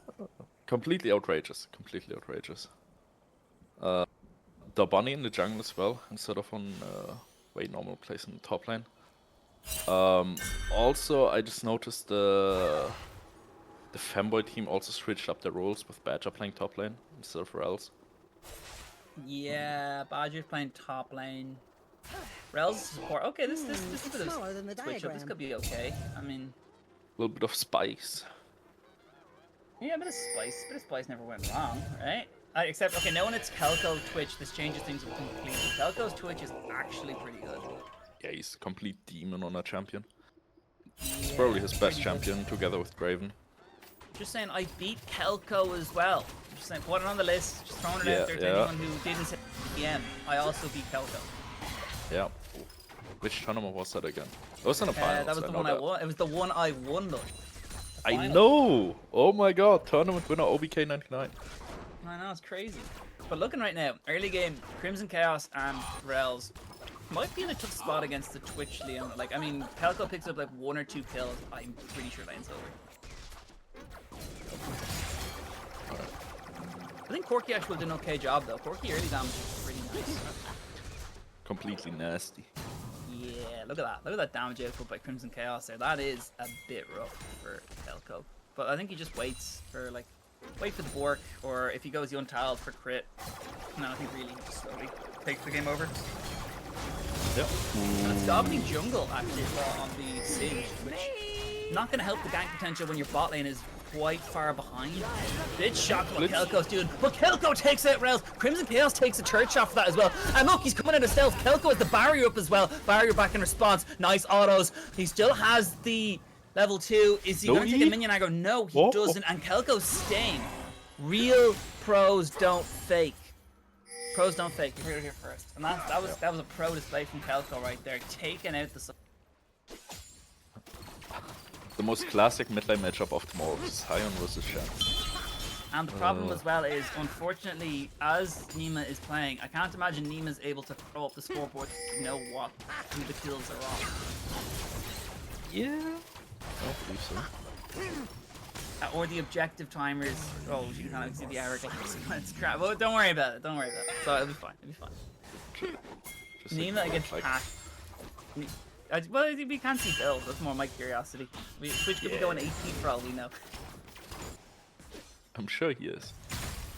Yeah, but Lethal Temple, I'm sure he's got first item Doran's ring.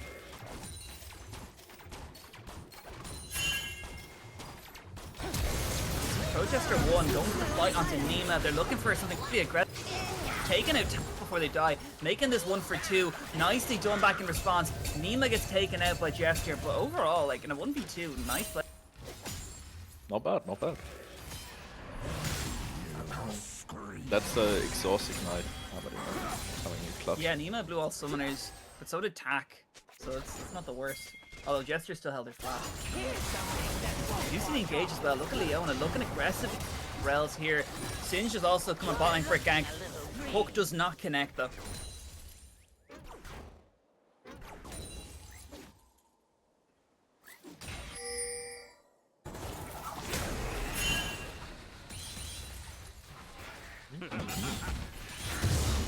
Oh my god, no way.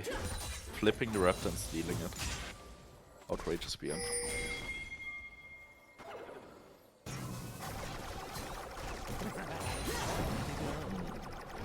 Just a bit of trading.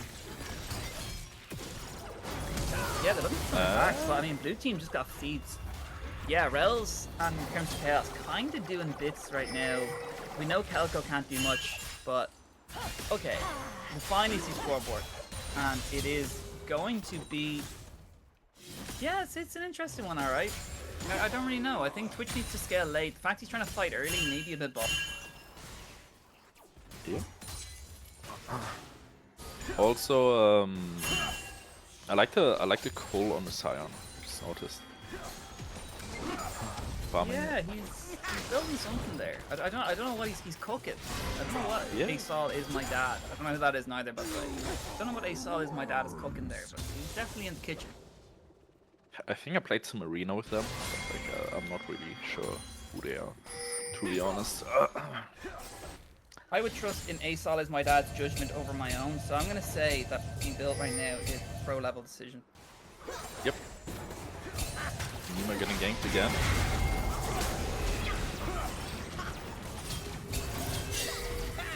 And Side ult coming in. Smaller than the diagram. Nina is very low HP, but Progester 1 just barely been saved alive by this. Oh my god, what's Asol going is my on? dad, now in a more precarious position, but look at the damage output. That flash from Bomba. Asol is my dad. Progester none after that play. Tak also looking for something here, but Kelko getting peeled by Leona, trying to stay alive. Ignite goes through. Leeway taking up the kill, and it's very back and forth so far. Oh, absolute cinema. Like, hey, it's actually like, what's going on? People in the bot lane for Scion. Shed flashing and killing the Badger with the solo bolo on Nima. I would put that on a list if you were going to Badger right there. That's worthy of a solo kill list if you're going to make one. Yeah, yeah.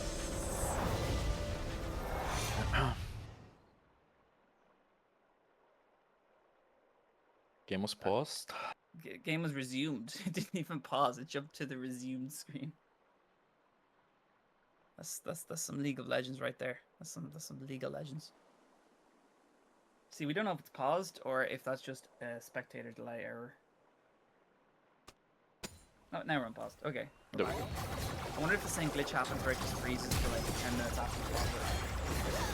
See Lewa trying to get out. Doesn't manage to do it though, unfortunately. Nice kill for the side of Femboy. Road China trying their best here to try and push forward. Or Road Asia. Road Asia trying to do their best to scale to the mid game, to the late game when they really get this spike. But right now it looks like Team Femboy are trying to take advantage of this spike that they have so far. DF Sword on Crimson Chaos. Crimson Chaos actually just destroyed Kelko, but looks like he actually got taken out by himself, Kelko. So it's actually a 1v1 in a 1v2. Dobney now trying to get some kills back here. Asol is my dad. Also around if they need a hand. They're looking to get something done, but Dobney gets taken out by the support. Man. Super big plays by Rels. Super big play. Completely disgusting gameplay by the bunny. Dobney is kind of got destroyed there, really. Rels is kind of a challenger level support player with a play like that. But I can clearly tell. Yep. I mean, Riven it's just still working like, on the tower. dead even. Like, I mean, besides Progester 1 having 2 kills, it's pretty dead even. I don't think there's any crazy objectives going on. I mean, I like the Singe jungle. I don't know what it's going to do later on, but I'm sure it's going to do something. Yeah. Alright. Also, Riven somehow ended up in the bot lane and the Corki's laning into the Sayonara. This is just the kind of professional experience that we like to see from Team Femboy. Like they really got the professionalism down here. Lane swapping even before the lane swap's needed. This is serious. Yep. You know you're dealing with pros. I'm just a bit scared for the Riven because like how she ever Oh, got completely. Like Twitch just tower dive so easy, especially with Leona. And I mean, look at this. They're going to take 3 grubs, and Dobney is nowhere to be seen right now.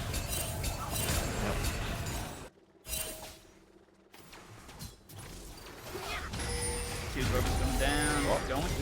They're late to this. Sion's going in on the top laner. Looking for the kill onto support. Marvelous Badger. Nice two-man Q. knockup. Rels gets taken out by Nima as well. That was that serious Roman potential for this camp. Wonderful. Asol is my dad. My god, I didn't know who you were, but you're cooking, man. Cooking hard. The sweet smell of science. Oh, what's that key? Marvelous Badger TPing towards that top lane to immediately get halved. She never reset though. Like she just TP'd like from like. Never mind. All good. Oh good, because Badger's going to recall now and then TP again back to lane. No, we're going to use ulti to the minion to get back to lane. And then Yeah. bottom up. And you see right there, Team Road Asia taking the first dragon of the game. Nima is about to be murdered by Progester 1, but it's fine. Look, as I said, Shen ulti off cooldown. Lush, I'm predicting this shit. That is just crazy. Marvelous Badger is just the GOAT. Unreal.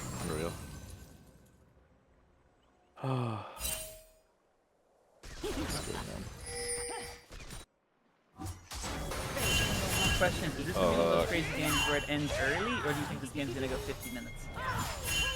With the way it's looking, it's going 50 minutes. God bless. Ooh, nice And one. you do see the Sion getting close like this. Doesn't even matter. But we do see Kelko going in for Tack, looking for the kill. Nicely done. Kelko 3, 2, and 1 right now. Riven not having a great time. I really don't think Tack going bot lane was a solid option there. But it looks like mid lane into bot lane isn't going much better for a solid my dad, who actually just survives with the skin of his teeth by the shield. Cannot believe that was allowed. But Dalani over here looking for Rels, looking for just a smidge of damage. But yeah, this is been a bit crazy so far.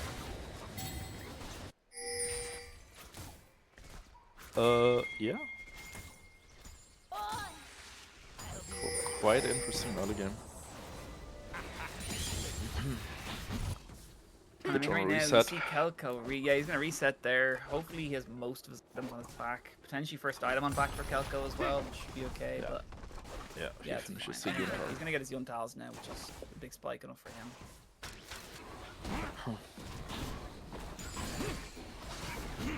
And Dobby right now is currently got a bit of CS as well. He's even with Progester 1 on Sin. Yeah, also BT first for Corki, which I feel like is a bit it's a bit out there. It's he's getting lifesteal for days. He doesn't deal AP anymore, so he said, why would I even go any form of AD either? I'll just go for damage. Why would I build try? It's smaller Yeah, than the diagram. honestly, I think it's a bit strange. Also, for the second item, Eye Edge looks to be on the cards as well from the Cloak of Agility.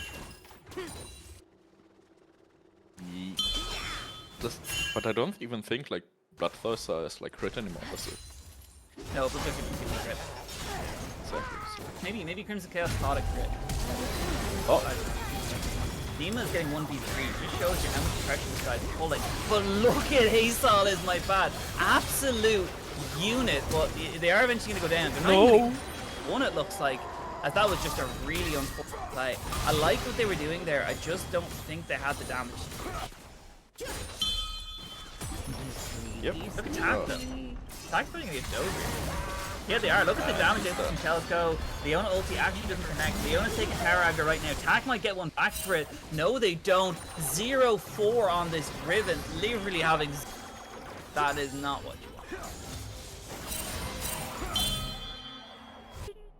Lovely. Quite a rough game for the Riven, honestly. 0-4. But like, We'll do this I impact, just you don't know? understand why she's laning into the bot lane. It's quite peculiar. It's an interesting one, alright. It's kind of who will do less impact, Nima or Riven. And my money is kind of going towards this Riven right now, because what is Riven going to be doing later? Well, Nima doesn't even have a first item. That's step number 1 here. At least Riven has an item. Yeah, but like, also like to be fair to Nima, like he is getting like ganked by like 3 or 4 people like every 2 minutes. They really have an out for it. Tack's getting ganked by 2 people every laning phase as well, considering he's laning 1v2. But yeah, I got you. It's pretty rough. I think Nima is definitely can do it. They have swapped it around, so it looks like. No, Tack's staying bot. That's fine. Yeah, no, it's still going to be 1v2. Kelko has ulti now, so I would probably fancy his chances of just one shot attack from the top lane. Items completed as well. Lush, what do we think about the double longsword and the cloak of agility on the court? Is that? Well, what's that gonna be? Is Collect- that no. Yuntals? I have a feeling Not it's sure. definitely not a attack speed item. It's not. Unless it's try. I don't think try uses it anymore. You don't deal with it anymore. So I actually don't know. But that was something. Darbani trying to run away. Rel's looking for the kill here. Lewy trying to get the knock up. Nicely done. ASOS Madada's here. And finally, Leona ulti lands. But here comes the Sleepy onto Leona. Looks like 1. Looks like 2. Looks like potentially 3 going to go down for the side of Rhodesia. But Kelko is in this fight. Look, Tak is doing something. The W. Huge from this Riven. Lovely team fight by blue team. Yeah, they did well 7 there. kills on this Lilia now. Progester 1, who is playing on this person's account? This clearly can't be Progester 1. That's what I'm saying. First turret going to go over to Nima, who is laying down the law right now against the Shen.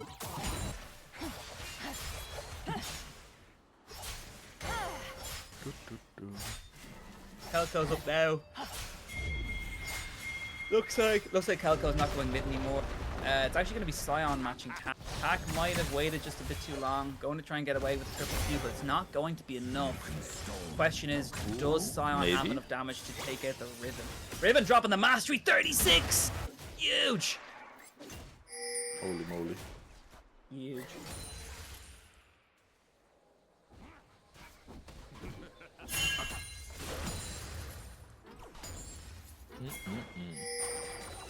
I feel like it's just like just gonna be when Twitch wants to go in. I feel like we're kind of just waiting for that.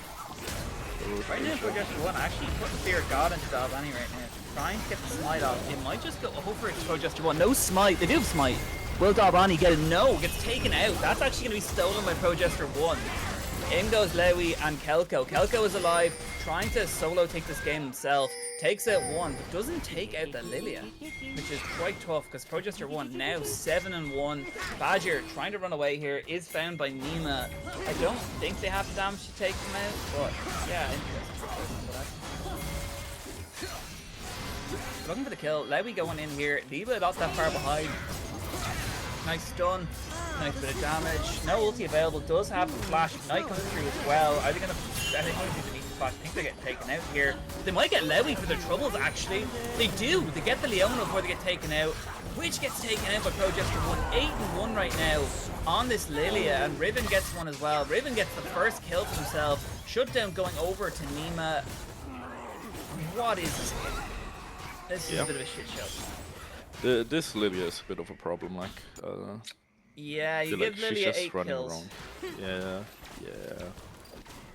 She's just running around having fun. You don't block Shaco. Have fun. Yeah. Unreal. Wait. Nima? Nima's my goat. Nima's just my goat right there. That's so illegal. What did I just watch? By the way, Nima went from no items to Blackfire Torch and Death Cap. Yeah. That's a huge Quite spike. impressive. Nima's gonna do a lot right now. Question is, does Nima do more than Progester 1? That is fun. With 2 Secrets of Chaos getting knocked back and taken out. Progester 1, speaking of the devil, ulti slows, doesn't get the stun, but it doesn't matter. They're just looking to get down. Can Dalbani and co take it out, or are they going to overchase for this? They need to take out Progester 1 if they want any chance of winning this game. Dalbani, nice flip. Look, in comes the Sion. Q does not get enough damage up here. Kelko needs to turn, and they need to get these kills, because if they don't, Progester 1 is just going to walk away right now. Leona going in. Hulk connects onto Kelko. And yeah, they let Progester 1 stay alive. That is a bit mad. A bit mad. It's literally a free 1k gold. Well, it's not free, but it's literally free real estate.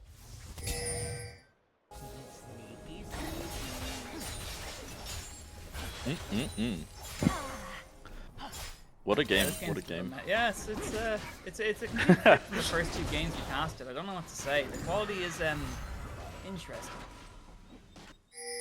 Let's go with interesting. Oh, this is caught. Oh, it's Dalbani, they had vision of that as well, so they saw Crimson Chaos coming up. Nima dead again. Something new, unfortunately. Nima dying, always on the cards. Yeah, it's not looking so hot for Team Rhodesia. It's looking like an FF angle fight. They're only 2k up, gold up, come on. Yeah, but they're not having fun. Twitch is. Yeah, but I really don't think Nima's having fun, and I don't think Dabani's. He's playing Sid Jungle, like what else do you expect? Like, That's true. That's true. Are they guaranteed through? I don't even know what the scores are. But right now, I'm just gonna say this game is the be all and end all. Let's go with that. Let's say this game knocks you out. Let's throw some stakes on this. yeah, Sure. Sure, let's go with that. Make it more interesting. Jester with 700 gold shut down, the only person who shut down. Dabani's stopping the Rift Herald at tracks, but yeah, it's a bit rough. Bit rough for the Road Asia Brigade.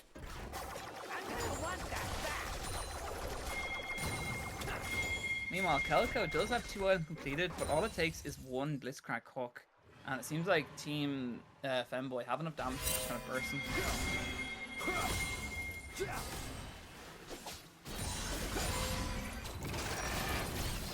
You see, Adakan's been started solo by Nima. That's a very ballsy play considering the younger Nima, what are we thinking here, Mr. Admin Nima? I have nothing but nice things to say about Admin Nima, but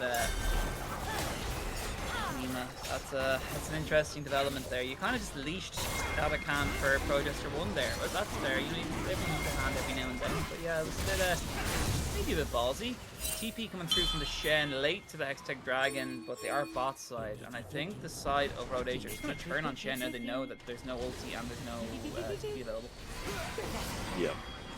Shen should be dead here. Just like. I think they take out Kelko, to be honest. If they're getting the autos on, I might get Kelko here.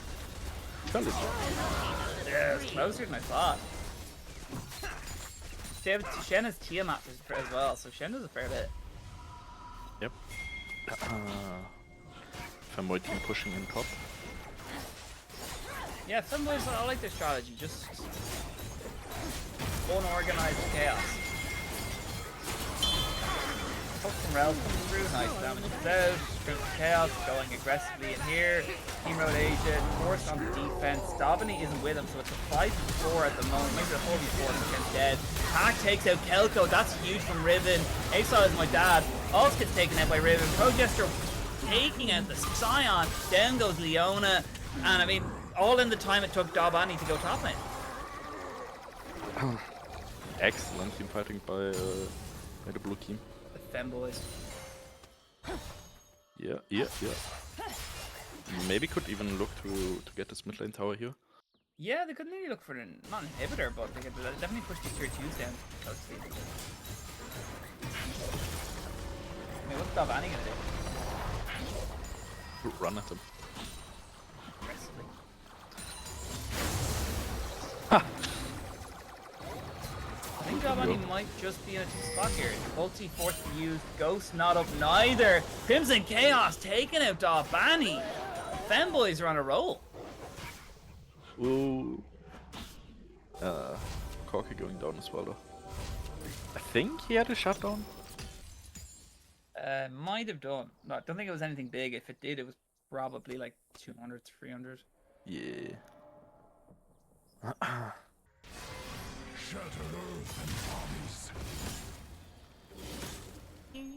Kelko has 2 items completed. Crimson Chaos. Okay, yeah, so it was Essence Reaver on 4.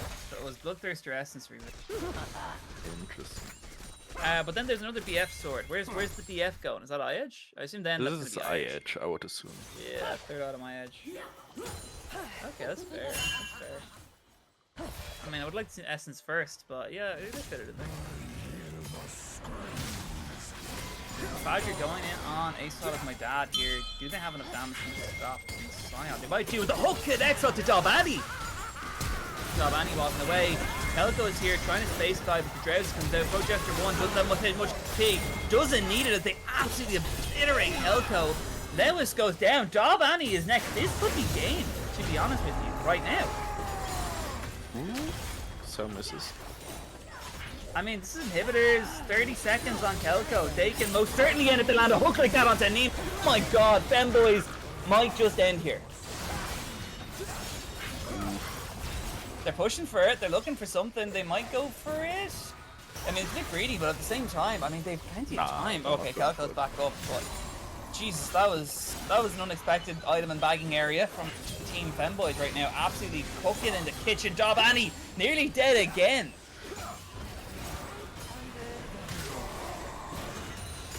I'm rooting for the Femboys. Come on, Femboys. And they're pushing in bot tier 3 as well. They're pushing for the inhibitors. Crimson Chaos pushing in the top inhibitor turret as well. And it's all just crumbling for Team Road Asia. Alright. Doing it dancing. Exotic Guy got knocked up there as well. They're looking for these kills. They're looking to get another one over here. Rels takes out another. Pro Jester one at this time getting it. Shen gets taken out. Doesn't matter too much. Jester maybe overextending for this, but it does not matter. They're looking to end it right. Blasted right now. Femboys on a roll, pushing him for the end. Nima has no HP. Look mid lane. There's big waves coming in here as well. There's already one right now at the Nexus turret. Triple kill going over. That is potentially has to be the game, right, Lush? Has to. Has to be. 27 seconds on Kelko. And in the super minions. Nah, I feel like they're just gonna get inhibited and back off. Oh, end the game. You can do it. Femboys! No, they're pushing for it. I like this strategy from the Femboys. Go for the end. Balls are nothing. Balls are nothing in my Femboys. You have to have balls. Like no balls if you're not Femboys. Alright, Sion can ult at them, right? He can, but will Sion survive? Yeah, I mean, come on.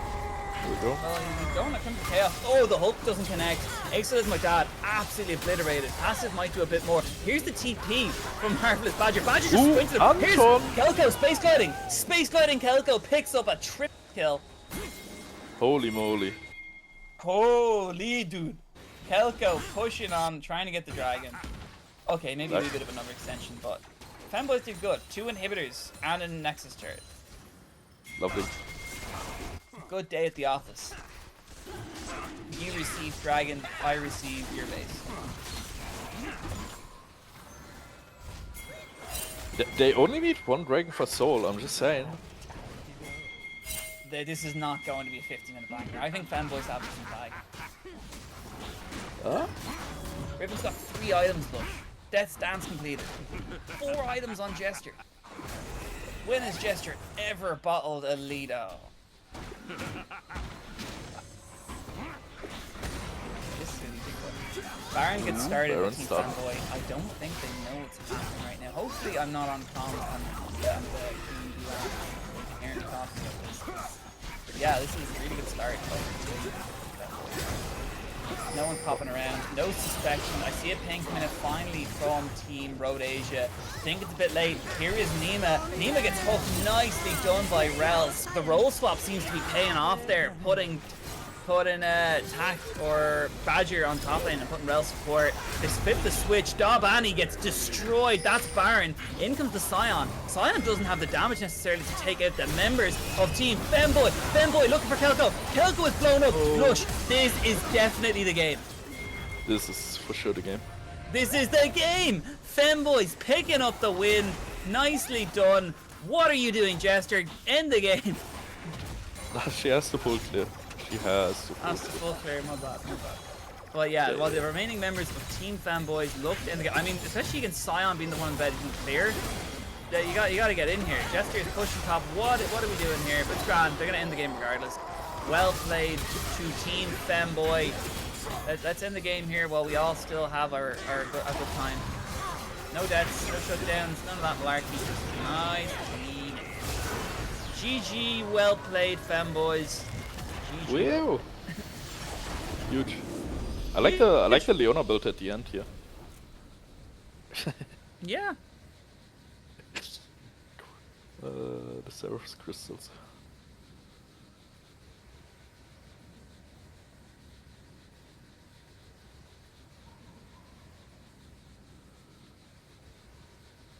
Yeah, it was a good build. Honestly, it was really good from both these teams. I'm quite happy with how they played it.